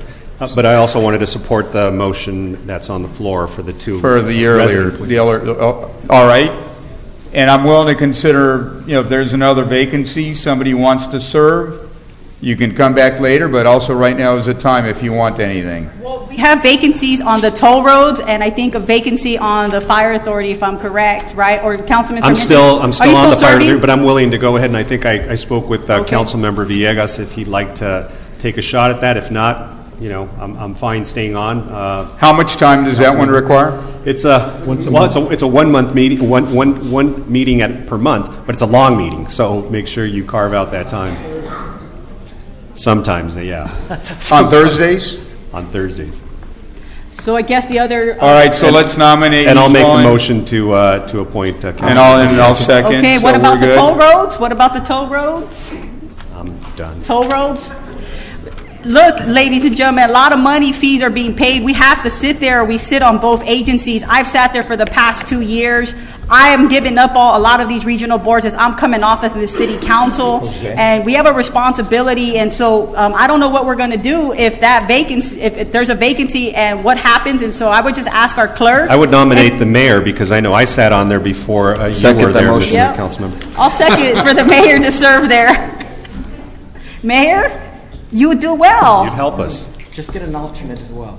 And you need an alternate. I'll be your alternate. There you go. I can't be the number one. I have to get off. I'm done in 18 months. Can staff be an alternate to the alternate on occasion? No. It has Well, to- look, we'll do it. If we can't be there, then staff is going to just attend to watch the and report first back. Thursday, the second Thursday of the month. I could do that. You could do TCA? Yeah. Oh, Saltina Harold All could right. do TCA. Thank you. Thank you, Sal. You owe me one. And the mayor will be the alternate. Oh, wait a minute. All right. I just told you I have to get away from all of this. All right. All right. So we have quite a few things on the table. Anything else? If not, those in favor, please say aye. Aye. Aye. Those opposed? Mr. Mayor? Uh-oh. I do want to abstain because I do some work for the TCA, so I would rather just So you abstain on just that particular abstain item. on that vote? Just on that item? On that Just vote? on the TCA. Nothing personal? Nothing personal. Nothing personal. All right. So with that, democracy in action. Those in favor, please say aye again. Aye. Aye. Those opposed, motion carries unanimously. Now, Madam City Clerk, good. are we talking about 65B? I know Councilmember Solaro, you've given this some thought. Do you have any, you want to continue or what? No, I think we need to make a decision. We need to form our committees. Well, Yeah, no, I mean, let me I- see. He's got a lot of thought. Yeah, I do have some thoughts. This item is about what council committees we should have, and I think in the past we had some good committees, but probably too many, and so we had too many cancellations or other issues. So my thoughts are first to shrink the number down by one or two, and then some committees maybe could be ad hoc committees. They may not need to be standing committees. And I'm making a few suggestions, and again, these are just ideas. I'm not putting this out there as a motion, but just as a point of start. I think there ought to be a standing committee that is on planning, budgeting, and economic development. So, general plan stuff, budgeting, economic development, workforce, things along that note. And again, that would be a standing item. Probably an ad hoc committee that would be on housing, transportation, and infrastructure, because those really are more project-based and come and go. Another one that probably should be a standing committee on public safety, code enforcement, and neighborhood empowerment, because again, I really want to empower the neighborhoods. And then one that could probably be ad hoc because it's based off the legislative cycle and other things that would come up, and that would be legislative affairs, ethics, and transparency, because I know there's a lot of things we want to do there, and a lot of that is project-based or legislative cycle-based. And then another that should be a standing committee that would be parks, recreation, education, and youth, because we need to have a standing committee where we talk about youth programs so we have something sustainable. So those are my thoughts. Mr. Mayor, maybe some of these, if they need to be in the meantime, could be ad hoc. I think some require some immediate work. In terms of committees that I would like to serve on, just area-wise, would be the Public Safety Committee and the Legislative Affairs Committee. But again, these are just ideas that I put out there for my colleagues. Let me call Mayor Pro Tem, but Mr. Mayor, something I also- I'd like from staff is an estimate as to what it will cost, and can we staff all these I think those are more committees? committees than when we had when we began. I know. I'm glad you consolidated. No, we actually had one more committee, and they were all standing committees. This is one less, and 2 or 3 of them are ad hoc. Can I, So really, it should be. It will be less of a. But Councilman Solorio, let me ask you. Go ahead. A question, On but just for on the staff, public- want to know how much this is going to cost, and can we do Nothing. it? We have On the 6 committees parks, now. what did you say, it was parks? Oh, that's a lot of staff. Okay, so that one, I think our joint use should be involved in that one. Yes. So- Those members essentially used to Choose to go in the joint use. Yeah, if we could put that on there, I can support that. Yeah. And I think, once the committees form, each of these committees should say what the subject areas are so that staff and the public know how to engage. Mayor Pro Tem? Thank you, Jose. I appreciate you consolidating. I did so myself. And, Hers is and even so- bigger. No, it is not, because my committees, the first one would be transit, because, transportation with the streetcar, everything we're doing with active transportation. The second thing would be infrastructure. Infrastructure is very vital. Is that and a then, separate committee No, or it's same one committee? committee. Transportation, Infrastructure, and Technology Committee. I would consolidate all 3 of those. I think they play a very important role when we're dealing with all 3 of those. The second committee, I do agree with Councilman Solorio that it should be the Legislative Ethics and Transparency Committee. And then I am in favor of the Public Safety Committee. And I would just name the PRAY Committee Community Services, just, to give a big platform. No need to name all those different names. I think under the umbrella Community Services, it represents everything that you just talked about, including the joint use. But we are a young city, and I do want to. And then my final one, which was the old FedTech, which was economic. I would like for it to be economic development. Just economic development. No, I'm in favor with your last one. I am in favor with your last one now that I'm looking at it.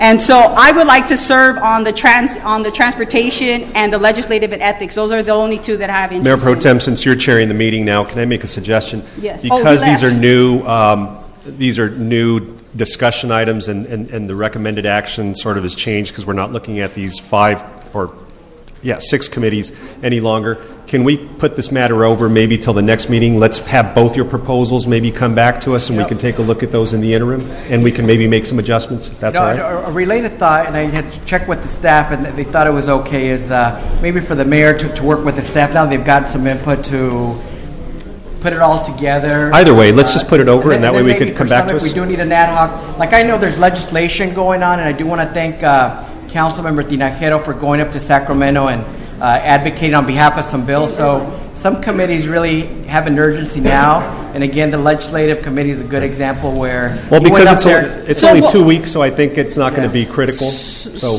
I think, Mr. Mayor, what we are suggesting is maybe having proposals that both. I would prefer that to, have it given more thought. And also I want input from staff, because I know it takes a lot to staff some of these committees. Also, you start having, the different committees are meeting. You have department heads, you have other folks. I want to be sensitive to all the other things that we're trying to do. But let's have everybody give input so that the staff really can put it all together. And tell us what it's going to take. And Mr. Mayor, not just only put input, but just give your suggestions of what committees you actually want to serve on, so that when we come back, we can make That's this fine. very quick. So I'll make a That's motion fine. to continue to the next. And then Second. everybody, I'll second. without violating the Brown Act, Yeah. let's coordinate through the city manager. Right, that sounds good. Let's coordinate through the city manager. All right. So with that, Madam City Clerk, what's the next item?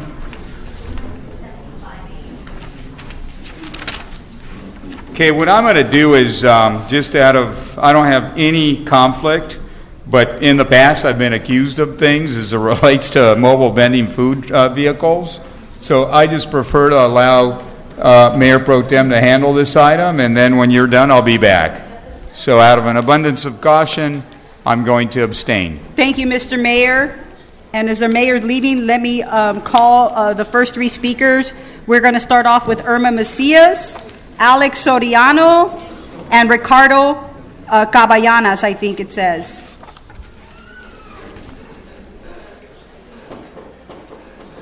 And then we're going to do 2 minutes because we have many speakers. Thank you.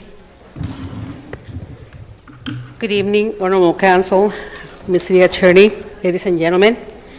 My name is Irma Macias, and I am a resident in Santa Ana for over 40 years. I'm here this evening with a sensitive item, 75A, which is the food and vendor trucks. One of the programs that I am involved with is Comlink. Neighborhood associations. Comlink represents the 64 neighborhood associations here in Santa Ana. The complaints that we receive from the residents, not from the whole city, but certain neighborhoods. The problem they have is that they have no parking. We have neighborhoods that are infested with gangs. These trucks are not bringing absolutely anything good for our neighborhoods. We have 5, 6, 7 in one block. We have 25 to 30 in one neighborhood.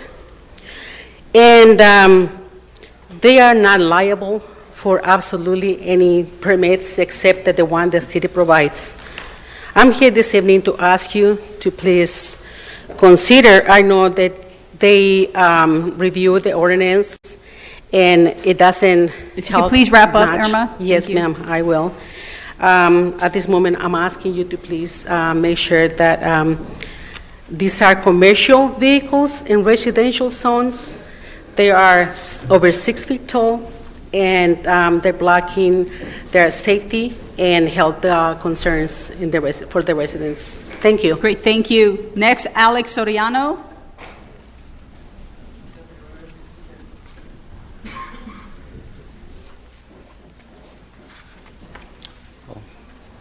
Buenas noches, la mesa del concilio.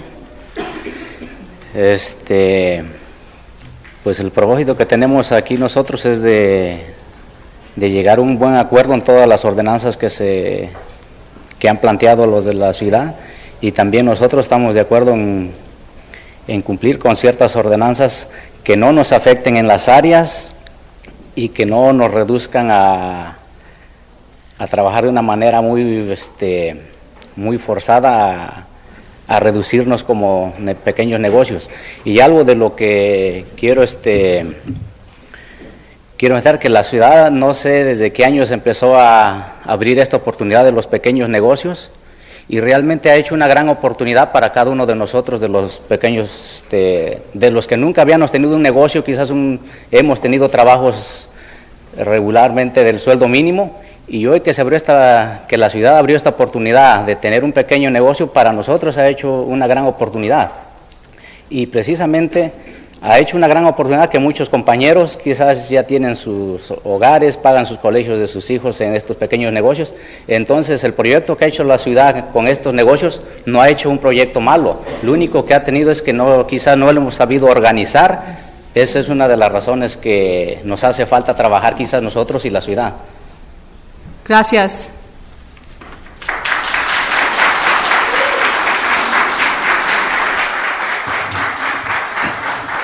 Good evening, members of the council. I'm here to come to an agreement on the ordinances that you are proposing. We are willing to fulfill whatever you say, as long as it doesn't affect the areas that we are serving and that doesn't reduce our business and our small businesses that we have.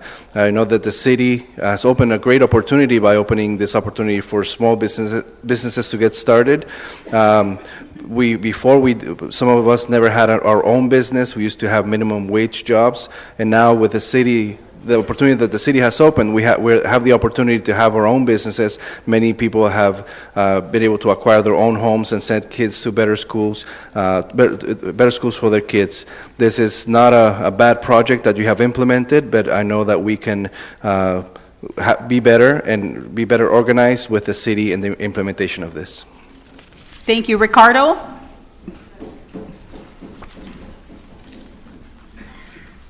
Buenas noches a todos. Mi nombre es Ricardo Cabanas. Nosotros somos un pequeño grupo de loncheras de comida móvil, comida mexicana en Santa Ana, que queremos saber las nuevas leyes o regularizaciones para estar al tanto de todo, cómo seguiremos trabajando dignamente para nuestras familias y saber si nos benefician o nos afectan. Las nuevas regulaciones para poder protegernos con un abogado o alguien que nos asesore, cómo trabajar de la mejor manera sin vernos afectados, las personas como nosotros que estamos establecidos durante varios años, más de 10 años, en el mismo lugar, y esperamos su apoyo o asesoría. Gracias.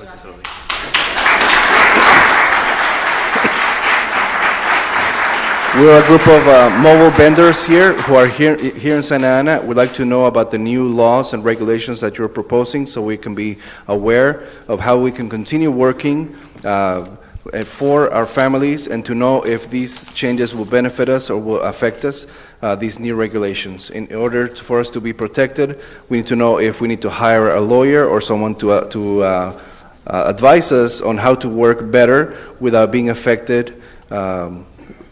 All of us who are being established doing this business for so many years, over 10 years doing this business in the same places, we're looking forward to your support or to your advice.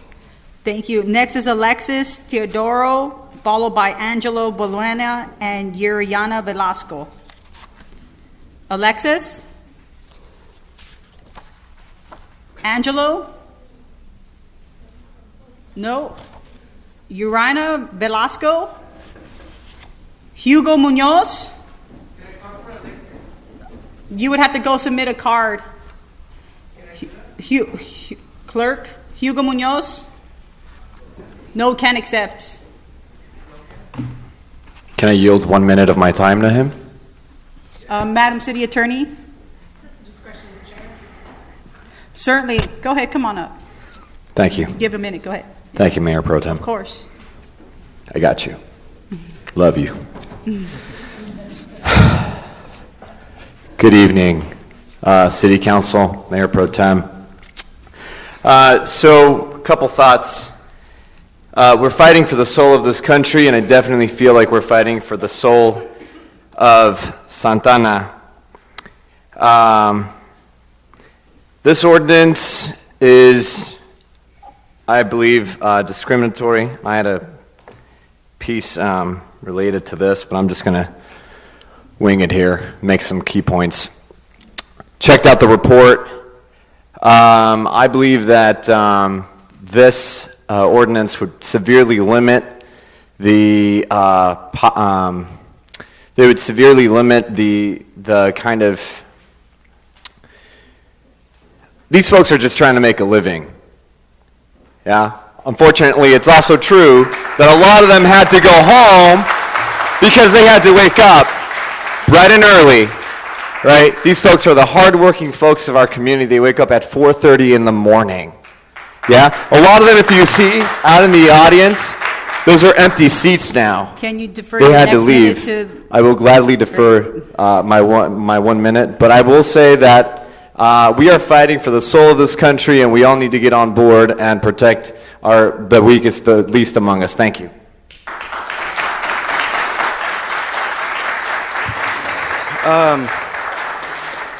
Real quickly, I want to give a big shout out to all the street vendors that are here, the taco truck vendors that are here, for hustling. A lot of them are undocumented immigrants, right?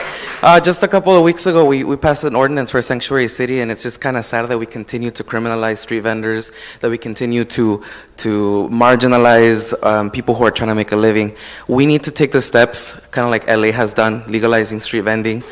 We need to stop criminalizing. We need to stop criminalizing working class people of color. We need to stop criminalizing working class people of color. It's disgusting. I mean, we know, I mean, you know, I know we clearly know who put this up for discussion, Jose Solorio, and it's kind of sad because, you know, just the other day I was driving down Main, and I saw a couple police officers enjoying their taquitos, right? And it's just a little sad that the least you could do is just feed the people who bought your campaign, you know. But anyway, that's all I wanted to say. We need to stop criminalizing street vendors and don't pass this. It's not okay. Thank you. Next, we have Jose Guzman, followed by Evangeline Goronsky and Chris Schmidt. Jose Guzman. Madam Mayor Pro Tem, as they're coming up, and since my name was used, I'm going to comment. This resolution, by the way, was put together under the direction of the last City Council the last city manager. It's been delayed since then. So if you want to thank anybody, you could thank the past city council and Thank you, staff. Councilman Solorio. Evangeline Goronsky, followed by Chris Schmidt.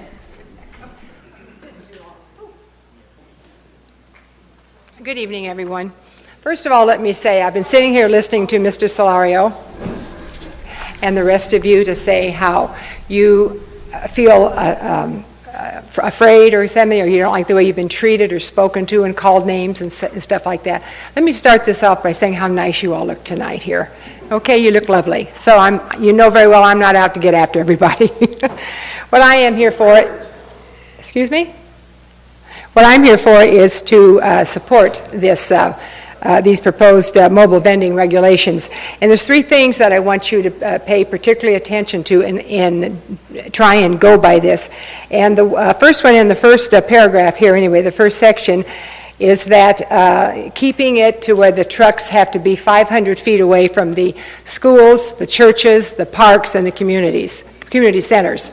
The reason for that is because they are right next to they're in the parks, they're taking up parking spaces that people come to enjoy the park, and already the neighborhoods around there, because of overcrowding, are taking up the parking spots that belong to people coming to utilize the parks to watch their kids play games. Also being that far away is that there's been quite an endangerment that I see myself riding around in my police vehicle. I'm a police volunteer that does code enforcement, so I see all the things going around the city, is the way the kids dart back and forth across the streets, and that's a terrible endangerment. Another thing is that we have to keep the people off the sidewalks, because they're blocking the sidewalks because of the lines, and then they put the tables and the chairs out. I have to stop and ask them to take those tables and chairs and put them aside. That makes the children come along, or the people come along and go out into the street around the vehicle to get to be able to go down the sidewalk. So if they're 500 feet away from any of these areas, that's at least a half a block away. Evangeline, Okay. Can you wrap up? Okay, I've got two more that I want to get in here real quick. The next one, so that's 500 feet. The next one is try and think of keeping them 100 feet away from intersections. That's a main concern for all of us, is that so many of them park right up against the intersection there, and they are a detriment to be able to see visibly. Your time is up. Is it red already? Yes. Oh my goodness. So if you could just conclude? Anybody want to get me there a minute? No. Yeah. One Just more. conclude. Just one more. Okay, and it is that I feel that these trucks should be inspected at least once a month. Hey, ladies and gentlemen, so you can please conclude? Thank you, Evangeline. Inspected once a month. Thank you, to make Evangeline. sure that they are selling what they should be selling. Okay. Thank you. right, Next, thank you. Chris. Hey, look, I let the gentleman speak. She was concluding in her comments, so let's be respectful. Chris, you're the final speaker. Good evening, Mayor, City Council member, City Attorney. I'm here tonight in favor of the ordinance. I want to make sure people understand this isn't about completely prohibiting food trucks operating in our city. Food trucks will always be in Santa Ana. This is about making sure they're not operating in residential neighborhoods. This has been an ongoing conversation that's been happening between neighborhood leaders and city officials. I have an elementary school in my neighborhood with over 1,000 students. I have school parents coming to me saying that the 3 food trucks are making it very unsafe at the crosswalk. I had to look up how we enforce our ordinance already. There is already an ordinance that says vehicles over 6 feet are not allowed to be parked within 100 feet of an intersection. In order to enforce it, a sign has to be placed. I hope this ordinance tonight takes that away so that it can be enforced within 100 feet. Again, we're not against food trucks. The main concern is them operating in residential neighborhoods. This is supposed to be in line with our safe streets of Santa Ana and protect pedestrians and bicyclists. So I'm in favor of this, and I ask for your support tonight as well. Thank you very much. Thank you, Chris. That was our final comment, so I'm now going to open the public hearing to consider adopting an ordinance to regulate mobile food vending, and ask any members of the City Council any comments on this issue. Is there a presentation by staff? Yes, before staff presentation. Yeah, and I understand there is a staff presentation. I just wanted to make a few comments as our staff member came up to make the formal presentation. Put your thing May on. I please ask, as I'm reading this, and I spoke with Mayor Pro Tem Martinez earlier on, is that I think there's you have legitimate issues that come up, and then there's other historic issues too when it comes to vending trucks. So it's a very delicate issue. And as I read through the ordinance, there were things in the ordinance that were from way back in 1994 that were giving us some background. So I just want to make sure, I would prefer, and I would ask my colleagues if we could go back and bring this back in 2 weeks, continue it, because there's questions that I still have for staff on this issue. So I would ask if we can go ahead and do that. I would just ask if we could potentially put out 30 days just to give enough time for discussion, any meetings, if various council members want to meet with staff, just to give us enough time to be able to Is 30 days okay? address. I mean, I will remain available to answer any of those questions. Go back to 97, 2004, the historical and legal questions, and I'm sure other staff will remain available as well. So, Madam City Attorney, I know you sent out on email today that various members of the council had, questions and concerns, and I just want to just state for the record that it wasn't Councilman Jose Solorio that's asked for this. So I've been working on this issue for the past 10 years, and look, I'm always willing to confront, the public, good, bad, or indifferent. And let me tell you, I understand that the food trucks and food produce are an integral part of Santa Ana's identity, and I support that. But we also have to understand that there are a lot of quality of life issues when it comes to public safety in our residential areas. And I also brought this up because I wanted to include more zoning areas where we're able to look at what Chicago's doing, what San Francisco's doing, what Portland's doing, what Seattle's doing. But more importantly, I wanted to see how we could create a health zone. We care, here in the city of Santa Ana, 34% of our children have type 2 diabetes and or are obese or are adults. A lot of these food trucks are near our schools. When we care about our children, we need to make sure that these kids are not just eating those flaming hot Cheetos and soda. And I've heard this a lot from school administrators that have brought this up to my attention. And so not only that as well, organizations like Latino Health Access. And so we have to find a way of how we can support what our food vending trucks are doing, but at the same time making sure that if they're going to be near our schools, that they're going to be selling good, healthy food to our children, and that it's in a safe it's in a safe area. You cannot have a food truck just right adjacent to a school. There is state law that we have to comply with. And I know Alvaro has that history. The city council wants to digest and have more conversations. But I want to thank our staff for putting this together. This has been in the works for about 2+ years, maybe 3 years. Alvaro is saying that we went out to the community, we met with various organizations, with residents, with the food produce, with the trucks, trying to figure out how can we, one, regulate, permit, and more importantly, making sure that when we're regulating and permitting, that we also have an ordinance that's going to be in compliance with state law, because we need to make sure that we do that. And so it looks like we want to table this for 30 days. And so I think, Jose, you have, Councilman Solorio, you have a comment before we do that. Yes, just some comments. Number one, I'm fine with postponing it 2 weeks or 30 days, but I think there would also be value to sharing the presentation to the public. A lot of people came out, people are watching on TV. We could still continue, but at least we want to begin to inform people rather than making it seem like we're doing Point well taken. More openness when we're Alvaro really and Sonia, please begin. Yeah.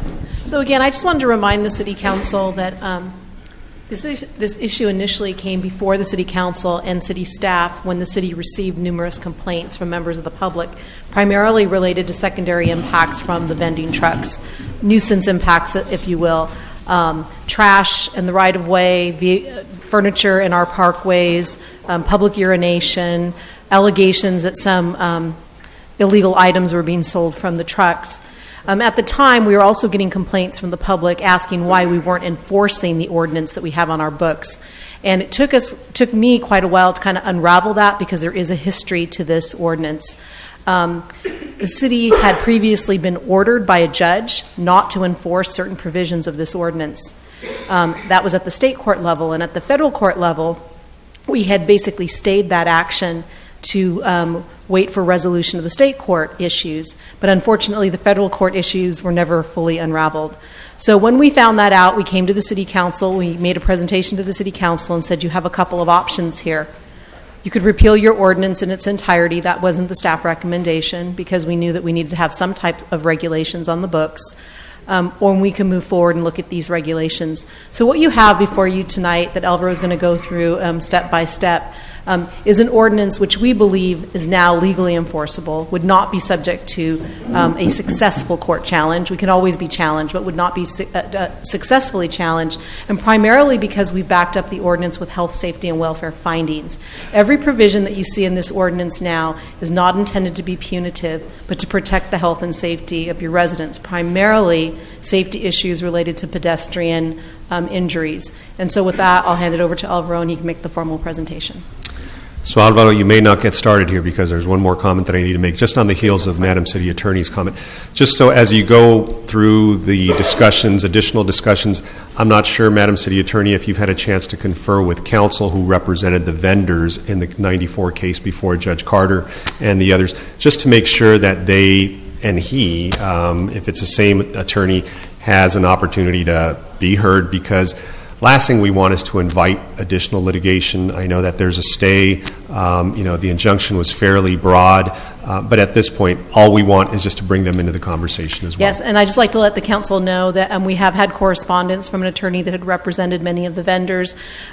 We did receive a comment letter the other day. We've prepared a response and sent that out to him. We're prepared to let the council know about the response. But I am pleased to say that the response wasn't, your ordinance is legally inadequate. It was, would you reconsider what you're proposing and reduce some of the regulations? So I'm really pleased to say that it was not a letter saying that your regulations are illegal. Excuse me. Thank you, Mayor Pro Tem, City Council. Thank you. Speak on the microphone, Alvaro. Thank you. Is that clear? All righty. Short.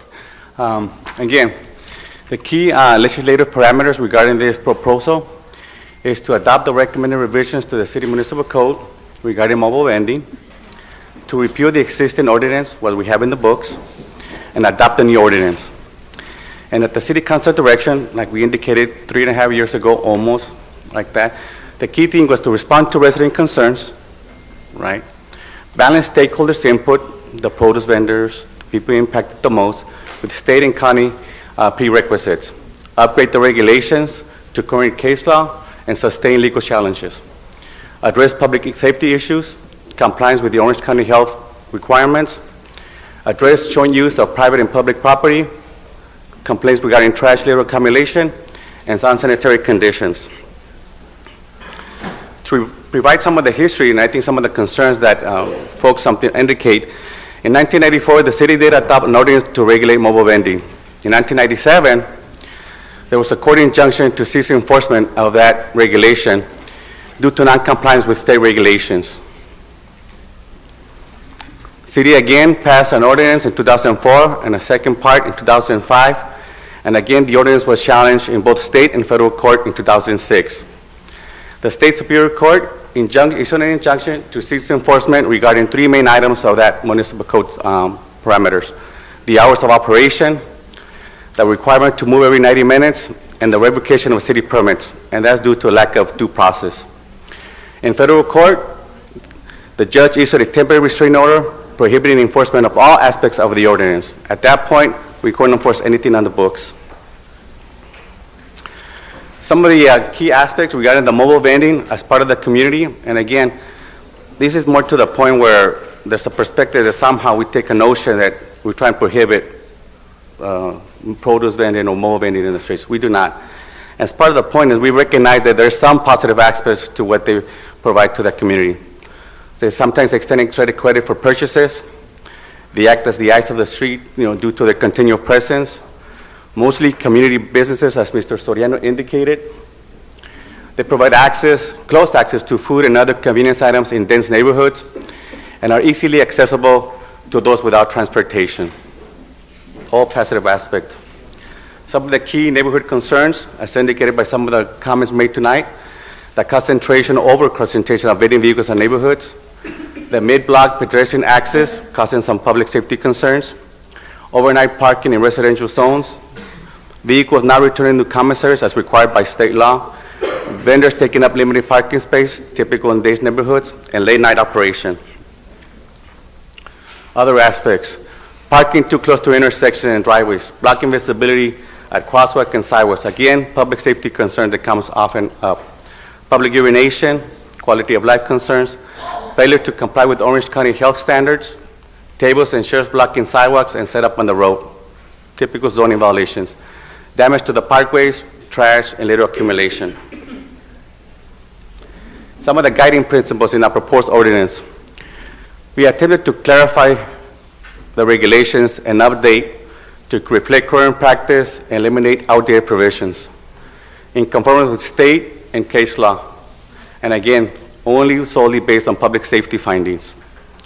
We surveyed surrounding cities regarding regulations, like Mayor Pro Tem Martinez mentioned, not just in California, but outside the state, Chicago, Portland, things like that. And again, our attempt was to simplify permitting and regulation requirements, not to impose any unnecessary requirements that would just seem bureaucratic or unnecessary. And again, as part of the directives by the City Council at that point, to allow multiple mobile vendors to vend on private property at special events. Some other coordination, along with the outside stakeholders, deal with inside public agencies, planning and building, the City Attorney's Office, Santa Ana Police Department, Public Works Agency, County of Orange County Health representatives, and again, community development with the downtown office. Some are the key points where we have vendors already. One of the key points that we looked at, and one of the key aspects regarding some of our previous case activity, regarding some of the lawsuits that happened and occurred where we were not successful as the city, is stated by the California Vehicle Code, CVC Section 22455. They primarily set forth regulating legal vending. One of the key concerns, and you hear the comments continually, is why can't we prohibit commercial vehicles in residential zones? This is the section why. This is the state law that says why. In essence, as long as they abide by certain California Vehicle Code regulations, they're allowed to vend in residential districts. This is the key point. This is the threshold that says why they can sell in residential districts. This is why we cannot prohibit them, right? One of the key points, high threshold to change. Public safety concerns. So again, to amend requirements regulating time and manner of vending, you have public safety concern. Provide distance requirements between mobile vehicles and brick and mortar establishments. You have the public basic safety concern. The last one, the distance requirements, and we get that quite a bit from residents, from business folks, and sometimes even from folks in the council. There's also a case law indicating that this type of ordinance is a restraint of trade and unconstitutional. 1979, old case. I thought it was more recent. And just so we're clear on this, because I think this is one of those concerns that keep coming over and over and over, why does Palm Desert do it? Why does Chicago do it? Right? We don't know why. We know in California, this is a particular case law. It's still president, and it's still land for California. And this is key for us. This is one of the points that we focused many, many times. And we didn't do it 10 years ago, but I know this time we wrote it and we vetted it again with the City Attorney's Office. We wanted to make sure that when we looked at these items, as well as the other items that were the concerns, why other cities do it and we can't do it, we reviewed every single aspect and considered every idea as a new idea. The proposed ordinance is in adherence to state law. Anything that we propose is something that we know is in conformance with either proper zoning requirements or the California Food and Retail section in California or the CB2 sections. Allow for vending on private property through land use certificate or special events. That means folks in private property, right now as we stand, without enacting anything else, they can sell on private property. They need to come in, get the public permit from the City of Santa Ana, either with the Planning Department, Public Works, or the Police Department. The proposal conforms with California Retail Food Code and County of Orange regulations. That's the commissary section and the bathroom requirement. Prohibits vending within 100 feet of a crosswalk. You see as part of your packet some of the safety and finding concerns by Public Works and the Police Department. Prohibits vending in any manner which blocks or impedes vehicular access to any driveway part of the concerns we hear from from the neighborhoods. I can't go into my driveway. They're parking in front of my house. Again, issues that address safety concern only. Prohibits vending on main arterials. That's 35 miles and over. Those are the main cities, main streets, Harbor, 17, Bristol, where if you notice again on the findings, you'll see where most of our collisions and pedestrian accidents occur. Prohibits items in the public right-of-way, no different than any other zoning restriction already in the books. Prohibits vending within 500 feet from a school, park, community center, or public playground. Again, part of the findings already part of the record. Prohibits additional lighting, signs, or amplified music. Again, we're only prohibiting items, or permitting items actually, that the California Vehicle Code already allows. Nothing different, everything that's already expected, and is understood to be a requirement by state law. Requires vending vehicles to be equipped with refuse containers with a 50-foot radius of vehicle. Again, this is more restrictive manner, but it's the typical complaint that people get about the trash cans. And in reality, the folks we spoke for, and I'm talking about the catering businesses and the produce vendors, they already rely on that. They know they have a certain sense of responsibility. Everybody wants to sell and vend in a clean environment, and they do that already. One of the key aspects, and I know it keeps coming up, the food vending zones. Again, San Francisco, Chicago, Portland, Seattle, San Diego.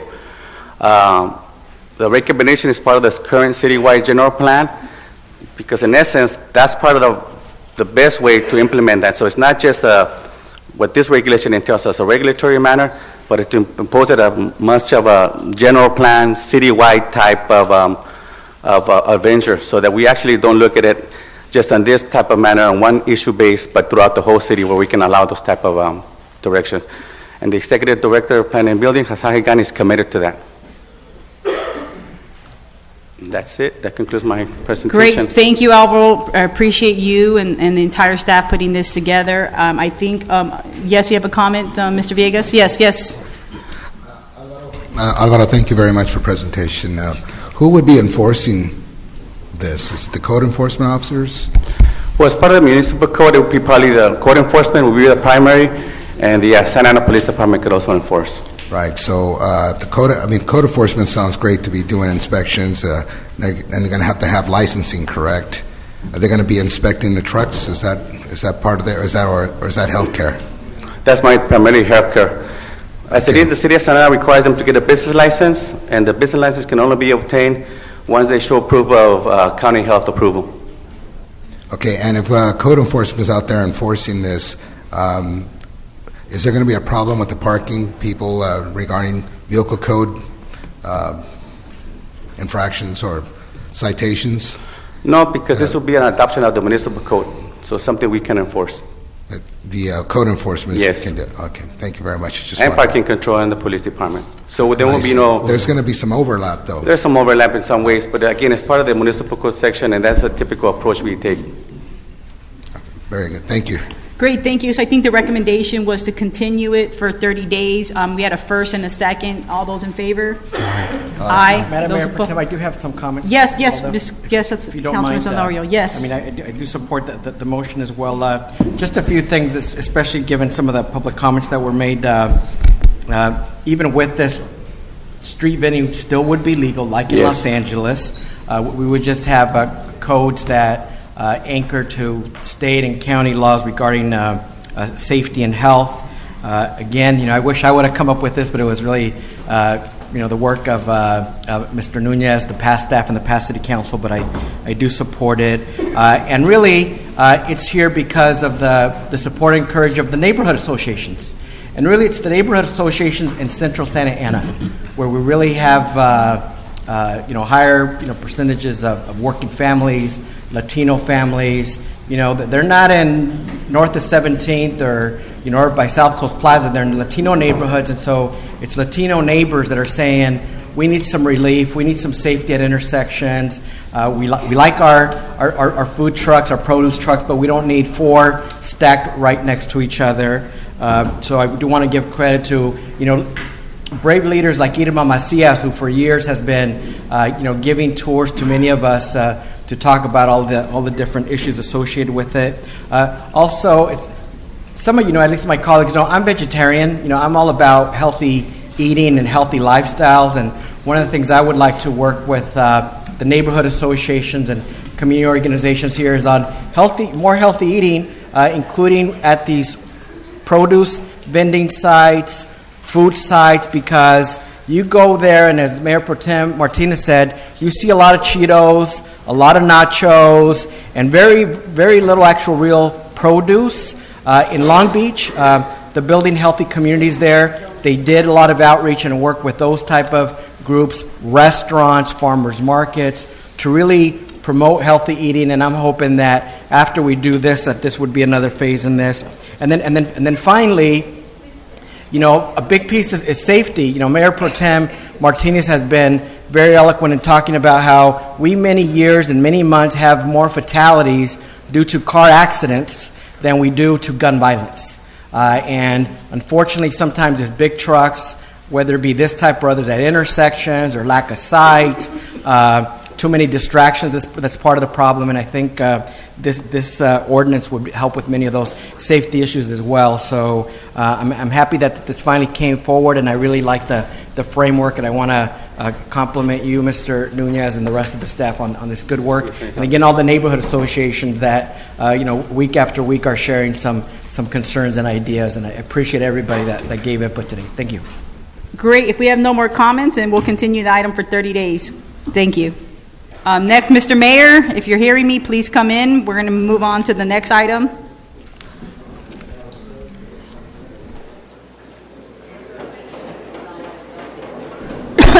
As our mayor makes his way in,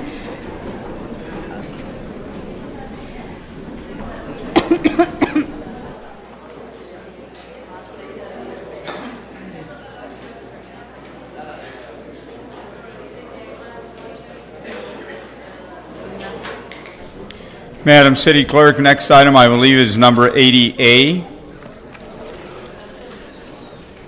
This is a joint session of the City Council and the Housing Authority. And this is the City of Santa Ana Conditional Loan Agreement and Housing Successor Agency Loan Agreement with incl Multi-Housing, Inc. for the First Street Apartments project and appropriation adjustments for the loan agreements. We have a series of speakers. Let me go ahead and start calling the speakers. Mario Turner is the first speaker, but it says here he's available for questions. So Mario, if you can just, there you are, if you can just be on standby, please. Next speaker, Ryan Ogolnik, and he says he demands that we ask him questions. No, it says available for questions as well. Then Nancy Mejia, Latino Health Access. Nancy, are you here? No. Okay.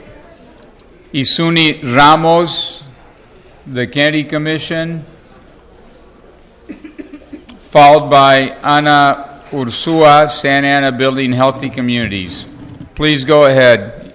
Isuni, go ahead. Good evening, Mayor and Council. My name is Isuri Ramos. I am the community organizer for the Kennedy Commission, and I'm here to speak in support of the First Street Apartments Affordable Housing Project. The Kennedy Commission submitted a letter in support stating our reasons for supporting the project, and those include that the units that the project is providing will not only be affordable, but they will also be accessible to large families with extremely low incomes. And we just want to remind you that it is important that as we support market rate housing, we're also supporting affordable housing that will be accessible to the people that currently live here, to our working class families. So I ask that you support our families and support affordable housing tonight. Thank you. Ana, followed by Jose Hernandez, followed by Apolonio Cortez. Apolonio, are you here? Coming forward, please. Please go ahead, Ana. Good evening, Mayor and City Council. My name is Ana Ursua. I wanted to speak in support of this item. And first, let me re-stress that the First Street Apartment project is in the precarious situation that it is because it was intended to satisfy the affordable housing requirement of the Heritage Project. And these requirements are in place because we know that families are rent burdened. We know that our families aren't making the $84,000 median income of this county. In fact, we know that families make about $15,000 per household in many of our neighborhoods. The Heritage Project will not be building housing for the majority of Santana residents, but here's an opportunity to improve the quality of life of residents now. The First Street Apartments is a project that's going to create tangible benefits with its 69 units. Out of the 69, half of them are going to be at the lowest levels of affordability. That's 34 units at about $600 to $700 a month for families. 13 units at $1,400. That's unheard of, and that's for 4 bedrooms, and that's for 13 families. Not only is this a direct benefit to families now, it will alleviate the congestion in our neighborhoods because families will be able to move into more dignified conditions. I want to say that I'm happy also to see folks here tonight watching and paying attention because just like nationwide, we cannot stand for our civil liberties being stripped. We cannot stand for opportunities to pass here in Santa Ana. And here's an opportunity for you today. We need housing for our families now. Thank you. Jose, followed by Apolonio, followed by Gustavo De Aro, who's available for questions as well. José, ¿no está José? Ok, Apolonio, adelante. Buenas noches, señor alcalde, miembros del concilio y personal de la ciudad. Me voy a tomar un poco más de tiempo porque el compañero no estuvo y es una carta la que tenemos de parte de Tiene el mismo tiempo que todo el mundo, sí. Dele. Bien. El colaborativo de Santana para el desarrollo responsable está muy consciente de las propuestas de vivienda asequible de incl, ubicada en la calle Primera, es la ciudad de Santana. Estamos escribiendo esta carta para expresar un fuerte apoyo a ese tipo de vivienda que se necesita ahora más que nunca. Secret trabaja en estrecha colaboración con las familias trabajadoras y las comunidades inmigrantes de Santana, que están en gran necesidad de vivienda asequible durante la actual crisis de vivienda en nuestra ciudad. La crisis de vivienda es inaccesible en nuestra ciudad, por lo cual es necesario aumentar cada año, incluyendo los precios de compra de vivienda y alquileres de apartamentos. Nuestros residentes no pueden pagar el alza de las rentas y los precios de las viviendas están forzando a nuestras familias a vivir en lugares muy superpobladas y en condiciones de vivienda deficientes. Nuestras familias gastan casi su sueldo, por no decir el 50%. Apoyamos la propuesta de incl por varias razones. Dada la crisis de vivienda, necesitamos que la vivienda asequible se desarrolle inmediatamente y que este proyecto de la calle Primera sea aprobado y listo para seguir adelante. Las necesidades de alquiler son de un 100%. Asequibles para los hogares que ganan de 30. Apolonio ya está rojo, ya le di doble tiempo. Bueno, él lo va a leer en Él lo lee más rápido y traduce. Dear Mayor, members of the City Council, the Santa Ana Collaborative for Responsible Development, SACRED, is well aware of AMCAL's affordable housing proposal located on the First Street in the city of Santa Ana. We are writing to express our support to this type of housing, which is needed now more than ever. SACRED works closely with working families and immigrant communities throughout Santa Ana who are in great need of affordable housing during the current housing crisis in our city. The housing affordability crisis in Santa Ana is increasing each year, including home purchase prices and apartment rents that our residents just can't afford. The higher rents and high home prices are forcing our families to live in overcrowded housing and substandard housing conditions. Our families are paying almost half or over half of their income in housing costs. We support AMCAL's proposal for several reasons. Given the housing crisis, we need affordable housing to be developed immediately, and the First Street project to be approved and ready to move forward. For the rental units are 100% affordable for households earning 30 to 60% of the area's median income. Thank you. Thank you. Joseph, please. All right. Good evening, Mayor, City Council.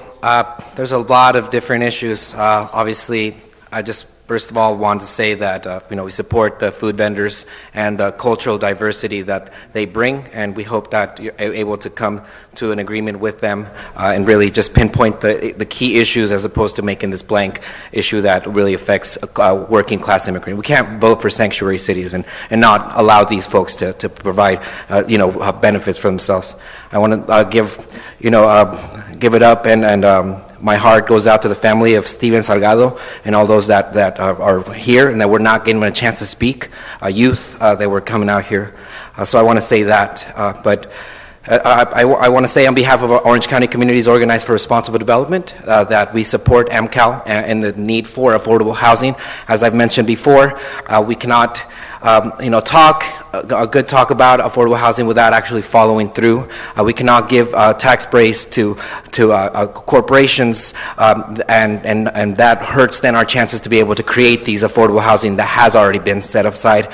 And we can't argue about giving $500,000 to organizations while we're giving millions of dollars away, again, of subsidies and in all these kinds of things. So support community issues, and I really hope that you'll vote in the right direction when it comes to this issue, and also all sorts of reforms that we need to really feel safe in this community that goes beyond food vendor trucks. Thank you. Thank you, Cesar.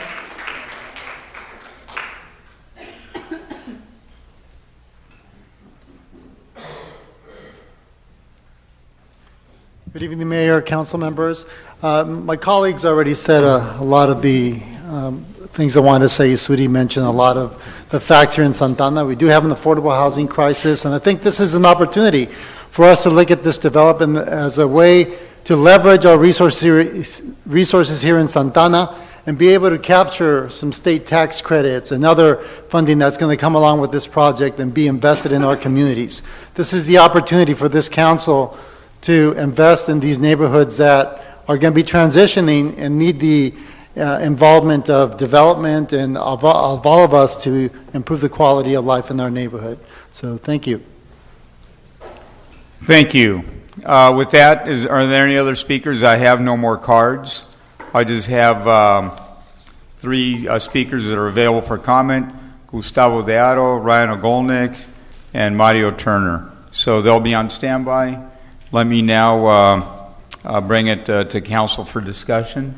Councilor Sarmiento, please. Thank you, Mr. Mayor. And, I'd like to hear from both the developer of the Heritage and the developer for AMCAL, because I think they could probably, in combination, give us some context, give us some background, and explain how we got here from, I guess it's been now a couple of years. But, gentlemen, I'll give you the podium and the opportunity. Good evening, Mayor, council members. Thank you for the opportunity. We do have support letters I want to provide for the record, if I may, for the clerk. It's been over 2 long years. We concur with staff recommendation. We appreciate all the work on the part of staff, all the community support. I think First Street is inherently linked to the Heritage, and they're here today. They're going to say a few words, but we're here for questions, and I know you've been supportive in the past. Back in April of last year, we're fully entitled, ready to go. The last thing we need now is the funding to apply for tax credits. So, thank you. Good evening, Mayor, Council. When we gave the endorsement of AMCAL, we didn't do it without vetting AmCal's project. We toured AmCal's 3 or 4 other projects. A young lady spoke 10 minutes ago. She commented on the benefits it provides to the community, paying $300-400 for 1 and 2 bedrooms, $1,000 for 3 and 4. It's real. I've seen it with my own eyes. I think the community needs this, and that's why we committed $9.1 million to the project. I've spoken to a few of you over the years about the project, and is the amount appropriate for the project. I don't know personally, but I know Kaiser Marston was brought on to vet it and make a determination if the numbers are appropriate, and I think they are. Well, certainly the report concluded that it is appropriate. When you look at the 6 or 7 projects over the last 7 or 8 years that have gone through Santa Ana and the amount of funds used on a per unit basis, I think that I know AmCal's project's below the median. So I think for all the following reasons, I think it's in the best interest of the city for you guys to get behind it. And we're certainly here for more questions. Thank you, Mr. Ogolnik, and thank you, Mr. Turner. And, you know, because you all have been before us several times throughout these past 2 years talking about not only the development over at the Heritage, but the development on First Street, and coincidentally, both of those are in my ward. They're very, very different parts of that ward. So one of them, where the Heritage is a light industrial, where we converted what was a zoning designation for light industrial and professional office and commercial to residential, and First Street, which was identified in the housing element as an area that was blighted, that had crime, that had drugs, and and that was an area that we wanted to focus our resources and our efforts because it was such a problem. And if we want to talk about public safety, what better ways to address all those issues that I just mentioned than to bring families in there? Families and kids and people that can change a neighborhood and create a neighborhood. And we've got some great developments. Right up the street, Lyon did a development which was a market rate development. They decided to build their affordable units on site. It's 1901. I know the Elks own the property where the old Saddleback Hotel was. That's going to be another development that's going to help First Street. We can really build a community here, and that's why I think many of us got behind seeing First Street as a place where we could focus our efforts and resources. So here we are after 2 really long years, and really this issue was deliberated last year in April when we made a decision to fund both the Heritage and AmCal. And, you know, I think we're back here now because, if I recall correctly, Heritage needed to have a phased-in process to pay its inclusionary fee, and we wanted to help with that. But that now triggered AmCal having to come back before us for this additional these funds as they are provided. So the developer is supportive of this pursuant to the ordinance. The Planning Commission supported this as well. The council got behind it in April of last year, and the community now has written several letters. And nobody can dispute that there is a housing crisis. So if anybody here can tell me how many other developments we have that have 4 bedrooms and 3 bedrooms and the profound affordability that we have, I just haven't seen anything that we've ever supported to have that much affordability. I'm not sure if either of you can speak to that. If I can just comment, and regarding the funding request, I have a spreadsheet here that shows our request is in line with past projects, similar projects here in Santa Ana that were financed with 9% tax credits. So the amount of funding we're asking for, the per unit amount, is in line with past projects. And that's important, I think, to emphasize. In terms of community benefit, half of the project is 3 and 4 bedroom. In addition to that, half of it is affordable at 30% AMI. That's extremely low income. If you take those two huge, unique... Give us an example. What does that mean in numbers? What's a family going to pay for a 4-bedroom apartment? Well, I think it was referenced earlier, we're looking at rents at $600 to $700 a month, in that range. And if you look at those lower rents, and if you look at the larger units, those two combined factors, that hasn't been done before in Santa Ana. And I think that's an important thing to point out. The larger units, the deeper affordability. We're fully committed to this. We're very confident with your funding. We will get it financed with tax credits.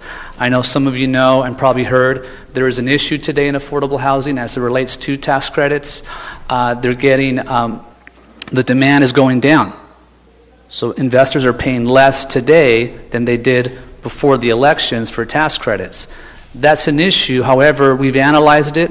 We've studied it. We put those lower pricing in our pro forma. Staff has reviewed it with Kaiser Marston, the financial consultant. Everyone's agreed this project is still very competitive in this environment. So we're very confident. We feel good about the fact that in terms of history, unanimous approval from Planning Commission, unanimous approval from the City Council. We don't have a single resident that I know of that is opposing us today. That's pretty unusual in affordable housing. Typically you have residents coming out saying, look, we don't like this for X or Y reasons. We don't have that. We're just fortunate that we've had a lot of support to get to this point, and so we're thankful. I'm here for questions. I do have the handout that shows clearly we're in line with past projects, and hopefully that was a question that came up that we've answered. I know I've had a lot of briefings with you, and I want to, for the record, hand that as well. And let me just wrap up by thanking Mr. Ogolnik for being here, and obviously you have a matter that we've trailed, so we can address it as well tonight. That's there is a nexus between that and this item. Just a couple of technical questions, because I know some of my colleagues were curious. Even though this has been before us, issues like who owns the land where AmCal plans to develop the new housing? So AmCal acquired the property, I want to say roughly in August of 2015. But I should note the reason we even identified the property almost 3 years ago was it was in the city's housing element as a future affordable housing site as adopted by the City Council. So it was no accident. We went searching where in Santa Ana has the council identified future housing. One area I think we all know was Harbor. A lot of housing being built there today. Another area was First Street. For all the problems we see today in First Street, there's an effort to help improve First Street. So we saw that site identified in the housing element. We sat down with staff. We heard a lot of compliments. Hey, wish every developer came and talked about sites in our housing element that we see as opportunities, as underutilized. If you look at that building today, again, which we own, we were hoping we'd be breaking ground by now. We own it. It's a Class C, underutilized, old, tired building that today is not considered a community asset. A lot of folks that I've talked to, staff and others, say this is a prime example of what we want to tear down and redevelop. So we think it's a good opportunity from that standpoint. Again, we do own it. We're ready to go. And so, in answer to that question. And finally, when you came before the City Council in April of last year, you asked for the same amount of money that you're asking for today, or is the subsidy any larger today than what it was when you came before us last year? I think there was confusion about that. We have not asked for any more subsidy than was provided or committed conditionally back in April. It's the exact same amount. I think what's changed today, and this is new, and I want to point out, I just did a second ago, but I'll emphasize, we didn't have half of the units back in April affordable at 30% AMI. At those deep levels. We didn't have that back in April. So there was interest in having deeper affordability to provide more community benefit, which we agreed to. But there's no more subsidy, no deeper subsidy, not a penny more from the city. We're just providing deeper affordability. Same high quality, same exact design. And so that's probably the new thing you'll see today in the staff report is that, and us committed to that. Well, thank you both for your comments, and pursuant to that and based upon that, I'll move the item for purposes of discussion. I'll second. All right, thank you. If you can maybe be available, do we have questions? Councilor Solorio, please. Some combination of questions and comments. First, I do want to thank for the response on ownership. I conceptually did support this project a couple of meetings back, but really wasn't until over the weekend that we got the details of what the project is, but I'll tell you that it wasn't complete, and I think maybe for some of my prior colleagues, they knew some of these answers or seen that information. But like, for example, in the report, it wasn't clear who owned the property. And like, I'm concerned just at a timeline issues that, you may have a holding cost. And so really delays at a certain point can affect you financially. So that was, a question that I wanted clarified, and you did that. In terms of tax credits, we all did see that the news about, how it's tougher to have projects penciled out given pending tax reform at the federal level. It's my understanding that for the 9% tax credit program that you're applying for, that there may be different windows to apply, because I think it's your intention to want to apply in March, but are there other application deadlines not too far after that would not have a detrimental impact, or talk a little bit about that? Sure. So we're applying for 9% tax credits, and you can apply twice a year, in March and July 1st. We've been working towards this upcoming March 1st application.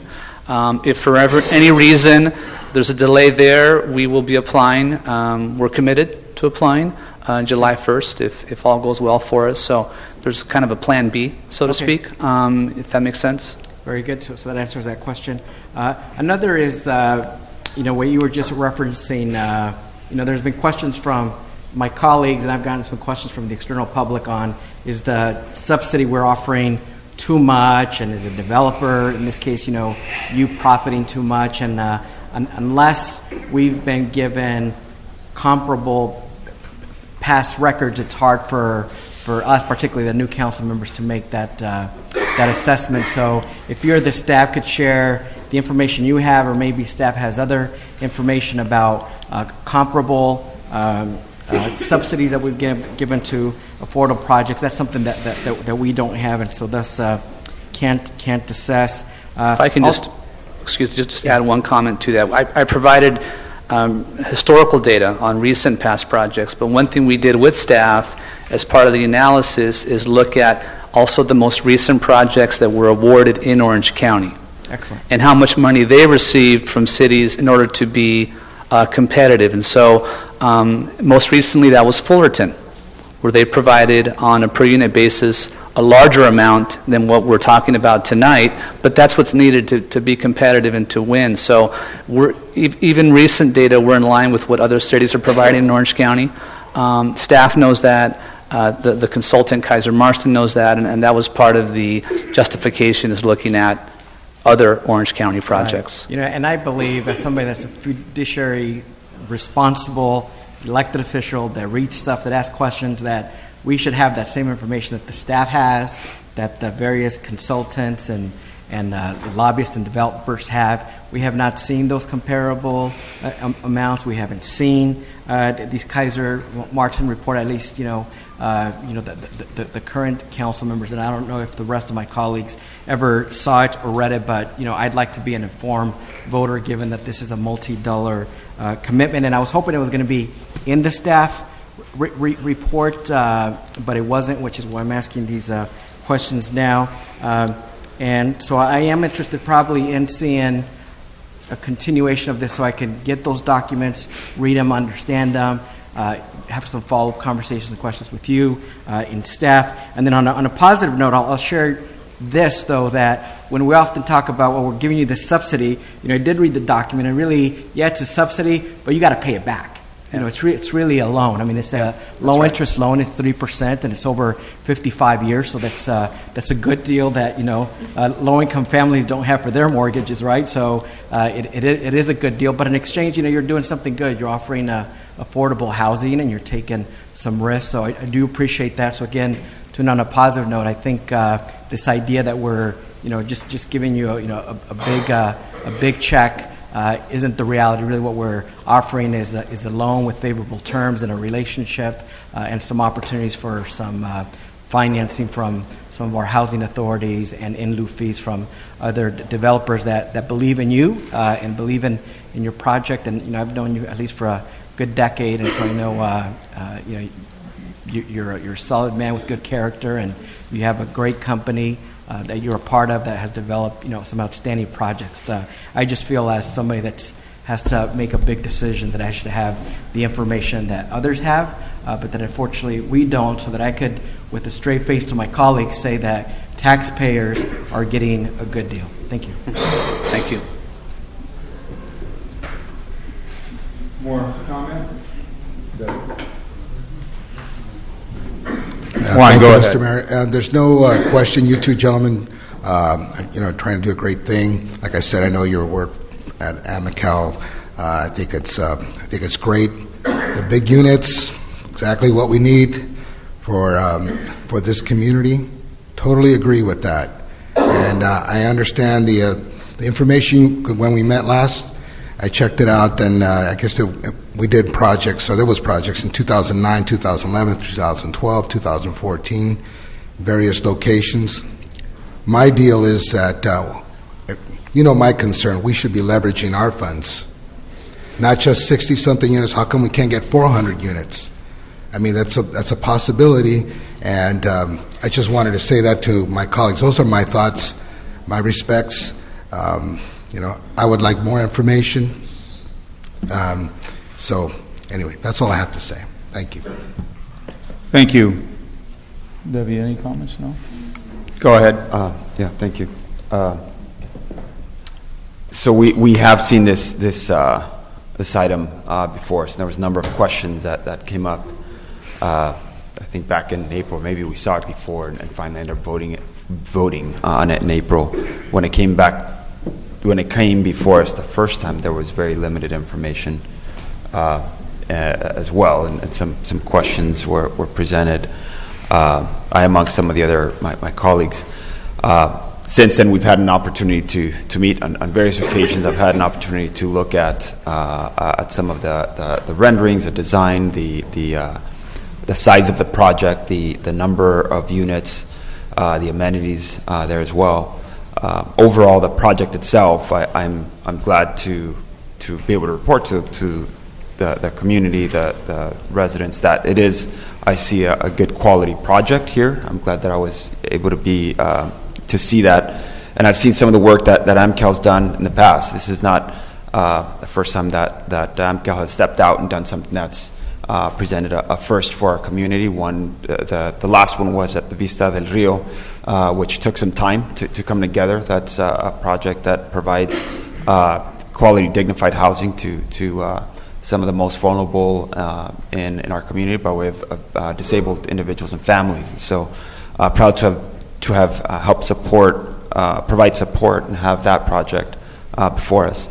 We're here. It's kind of an interesting situation. One is some of the same questions from then the amount of the support, the subsidy on behalf of the city, nearly $1 million for one project, is quite a bit. It is quite a bit of what we have currently available. The fact that for the first time we went out and tried this, tying a market rate project with an affordable project without going out to an RFP, I think has created some hiccups along the way and has made it quite awkward I think to both projects and to just the council and staff. I hope that we've learned a lot through this process. At the end of the day, in spite of the fact that there has been not enough information provided at different times, the amount of the subsidy, the conflicts between the timeline, the market rate project, and the affordable project. At the end of the day, it is a project that our community needs. It is a project that I think we can all be proud of, because it does the project and the quality of the project itself. Again, the design, what it will bring to that corridor, an area that we did identify as an area that needs development, both market rate and affordable. All that said, after weighing all of that, I think it is a project that merits our support. The two questions that I do have of staff. The there's question earlier, and we're going to be hearing this in a bit. The next item, I think, will be that item from consent that was pushed towards the tail end of the agenda here. There's question as to the market rate project, the Heritage, and where it is in the planning process. There seemed to be some indication that applications for building permits had not been submitted, and that there was some delay on the part of the developer. So maybe, Mr. Ogunick, if you can tell us where that is in the process, and if just provide us an update on. We've submitted all 3 phases. We've incurred over $4 million in processing. We've paid all the plan check fees. And you got to check a lot of boxes on a project of this size in order to be able to pull the permits. The long lead item is sort of a joint agreement between Tustin, Irvine, and Santa Ana, where there are 22 or 26 intersections require us to pay our fair share mitigation, things like signals, turn lanes, and as part of the EIR process, larger projects, most projects have to pay these things. It's taken a long time to do these calculations, coordinate with 2 cities. Like I said, it's about $8 million, and that's really the hang-up right now. So at this point, you've submitted everything. You're at this point waiting from these the other, basically for the permits to be issued to you. There are reviews that are taking place that are. We've done everything we can. 5 plan checks. This is the last item that we're waiting for the 3 different cities to get to a calculation. And this is consistent with conversation I did have with our planning staff, planning director. I just wanted to, for the record, to be able to state that's what I heard from a planning director, and you're confirming here now. So it's not that the developer is dragging their feet at this. I know that the process is sometimes. It's even a little deeper than that. Just not to give a real estate lesson, but financing these things, the developer puts their money in on the front end. We buy the property. When we go to build the project, the lender puts it in. So this check to the city will come from the lender, and they're not going to do that until the city's ready to issue the permits, in this case, paying that fee that's related to the 3 different cities. Okay. So that answers one question, and I believe from maybe staff can address this. There's this project, affordable project that we're considering now. Another one that we entitled previously that we just learned from recently that there might be some gaps there with regard to funding because of, again, some of the point that Mr. Turner referenced that after post-election and some of the impacts there to the market. I just would like to ask staff whether with this, if we go ahead and move forward with this commitment on this project, whether we would have funds available to make the other project come to fruition. Let me ask Robert to see if he can tell us about the amount of monies available. So just for the record, this is a completely different project Correct. that we're talking right. about, right? I'm just asking about just funds available. At this point in time, it appears that there is sufficient funding to provide assistance. I don't want to provide a value at this point in time because we still need to assess. We have Kaiser Marson, who is currently doing an evaluation of the gap analysis from this other development. So I don't want to throw a number just yet, but it appears that we do have sufficient funding. Okay. So I just wanted to confirm that if we do move forward with this, it makes sense. It has been referenced that this project, this item 80A, is directly tied with the other item that we were talking about earlier on the consent calendar, which would also potentially be, as we're talking about the need for affordable housing on a completely separate. We want to make sure that we have funds available to be able to make all of these affordable units available to our community in the very near future. So that addresses all of my questions. Thank you. Councilor Tinajero, please. Thank you very much. One of the reasons why I'm very supportive of the project is, a lot of people, they hear affordable housing and they think that all affordable housing is going to low-income folks. I mean, severely low-income folks. There's moderate right? Affordable housing, where you could actually qualify for affordable housing if you make $99,000 a year. This one is actually going to service the low income resident in Santa Ana. One of the things that I want everyone to know, and I know Councilmember Solorio is well aware of this, is that in Santa Ana Unified School District just voted to change their calendar. Previously, this year, there was a week-long break for Thanksgiving, and then for Christmas, they had a 3-week break. And so for teachers and so forth, and workers, it was nice. You had a three weeks off. However, what people didn't realize was that this was a huge hit economically to many of our families that make anywhere between $18,000 to $20,000 a year. Kids, sometimes this is where they get their food, or breakfast program, or lunch program, and being off for a full week, it was a hit to the families. And not only that, they had to provide child care, and 3 weeks was brutal too. So the district has changed it to keep that in mind. So this is the kind of community we have. Residents, a significant amount of residents that live in this fashion, in those difficult economic times. So I want to make sure that everyone has the information. I want to make sure that staff could give us some concrete numbers. So, Mr. Mayor, what I'm going to ask is, Councilman Solorio mentioned that he wanted to get a little bit more information. So let's continue it. I think that's better than us beating a dead horse right now. I think it's best if we have the facts and we can look at it. So that's a motion and a second. Okay. Look, we can all keep talking a whole lot more, but since this motion has been made, I suggest we vote on that, and if we have questions, we're able to ask the city manager and work these next 2 weeks to get things answered. So with that, those in favor, please say aye. Aye. Aye. Those opposed? Okay. So, to be continued. Thank you. Thank you. Mayor Pro Tem Martinez is leaving. She's a little bit under the weather, so I just want to let folks know that's why. That means less comment at the end of the council meeting.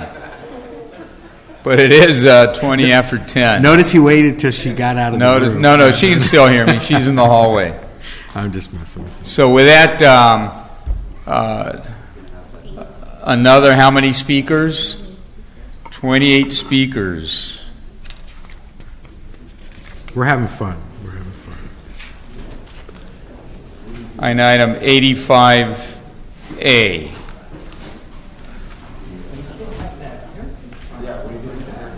Well, let's bring that back. Councilmember Sarmiento, why don't I call on you? Let me go to that item right now. Well, I think our developer just walked out the room, so we may want to call him back. But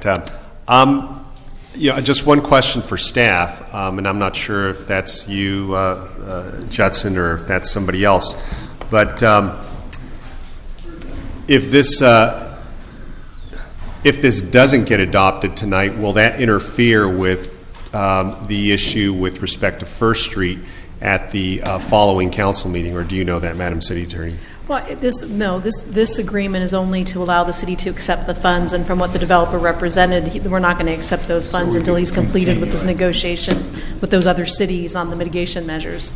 So, yeah, you can continue it. I mean, it would make a difference if the developer was saying he was going to be in here next week with the money. I would say you need to take action on it. But if that's he's right here before us. Why don't we ask him, Mr. Ogolnik? What do you think? 5 or 6 weeks.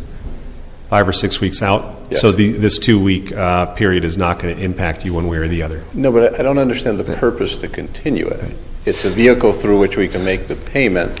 What's the downside? You know why? Because I think it's important. I really like the narrative of you and Mr. Turner being together, because that's how you started. And I think that's how you wind up. And sure. If you maybe want to come back with when we bring back the First Street project, I think it's great, just because both of you are here available for comment.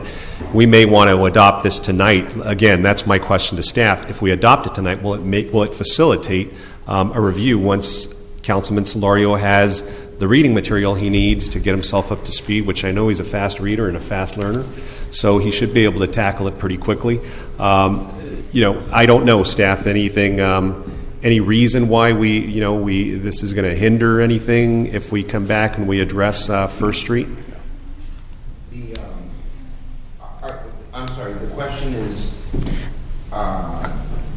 Is it okay to continue? Will this help? In other words, to address it tonight? Thank you, Mr. Ogolnik. Let me ask staff on this question. Is this going to help facilitate, once council has a chance to review all the material, once this is out of the way, we can just tackle the First Street project, right? Approving the heritage inclusionary, will it help? What was the question? Anyways, the AMCAL? We're fine continuing. Let's do it. 2 week continue. 2 week continue. It's fine. It doesn't have any impact. We're not going to pay in 2 weeks. It's absolutely fine to continue it. Got it. Robert, did you have something to say?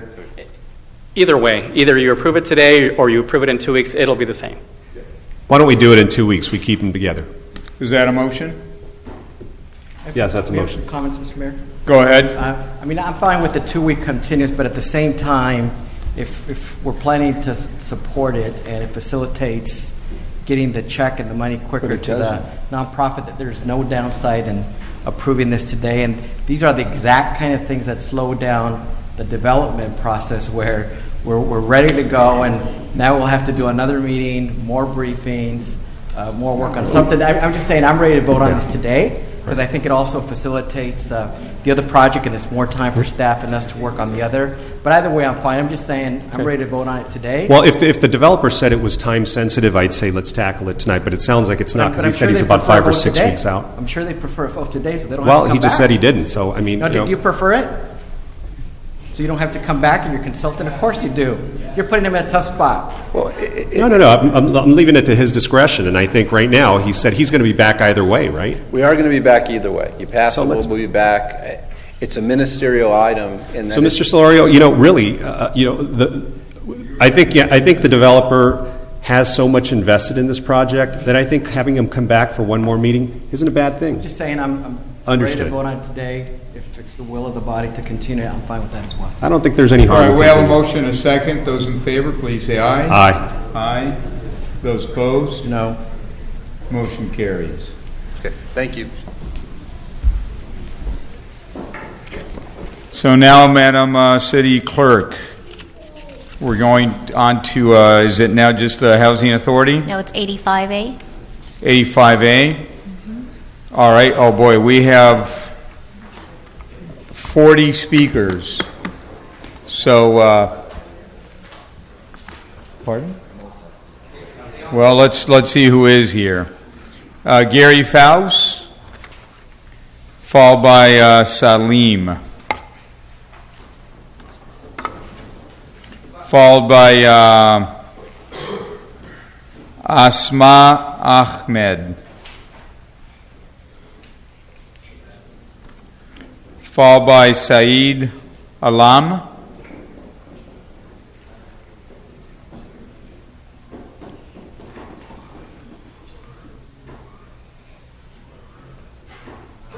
Did I call any names here that are going to come forward? Hugo Ivan Salazar, please go ahead. Good evening, everyone. My name is Asma Ahmed, and I am the Policy and Advocacy Coordinator at the Council on American Islamic Relations, the Greater Los Angeles Area Chapter. I am also an American Muslim and the daughter of immigrants. I am here tonight to urge the Council to prepare a resolution condemning President Trump's anti-immigrant executive orders, which bar refugees and immigrants from 7 Muslim-majority countries and also threaten to take away funding from sanctuary cities. Since the Muslim ban was issued on January 27th, chaos has ensued across this country's airports. This un-American and unconstitutional ban has separated families, spread fear and panic, and stigmatized an entire faith community. Many American Muslims are scared, and they need elected officials like all of you to stand with them in solidarity and in opposition to this discriminatory executive order. A resolution opposing the Muslim ban and the attack of sanctuary cities will serve as a powerful demonstration of Santa Ana's commitment to protecting and defending its immigrant population from racial and religious discrimination. By becoming a sanctuary city, Santa Ana showed that it is leading the way in providing a safeguard for those who are most vulnerable. But one of the first tests of Santa Ana's sanctuary policy begins now. So we implore the council to be courageous in opposing these bigoted and hateful executive orders and proving that Santa Ana is a true sanctuary. Thank you.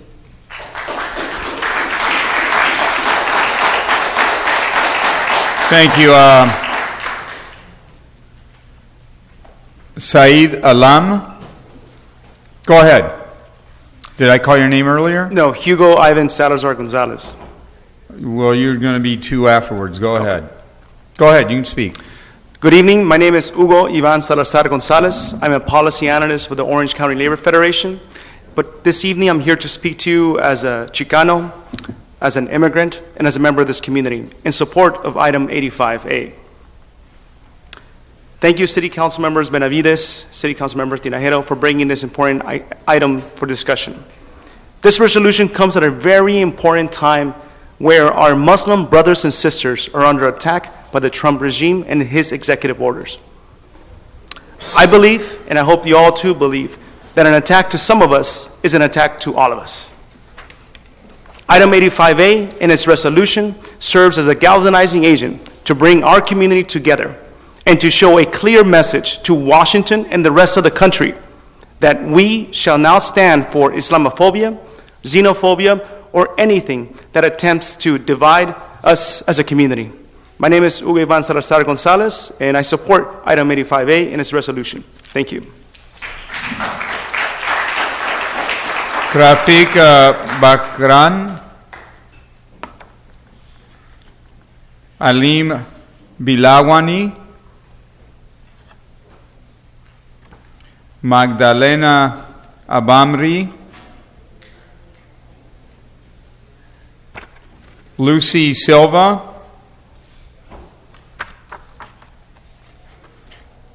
Kahil Dewji, D-E-W-J-I.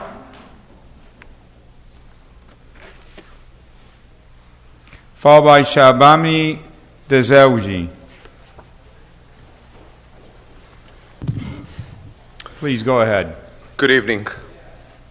My name is Khalil Devji, and I'm a citizen of this country, United States of America. I'm here tonight to urge the City Council to draft a resolution condemning President Trump's executive order which bars refugees and immigrants from 7 Muslim countries from entering the United States. The rhetoric from this president and his administration towards Muslims, immigrants, Latinos, Africans, Americans, women and disabled, and so many other have been marginalized in this unacceptable rhetoric. I wake up in the morning and my children ask me, and they are the citizens of this country, and they're all 3 of them were born here, and they're asking me what's going on. What is going to happen to our friends? What is going to happen to those who have been refuged and have no place to live in? I urge you, city councils and the mayor, to really rethink and help us, not only the Muslims that have been banned in these countries, but even the Latinos, the African Americans and so forth, to stand up with us and send a strong message to the President of the United States. Thank you. Thank you. Ahmed Mohammed. And when you guys clap, just go like this, please. Just go like this. Ahmed Mohammed, followed by Muzaffar Siddiqui. Please go ahead. Good evening. My name is Shabnam Duji. You called the name earlier. Call earlier. Got it. I am addressing you as a mom and a professional citizen of the United States. You're going to set the tone that the rest of the world will follow. This country was formed for the people, by the people, to protect our inalienable rights. Every day when I take the Pledge of Allegiance and I say to myself, this country is indivisible, with liberty and justice for all. So I urge you to take a stand today, not just for those who are today, but to remember those before us who were discriminated, whose rights were abused, the Japanese Americans, the Latin Americans before us, the Italian Americans, whatever their names were and whatever their ethnicity, race, or religion, that today we take a stand to say enough. This is the 21st century, And our president cannot set this tone in the world or for our citizens in the United States. I marched here in Santa Ana for the Women's March. I support every issue that affects every minority and majority. I am there for protection of rights, and I urge you to make a statement tonight. Thank you. Thank you. Ahmed, and thank you for that. Ahmed, Mohammed, Mustafar Siddiqui, Abdul Sarak,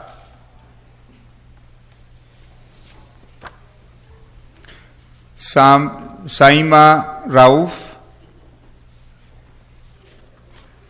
Ray Wack, W-A-G-K, Nasar Sharif, followed by Asaf Ali. Good evening, council members. Thank you for giving us this opportunity. I don't know if this was by design or what. I guess you guys or you people saved the best for last. Thank you for that. But you're not the last speaker. There's more coming Right, still. exactly. But we're the last group up. You are the last group, and you're doing well. Please continue.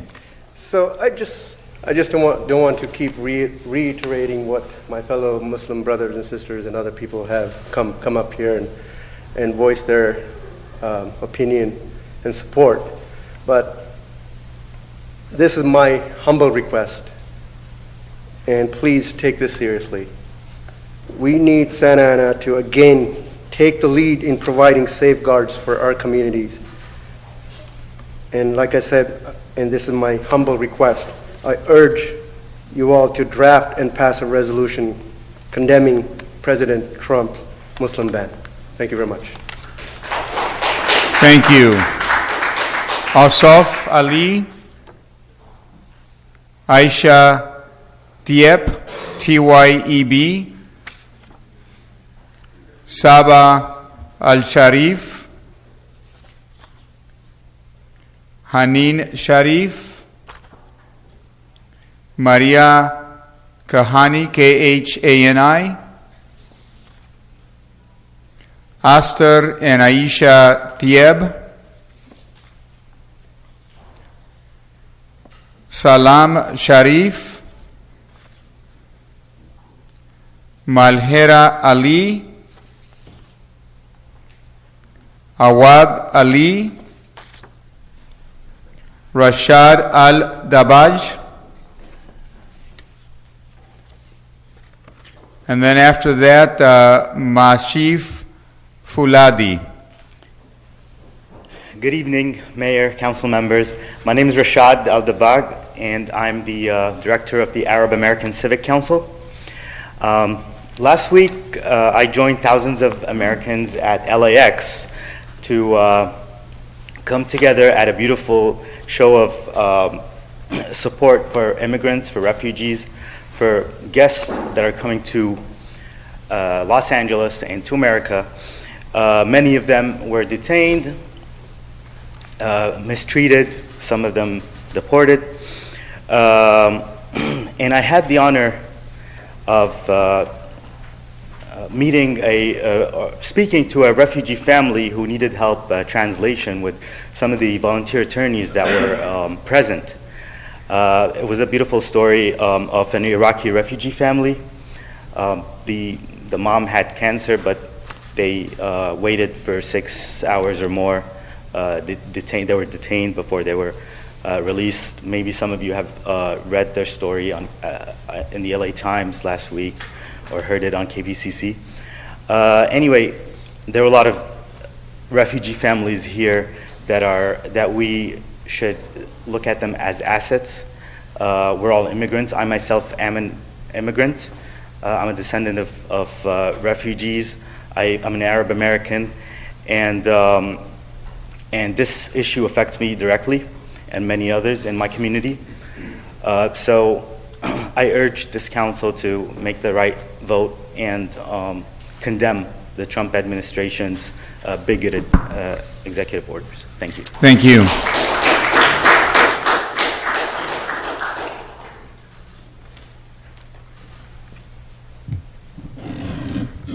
Good evening. My name is Masih Fuladi. I'm the Advocacy Manager at the Council on American Islamic Relations, Los Angeles, KRLA. I'm a naturalized Iranian American Muslim. I moved here when I was only 2 years old. I have family members who, as recently as a month ago, came here on visas, and if they had come here after January 26th, they would have faced the delays that they did at the airport and that we've seen. I've been at the airport since Saturday, helping people on the ground. We've been, as an organization, helping organize the protests that thousands of people have been attending. And it's very clear that the people have spoken in the United States, all over the country, at these airports. The courts have also spoken. The Ninth Circuit Appeals Court just had hearings for this issue, and there's been a temporary stay on the issue. What I want to focus on today is that we've received hundreds of calls of impacted individuals in the last week. People who are either visa holders from these countries or people who have been questioned in secondary questioning for 4 to 24 hours. Family members are scared. People aren't attending the mosque as often as they have been. People are not going to school, and they're holding their children back from school because of a rhetoric that they've experienced, and now they're seeing that a lot of this rhetoric is being put into action by this president. Santa Ana took the lead by becoming a sanctuary city. And to be a true sanctuary city, we ask that you vote in favor of this Resolution 85A. Thank you. Thank you. That was the last speaker. Is there anybody that I missed that want to speak on this item? Go ahead. All of those names that you read were the result of an action alert that we sent about 2 hours before this council meeting. Given a day, we could get hundreds of people here, and there's so much community support behind this, not only from the Muslim community, but from our Latino brothers and sisters, the Black community, the LGBT community. So I look forward to a favorable resolution to this action, and I assure you that the community in Santa Ana, including the mosque in Santa Ana, is in support of this. Thank you. Thank you. So with that, let me go to Benavides and Tinajero and see what comment you may have. Thank you, Mayor. I do want to thank all the speakers who came and shared, and quite a few that were not able to stay.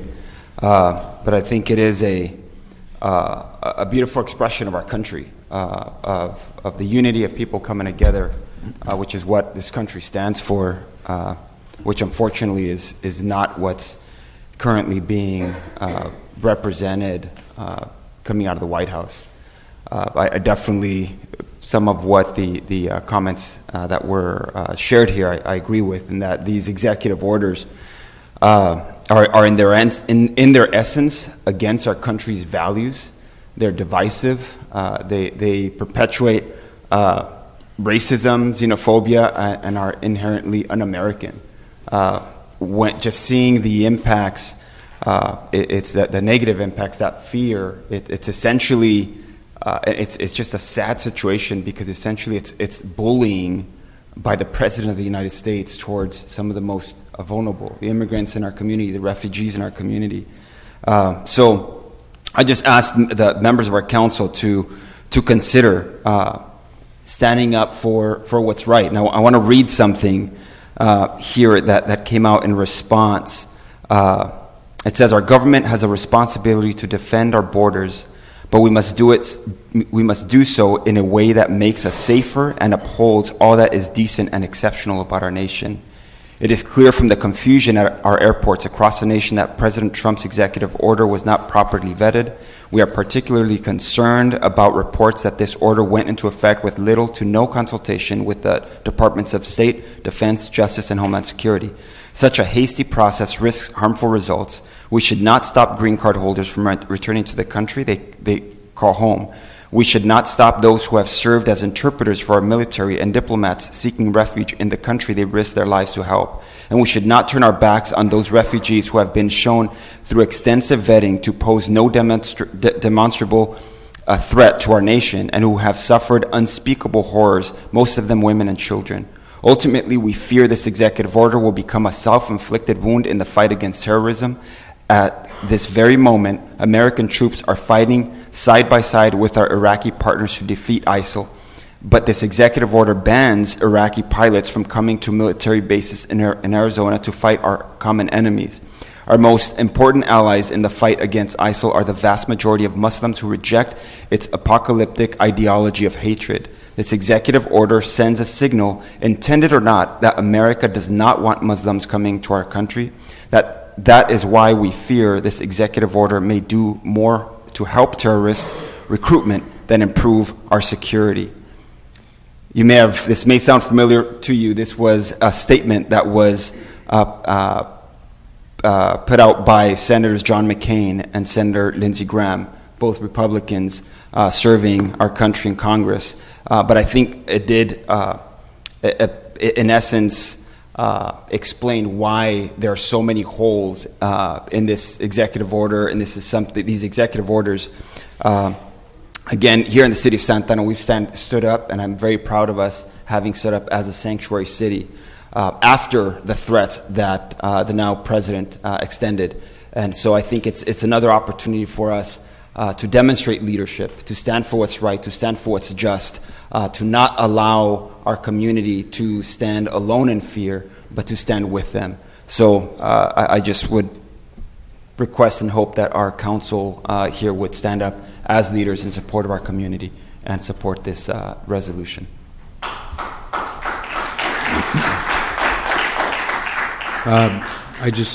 Neil Moeller is best remembered for this quotation. First they came for the socialists, and I didn't speak out because I was not a socialist.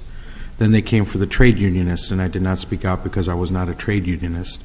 Then they came for the Jews, and I did not speak out because I was not a Jew. Then they came for me, and there was no one left to speak for me. This president that we have today has made disparaging comments about our Muslims around the world, and has offended Muslims here. He has also been very belligerent in the way that he has labeled Latinos here, especially our undocumented individuals. He is doing things that, quite frankly, are very frightening to me. The number one thing that he's doing, which is similar to what was done in Nazi Germany, was discredit the media. Anything the media says that is critical, then he tries to discredit them. What was really scary for me was to see what he did with the EPA, how the scientists can no longer report what their facts are. They have to send it to politicians to read through it, and then they get to decide what we get to hear. If that does not send a chill down your spine, I don't know what will. The only way that we're going to be able to continue to protect our freedoms, to protect our rights, is to not let anything go and not let anything, leave anything to chance. Every step of the way, we have to be vigilant, and even if it starts here in the city of Santa Ana with this city council, this plays a part. Look what's happened across the state of California, across the nation. I was up in Sacramento last week on Tuesday to speak in committee in favor of SB 54. And the state is standing firm to protect all of us, to assure that if the president decides to cut any of our funds, we're going to go to court.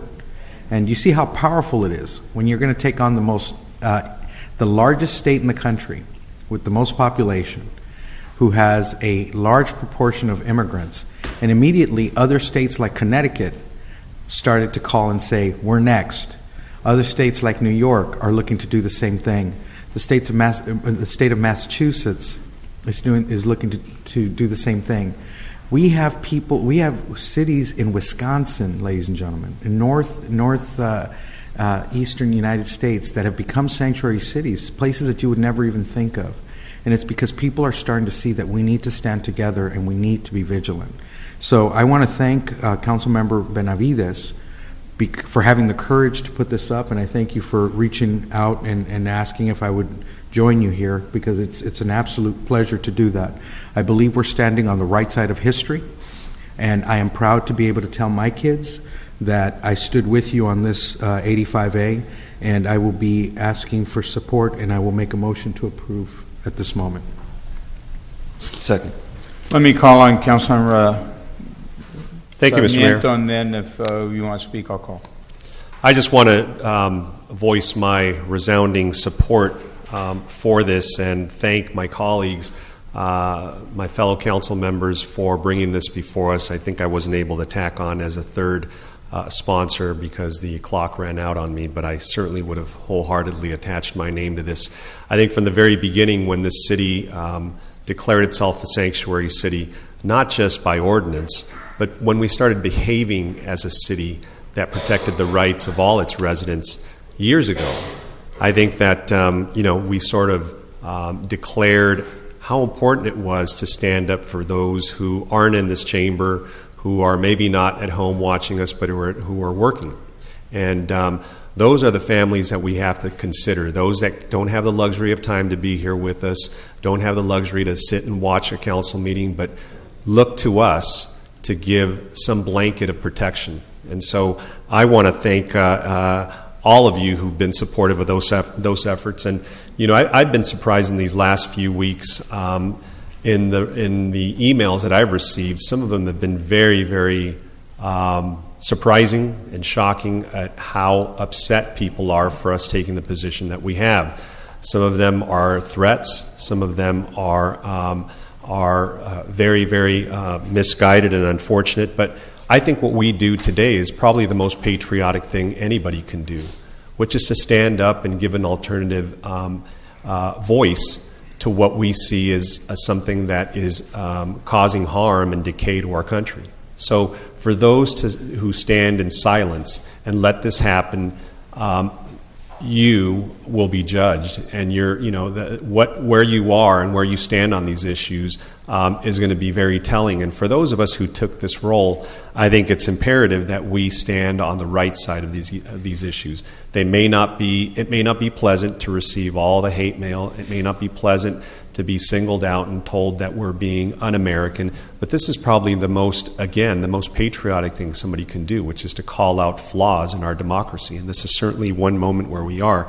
I'm hoping that this is going to lead to more enlightenment by other communities in Orange County and in the state to follow this lead, because where we are in protecting Muslims and their ability to be part of our community and part of our country is the same thing that we've advocated for here in Santa Ana for our Latinos, for the LGBT community, for the disabled, for all those who've been singled out. And for us to stand in silence would be probably the worst thing we could possibly do.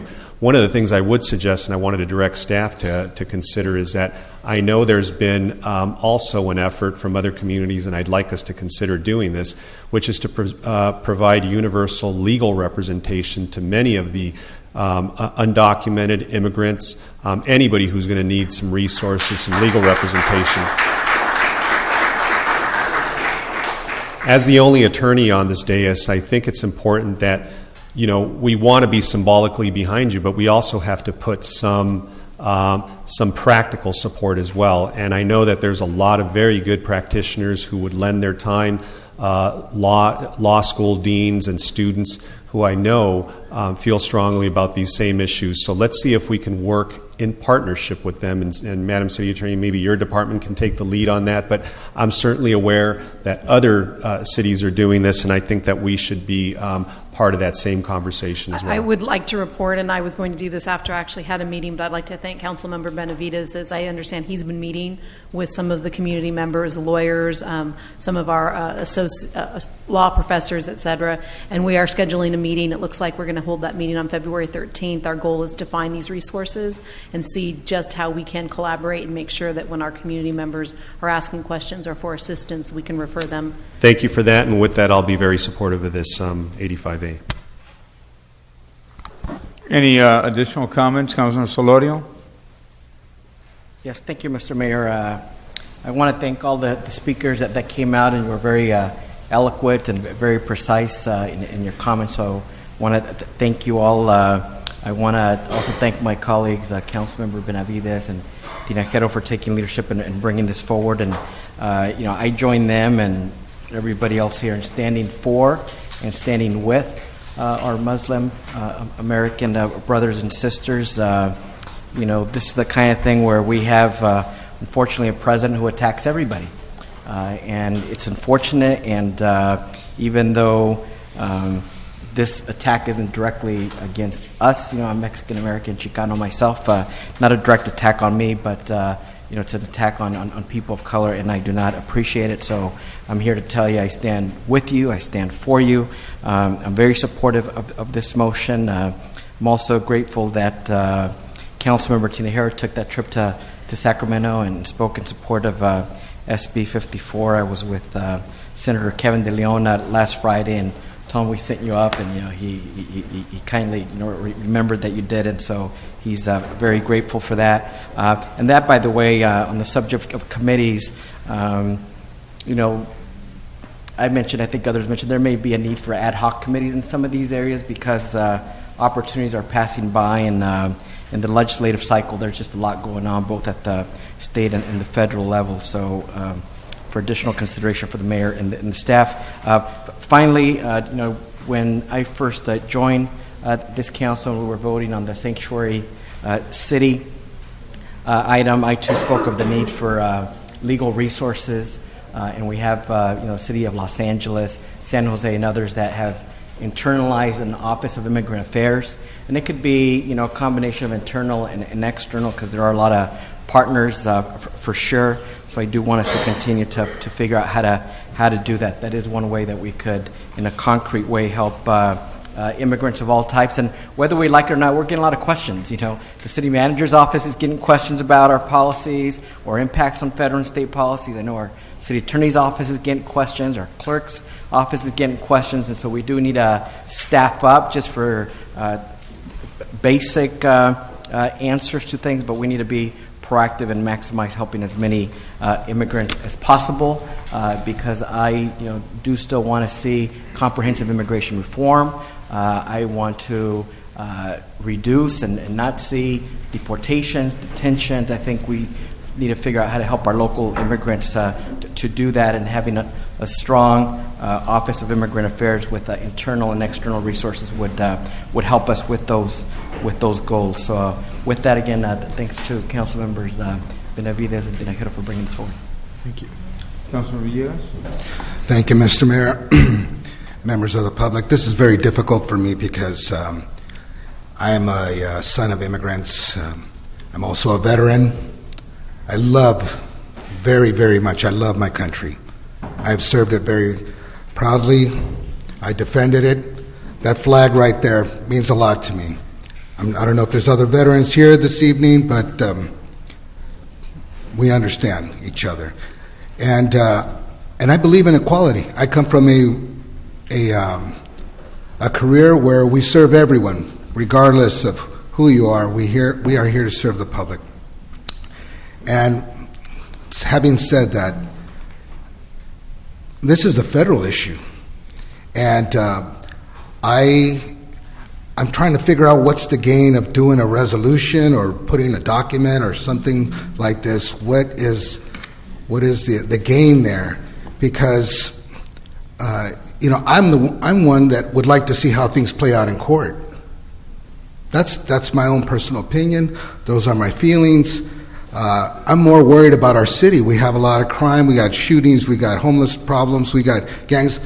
I'd rather just let those issues work themselves out in the courts, because that's where they're going to end up anyway, than to be here. We are a sanctuary city. We've made a mark on that. Been all over the news with that. This here doing a resolution, I'm just trying to figure it out. What is the gain there? What are we going to get out of that? It's just putting that out. I understand. We believe me. There's no doubt this city took a stand. There's absolutely no doubt about that. Everyone in California, they know. But I'm just trying to figure this out, and I would rather see how this plays out in court. And those are my thoughts. All right. Look, I think this does have a lot of ramifications, and I as well, want to support the Muslim community. But at the same time, I believe Councilor Villegas is making some good points that are certainly going to play out. So, look, we all care. Let me just call for the question. Those in favor, please say aye. Can we do a roll call? A roll call vote? Yeah. That's fine. Councilmember Sarmiento? Aye. Councilmember Tinajero? Aye. No. Mayor Polito? Councilmember No. Benavides? Aye. Councilmember Villegas? No. Councilmember Solorio? All right, thank you. Passes 4-2. Next item, let's go on the Housing Authority. I'll entertain a motion on the minutes. Motion to approve. And are we going to excuse Councilmember Mayor Pro Tem? And Well, I think we've already. We'll make a motion to. technically, they were here earlier. Does that count for the entire meeting? Okay. All right, so go ahead, Sal. Make a motion to excuse Councilmember Sarmiento and Martinez. Mayor Pro Tem. Martinez. Okay. So why don't we make it include items 1 through 4 then? Those in favor, please say aye. Aye. Aye. Those opposed? Motion carries. Now we're going to adjourn the agency meeting and convene the successor agency meeting. Consent calendar items 1 through 4. I would entertain a motion. Motion to approve. I'll second it. Those in favor, please say aye. Aye. Aye. Those opposed, motion carries. Madam Clerk, do we have regular comments from the public? 25, okay. It's all right. You guys want to go home, I'll keep calling them. Albert Castillo, come on down. Followed by James Kendricks. Followed by Hugo Munoz. And Jim and Hugo, if you could come towards the front. Please go ahead, Albert. Here we are again. Another killing by a police officer. An 18-year-old young man named Steve Salgado, shot in the back 3 times by a Santa Ana gang unit. A cowardly act, more cowardly than the killing between other gangs. Here is the same story.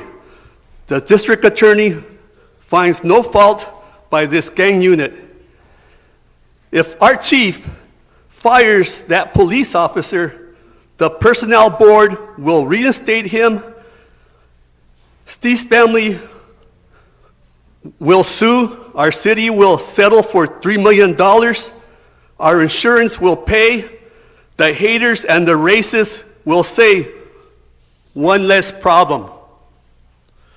No one gets hurt, right?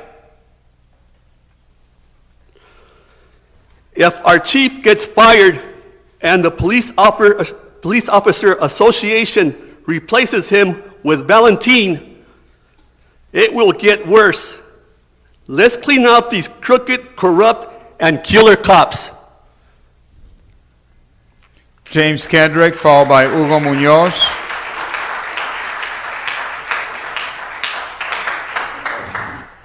Good evening, Council, Mayor. It's been a long time. I just want to go back about 20 years ago. Sal, probably before you were on the council, I think you might have been on the school board. Geraldo. I want to support, Miguel, your CBG going back to the old way. I really support that.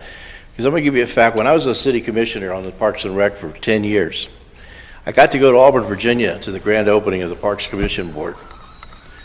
Do you know that $1 spent on Parks and Rec and community services saves $5 on the back end in police and fire safety?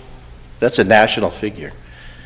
That $500,000 times 5, that's $2.5 million you're going to save on the back end, investing in programs which you all support. But then again, as a council, we as a city do expect public safety. Now that I'm really retired, I see things. I would like to know why I see police officers sitting at an intersection and watch people run red lights. I almost got nailed at Broadway and Civic Center. Police officers in the cruiser Cars blew right through the light. Nothing happened. This is happening all over the city, and we took out the red light cameras. Why? That was a public safety issue. Because somebody was getting a ticket? And the other thing about public safety, you asked the council, Mayor, we go way back. You taxed every citizen and business in this community on our utilities and took money out of CDBG money to help build a city jail. I don't like jails, but unfortunately it's an unnecessary and evil. And it's there to deter people from committing crimes. And that's what it's there for, because I believe back when we agreed to build this jail, we were spending $3 million a year in booking fees.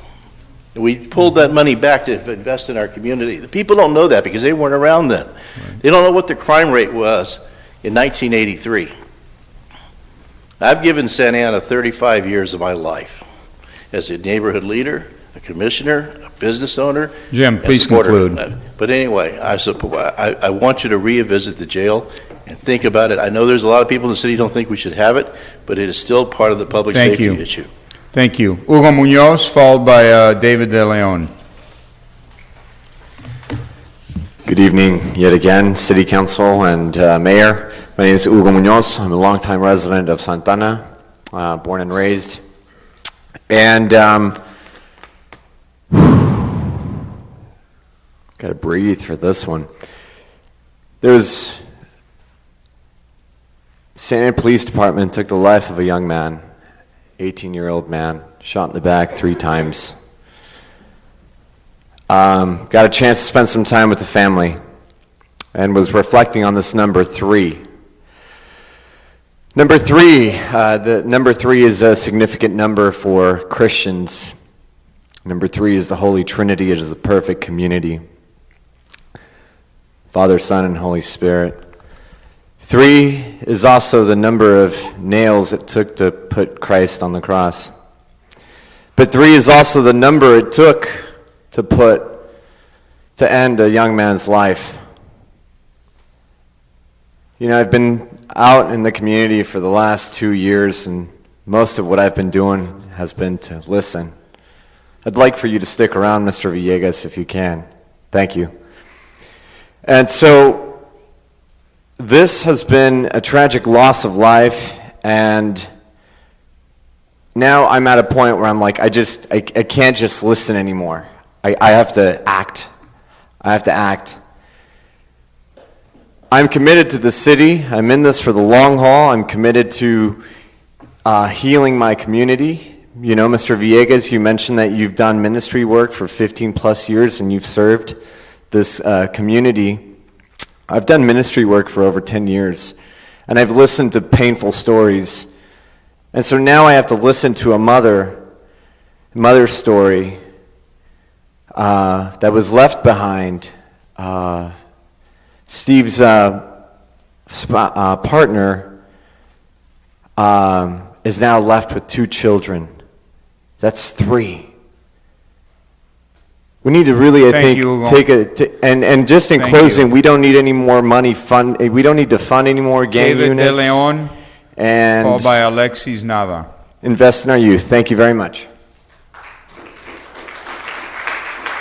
David De Leon, Alexis Nava, and then Mike Tardif.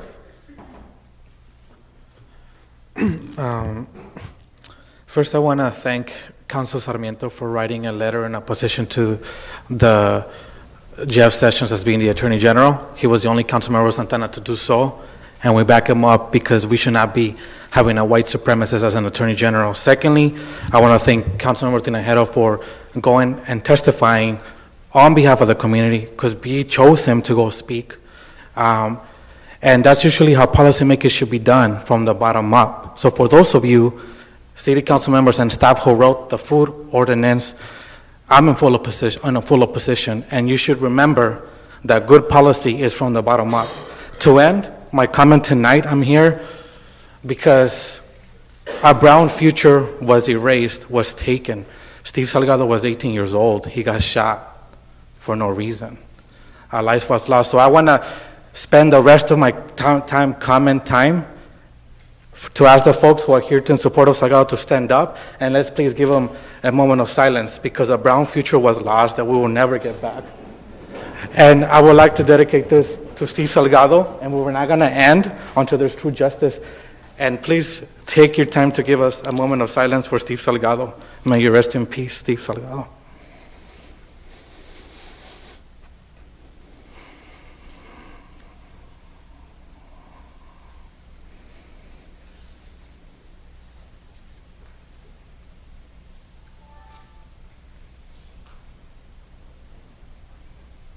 May you rest in peace and in power. Thank you. Mike Tardif.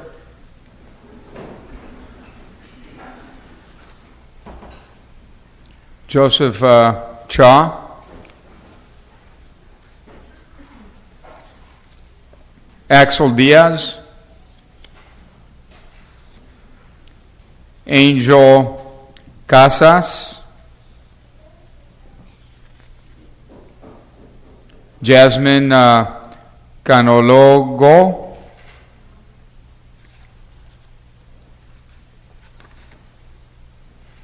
And then after that, Maria Sanchez. Please go ahead. Buenas noches. Mi nombre es Ángel Casas. Un segundito. Que venga el traductor. Espérenme un segundito. Maria Sanchez, are you here? Isabel Macedo. Nancy Salgado. Ok, ya empiece, ya viene el traductor. Baja el micrófono un poquito, porfa.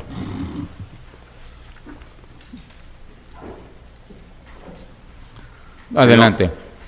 Mi nombre es Ángel Casas.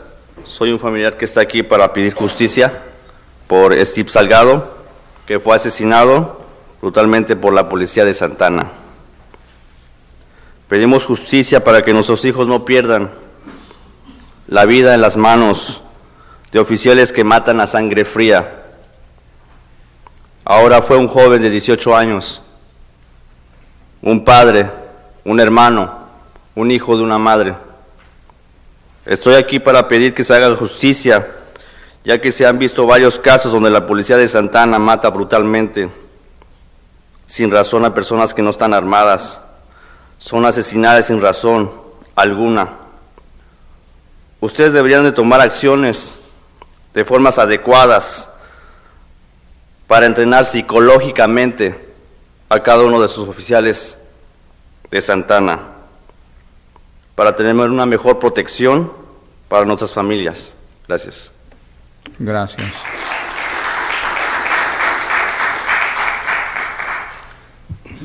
Name is Angel Casas. I'm here as a family member demanding justice for Steven Salgado, who was murdered by the Santa Ana Police Department.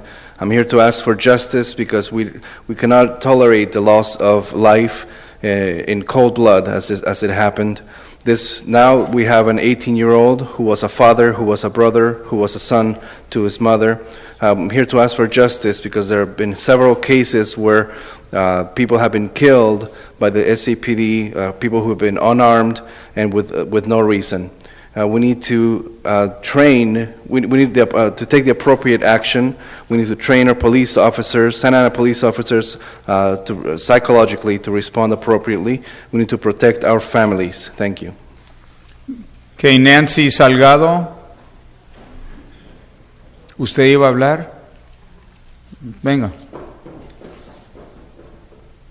Isabel. Sí. Ok, adelante. Buenas noches. Yo nomás venía para pedir justicia por mi hijo. Nosotros somos trabajadores y pagamos taxis para que la policía cuide a la comunidad, no para que esté asesinando a nuestros jóvenes que están empezando su vuelo.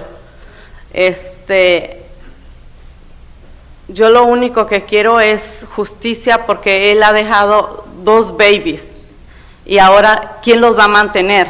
La policía no mantiene. Nosotros tenemos que mantener a esos niños y sacarlos adelante. Yo como madre, lo único que pido es justicia y que la policía que ustedes ponen a las calles los traten de entrenar mejor para que sepan agarrar a la juventud, pero no así armados. Mi hijo no estaba armado para que lo hubieran matado como lo mataron. Eso es todo. Gracias. Gracias, Isabel.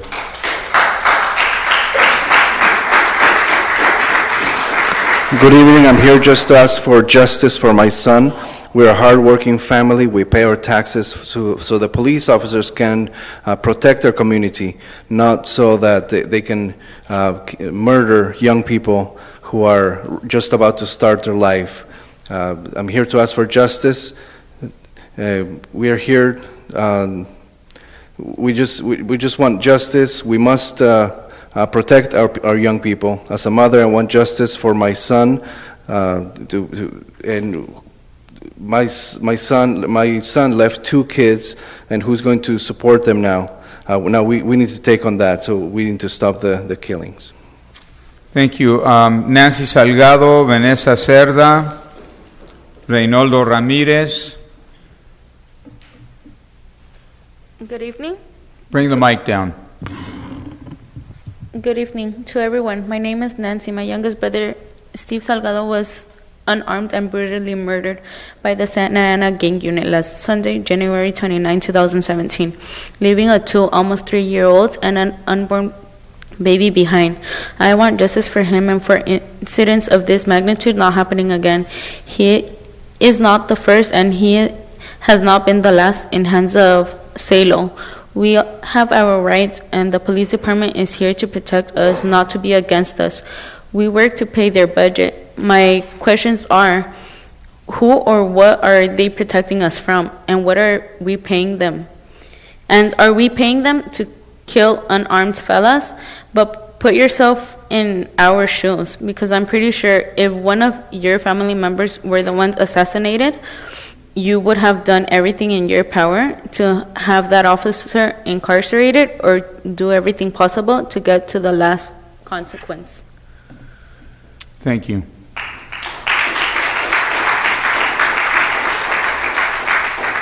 Theo Hirsch,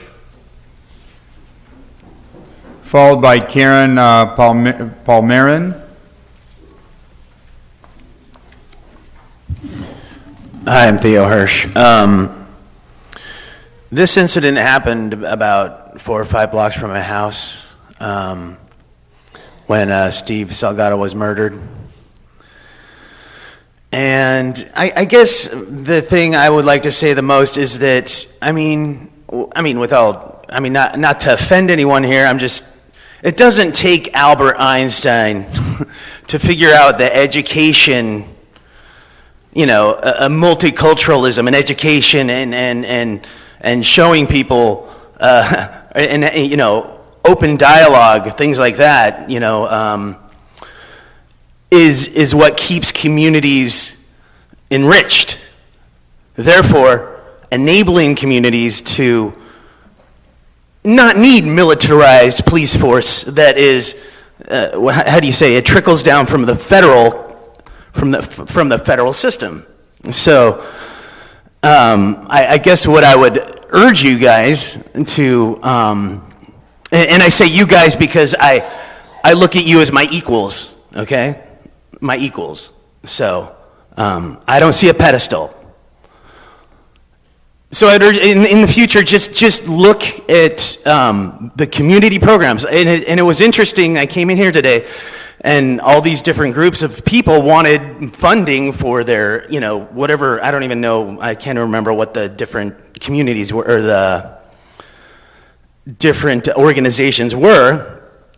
One of them was El Centro, another one was some kind of a karate type thing. I don't know what it was. Anyway, the point is, there is a lot more constructivism in education than funding militarized police that are as a trickle down from the feds. And now, of course, we have a fascist in government, so you've got to be on the lookout in the future for this kind of stuff. Thank you. Thank you. Karen?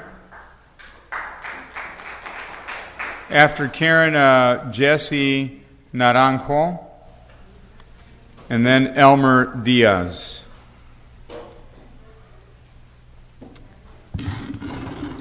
Hello, good evening, everyone. So I'm also here on behalf of Steve Salgado and on behalf of the community. As his family mentioned before, he got shot 3 times by the police department's gang unit. It was unjust, and we are demanding for justice. And at the same time, it's all intertwined with the previous requests for allocating money into education instead of policing. I think it's, if you're trying to get to the root of the problem and you're trying to prevent crime, you're trying to end all this gang brutality, you need to really allocate the funds into the education, because that's the only way you're going to tackle the problem for the future. Thank you. Thank you. Jesse? Yes. Go ahead, sir. You know, all this is new to me right here. You know, I've never been here before. And hearing everything out, I guess you guys are the ones that make the decisions. And, you know, me growing up, I had a way to go to prison, but I had a loving mother, you know, always took care of me and told me what's good or wrong, but I chose the wrong decisions. And Steve was my brother, my friend, and he didn't have that. He had a tough mom, all right? They would push him away and tell him, you want to do that? Go do that, all right? But Steve didn't deserve to die the way he died. He didn't deserve to be shot and killed by Salo. And Salo, he does that. He goes to the streets and threatens people. But you all know that. And what I'm trying to say here is that Steve's gone. He left a daughter, one coming the way, and he's no longer here. And as you see me, I suffer for that. But the mom, the sisters, they don't cry because they weren't with them, but I was. And I just want justice for Steve, not the money. You want the police to take better actions, not to arrest people the way they arrest, taser them, do something else, not shoot people, not kill us. We don't deserve to die like that. That's Steve. He wanted a lot more. He wanted to change his life. He wasn't doing bad things. He wasn't carrying guns. He just was not right in the head to see what he wanted to do. He wanted to go to school. He wanted to do good for his family. He just didn't want to go home to his family. He wanted to stay with his new family, with his daughter, with his girlfriend. But I just want to say that we're going to remember Steve. If you guys don't do nothing about it, we're always going to remember Steve. And we're going to do something about this, because it's going to change. Thank you, Jesse. Elmer Diaz. Ilya Tenglin. Followed by Robert Tesglin. With an O. Yes. Good evening, Mayor Pulido. And member of City County of Santa Ana City members. I am voice of my son and disabled people. I'm here to tell you that disabled people quietly exterminated by public offices in covered up, corrupted and bribed by conman Larry Landauer, CEO of Orange County Regional Center, and DDS, Nancy Bergman. DDS, it's Department of Development Services. Come, if you don't trust me, come to court to probate court and see how colluded judges in probate court type of Moberly, Hubbard, with public defender for the money that Landauer pays them to destroy disabled. I can give you example. Nate, my son, has been routinely assaulted and mishandled for profiteering. For example, on Saturday, Nate was choked into presumably unconscious and was molested in retaliation for complaint to abusive staff. I called immediately to protective services and to Santa Ana Police Department. When I called to police to escort to my son for investigation, I waited police for 2 hours until they come for less than 2 minutes. Robert. Complain to them that they don't care. Ilya, let Robert continue with your speech. Please go ahead. Yes, hello, Honorable Irvine Santa Ana City Council's Robert Teglin, brother Nate Teglin. As I stated, my brother Nate Teglin was kidnapped 3 times. The 3rd time he was kidnapped, and now he's been held illegally in the Santa Ana group home. And with regard to the jurisdiction of the Santa Ana City Council, you have an individual who is allegedly being not physically assaulted and lately allegedly sexually abused as a retaliation for reporting to the staff member that previously he was choked and abused by a previous staff member who has a pending restraining order against him, and now another staff member utilized a weekend in order to do that. And it's very upsetting when certain police officers, they have been good police officers who've actually gone in the home with my father and I and have interviewed him, and at least they would do their job by confirming and writing down the reports of my brother and not kind of lying to my father and saying, oh, he's doing fine. Okay, you might believe he's doing fine, but write down if he's saying I'm having seizures and I've been choked and I'm to unconsciousness. You can call him a liar, you can do that, but you have a duty to at least report it. And when my brother was kidnapped from the home 3 times, they had a huge amount of reports, frivolous reports, but they wrote a lot of stuff. The police have an incredible ability to type and write, whereas now they don't, and they don't want to do that.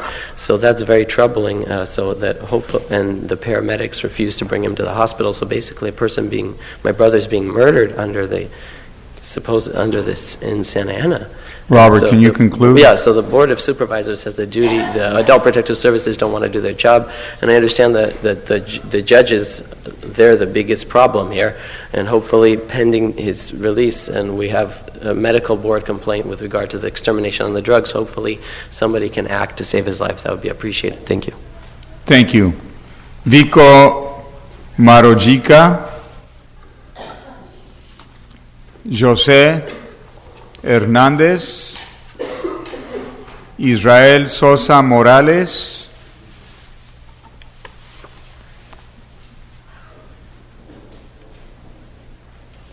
Joseph, go ahead, please.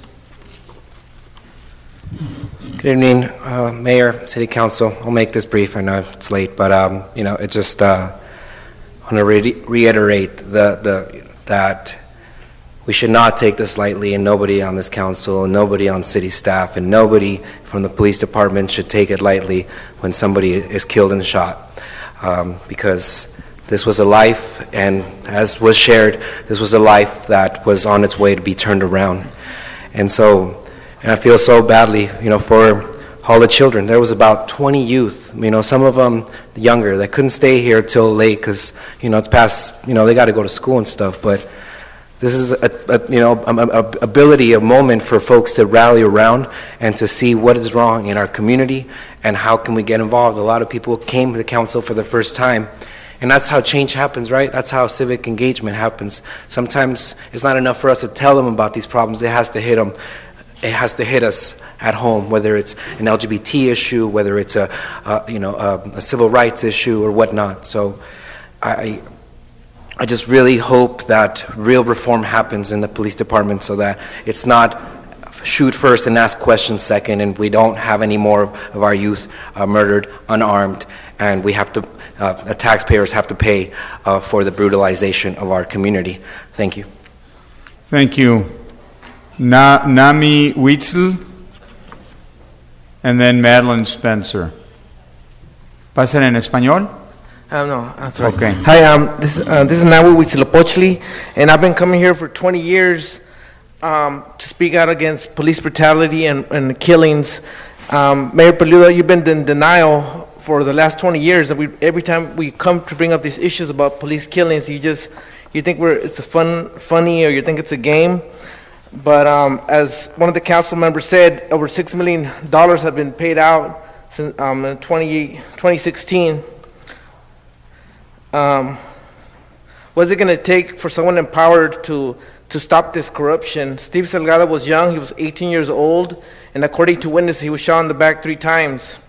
Where is the justice for Steve Salgado? We're asking for justice for Steve Salgado. And so this has been going on for a long time. So yeah, you said you wore the uniform and you fought overseas for this country. How about fighting for the people here? How about fighting for the community here? You know, police do kill. There's the videos that show it. That's why there's the Black Lives Matter movement. That's why there's the Brown Lives Matter movement. It does happen. That's why we need those cameras. We need those cameras. It does happen in the city of Santana. I've been a victim of the police brutality here for protesting. I've been in jail and not guilty. And this still continues. It will continue until you guys do something about it. Because these cops kill and get away with it because the DA is not going to do nothing. You guys ain't going to do nothing. The chief is not going to do nothing until something's going to happen. It's going to be some riot or somebody's going to get killed. And hopefully it doesn't happen.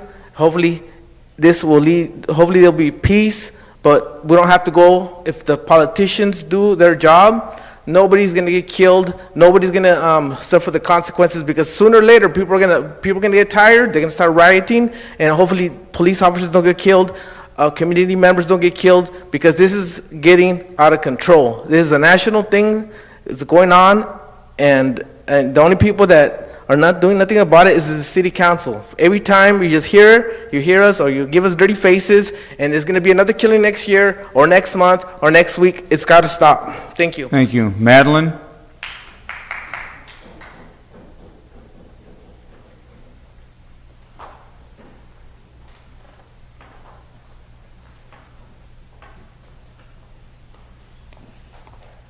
Good evening, council and staff.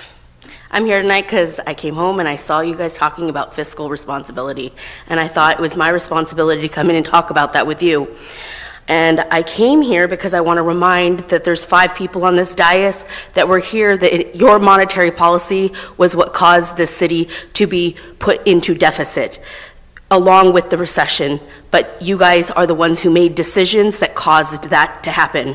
The second thing is, I watched you tonight take away a small amount of money, $500,000, which, how many police officers? If you bring in 3 police officers, it's $100,000 apiece, plus $100,000 for pensions, and you're saying 3 police officers versus 100 people in this community who put in ideas on how to make the community better, and that money was cut off because what? Not any good reason that I can think of. The other thing is, I watched you guys continue housing development. We need workforce development in this city, and we need market rate housing. And tonight, you guys cause the problem that makes people not want to develop in the city of Santa Ana. I watch you sabotage the redistribution of that small amount of money. I've watched you with community-oriented policing. We have $30,000 out that has never been taken care of in 2 years, that they were supposed to create a plan and do a survey with the community. The police can't even accomplish that small task. We have a yearly basketball game that Michelle Martinez puts on. $13,000 out of the city coffers, our taxpayer dollars, pay for that game. Now, if that game actually included somebody from every ward and all the community was out here, and it was the community versus the city, it'd be worth something to watch. But $13,000 every year. $65,000 was spent on a ciclovia by the man who's now being our acting city manager, not only did he kill the whole downtown's business for a day, but he just wasted it because it was a ghost town downtown. Nobody came out to play. Thank you, All I'm Madeline. saying is, when you guys talk about fiscal management, you might want to look at how you Thank you. spend the taxes and the taxpayer dollars of this city. Thank you. Because for years, you've been doing it in the same way. Thank you, Madeline. City Manager, do we have anything to report out? Yeah, very, Daniel, if you can put the Lorena Jimenez, because I think we need to congratulate the Mayor and Council for workforce development and the recent accomplishment. If you can do Lorena Jimenez, just 15 seconds, Mayor. Yesterday I went to go do a tour of the work center, and this is one example of the recent accomplishments that the work center has been recognized for creating good jobs. Lorena Jimenez, for example, was a stay-home mom. Is a stay-home mom and out of school for many years. She was able to get a job, an internship job at NASA's Jet Propulsion Lab because of the Workforce Center. She's now attending UCI, majoring in information and computer science. If you can go to the young man slide, that's the adult component for the work center. There's over 17,000 job seekers in 2016 that were served, and the adult program has a success rate of 113%. That was just reported on. It's amazing statistics in creating good jobs. There's a youth component. How can they be over 100%? They exceeded their goal. So they had a goal. This is a workforce development program for the federal government, workforce investment, the WIB board, and the adult program exceeded their goal. But if everybody got a job, would that be 100% or no? So they had a certain measurement, a performance measurement. I know, and they did more than their measurement, I get it. But typically, it's hard to go above 100% if you're working for full-time employment. They were supposed to meet a certain number, they exceeded that number, and that's where the over 100% comes into play. All right, keep going. And then, so the other program is placing dislocated workers that had been laid off from companies. The work center does a good job. And then this youth, for example, this young person was homeless, went to the library and started getting into programs there, and the workforce development program, the Seeds to Trees, helped him find a job, helped him with Santa Ana College, trained, and he now has a job. He's getting his GED degree. This is a young man that was homeless, and he's now getting skills in technology and has a job with the LGBT Center for right now. It was just amazing stories, and it is really critical to be able to develop the workforce, and the program at the train station right now, that's where the work center is at, is just an amazing success, and it just got recently recognized, which is why I went and toured, and it's just a very important part of our economic development strategy, developing good jobs. So I just wanted to thank all of you, because this program has been going on for many, many years, and it frequently doesn't get recognized, and I think the media, if they see a good story, they should publish the stories about these two examples, and there's so many more examples of people that live in Santa Ana and are now getting good jobs because of our work center program. Thank you. Thank you for that report. Council comments, Councilman Tinajero? Really quick, I just want to congratulate the Santa Ana wrestling team. I don't know if you all heard, they won their league championship. I think it's like the 25th straight year or something like that. So congratulations to them. It's got to be a record. I think it is. And they're ranked right now 3rd in Orange County, and they're in the top 40 in the state, I believe, as well. So they're doing a great job over there. I also wanted to congratulate my former planning commissioner. He just got appointed to the planning commission in Riverside, in the city of Riverside. So congratulations to you, Sean, out there. You know, the city of Riverside is going to be in good shape because of you out there. But Mr. Mayor, I do want to say this. We had a spirited conversation about a variety of issues here at the end of the day. I think that's part of democracy, and you continue to advocate and do what you think is best for the community. And at the end of the day, because of that, the community benefits. So Thank you, sir. regardless of how things go, we got to continue to make our step forward and remember to always keep our eye in the best interest of the city. With that, thank you. Thank you. Thank you for those comments. Councilor Solorio. Thank you, Mr. Mayor. A few things. Number one, I'm very interested in figuring out how we partner with the school district and how we partner with the business community in helping youth. On that note, later this weekend, I'm meeting with the superintendent of San Unified to explore ideas for partnering with them on more summer jobs for youth, more internships, high-speed fiber that we can deliver to our communities, free or low-cost high-speed fiber and or free Wi-Fi services. Likewise, or similarly, I met recently with the Chamber Board during their meeting, had a nice dialogue with them, and I asked them to kind of step up in terms of their offerings for youth with internships and summer jobs, and some of them do it already, and I think we just need to collaborate with them to make a bigger effort. So that's very important. I do have some follow-up items for the staff. Many of you know I'm a big believer in open data platforms and transparency and adding more information to our websites. I think this issue of the officer-involved shooting is a serious issue. I think we on our city's webpage, whether it be our regular webpage or the police department's webpage, we got to update the community on key things.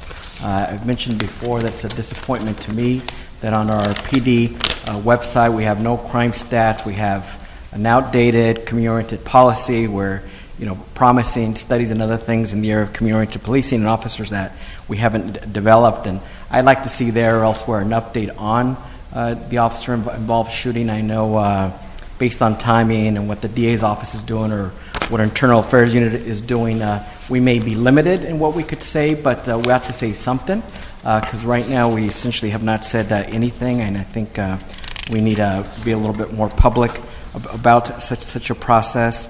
Also, the issue of body cameras have come up a few times, and I've made a staff request, but it's unclear to me how many body cameras we've purchased already, whether we have a pilot program, how that pilot is going, what the rollout plans are, et cetera, and I think that's important.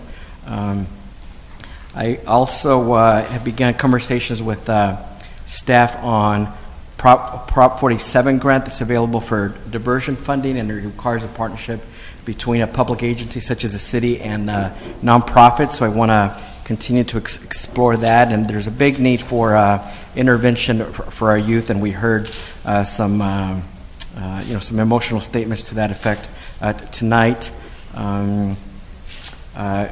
Also, many know I am on Facebook probably more often than I should be. But I did learn about an exciting effort by Ryan Smoller with Downtown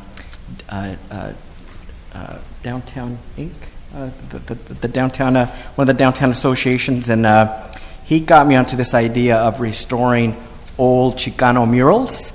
And I stepped up and said, I want to, help make that happen, at least from whatever we could do on our city end to help. And they were trying to track down the muralist there so they can get his permission, named Georgie Ruiz.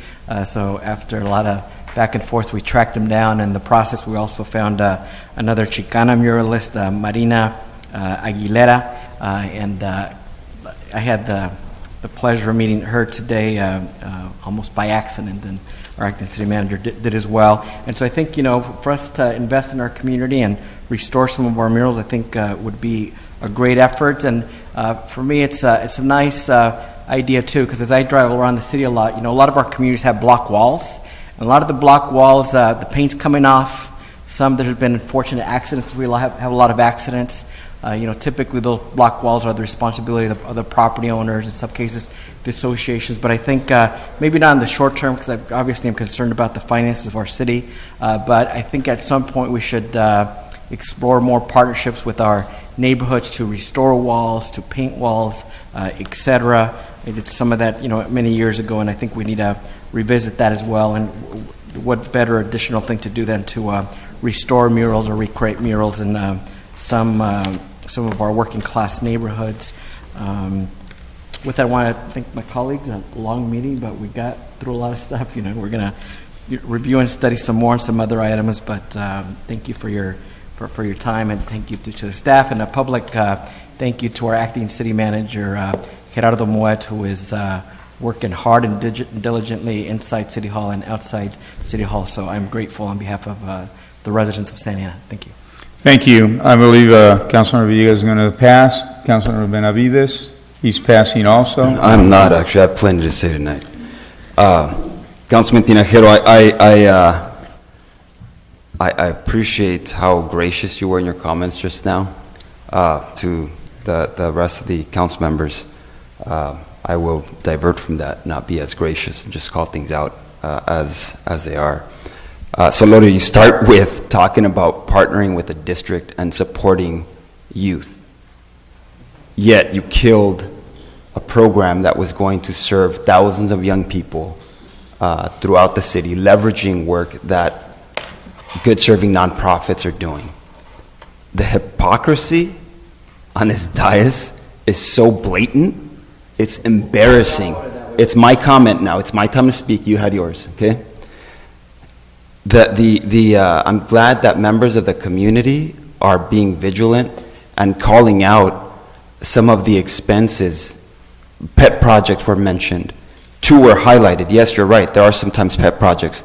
$13,000 to a basketball game, $65,000 to a ciclovia, because Councilwoman Martinez wants to champion these activities and push staff and force things to be spent in a way that is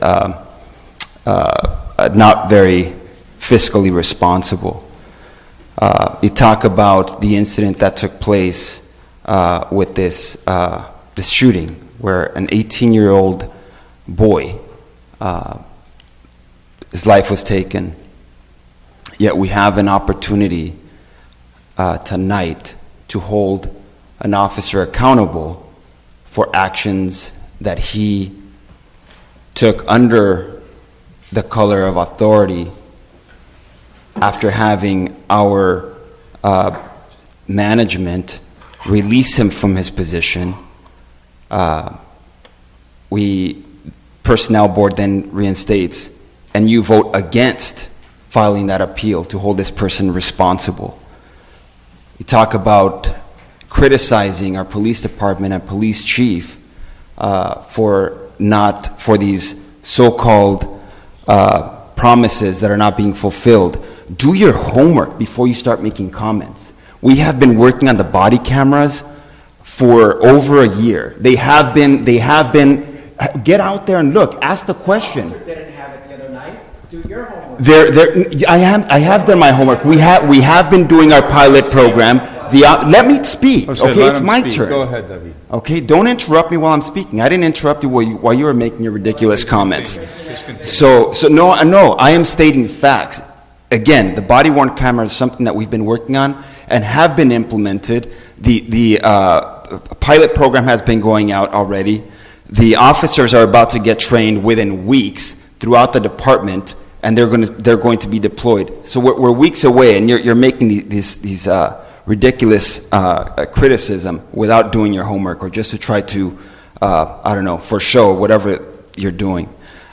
Ultimately, I do agree with you, Councilman Tinajero, in that we need to get down to what's right and doing the business of the community, and stop playing these political games and just investing in what we need to be investing in. If public safety is truly what's so important to us, then why would we not invest in our young people? I mean, you had a young lady very eloquently express how getting our young people involved in positive programs is the best deterrent, is the best investment in public safety.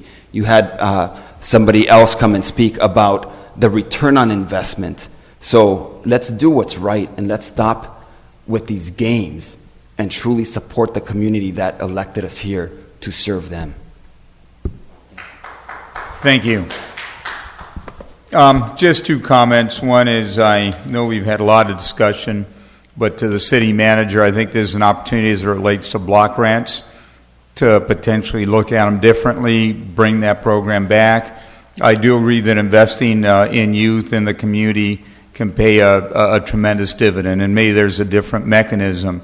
Hopefully we don't get those block grant dollars cut. And I agree with Councilmember Tinajero. You're saying the 10th Amendment's going to protect us, but assuming that the program's still there and that we're able to do that, let's bring that 15% back. It's probably like $7 million, somewhere in that range, and that will occur every year. And so I think it's time to bring the block grants back. The other thing is somebody I think mentioned a little bit the neighborhoods and prevention and making things look better. In a few neighborhoods here in town, one of them is Wilshire Square, another one is Sandpoint. If you look at the walls, we have like this green ivy that's grown. And I was there about 17 years ago when we started it in Wilshire Square. We actually, opened up these little portions at the bottom of the brick wall where people could plant an ivy and begin to water it. And of course, now the roots go down Edinger and look at Wilshire Square. Why can't we have that in other neighborhoods? I drive down many other neighborhoods and we have, just the brick wall. If those brick walls had ivy on them, it'll cut out the graffiti, it'll increase property values, it'll make the community feel better about itself. It's not going to cost a ton of money. It does have to be a deliberate program, but it's not a lot of money, but it's a lot of benefit to the community. So I think, let's continue to come up with ideas, continue to do things that we can do. Now I got Juan Villegas now wants to say something. Go ahead, Juan. Mr. Mayor, to Councilmember Benavidez' earlier comments, I just want to say that this young man's life, it's tragic. It is terrible.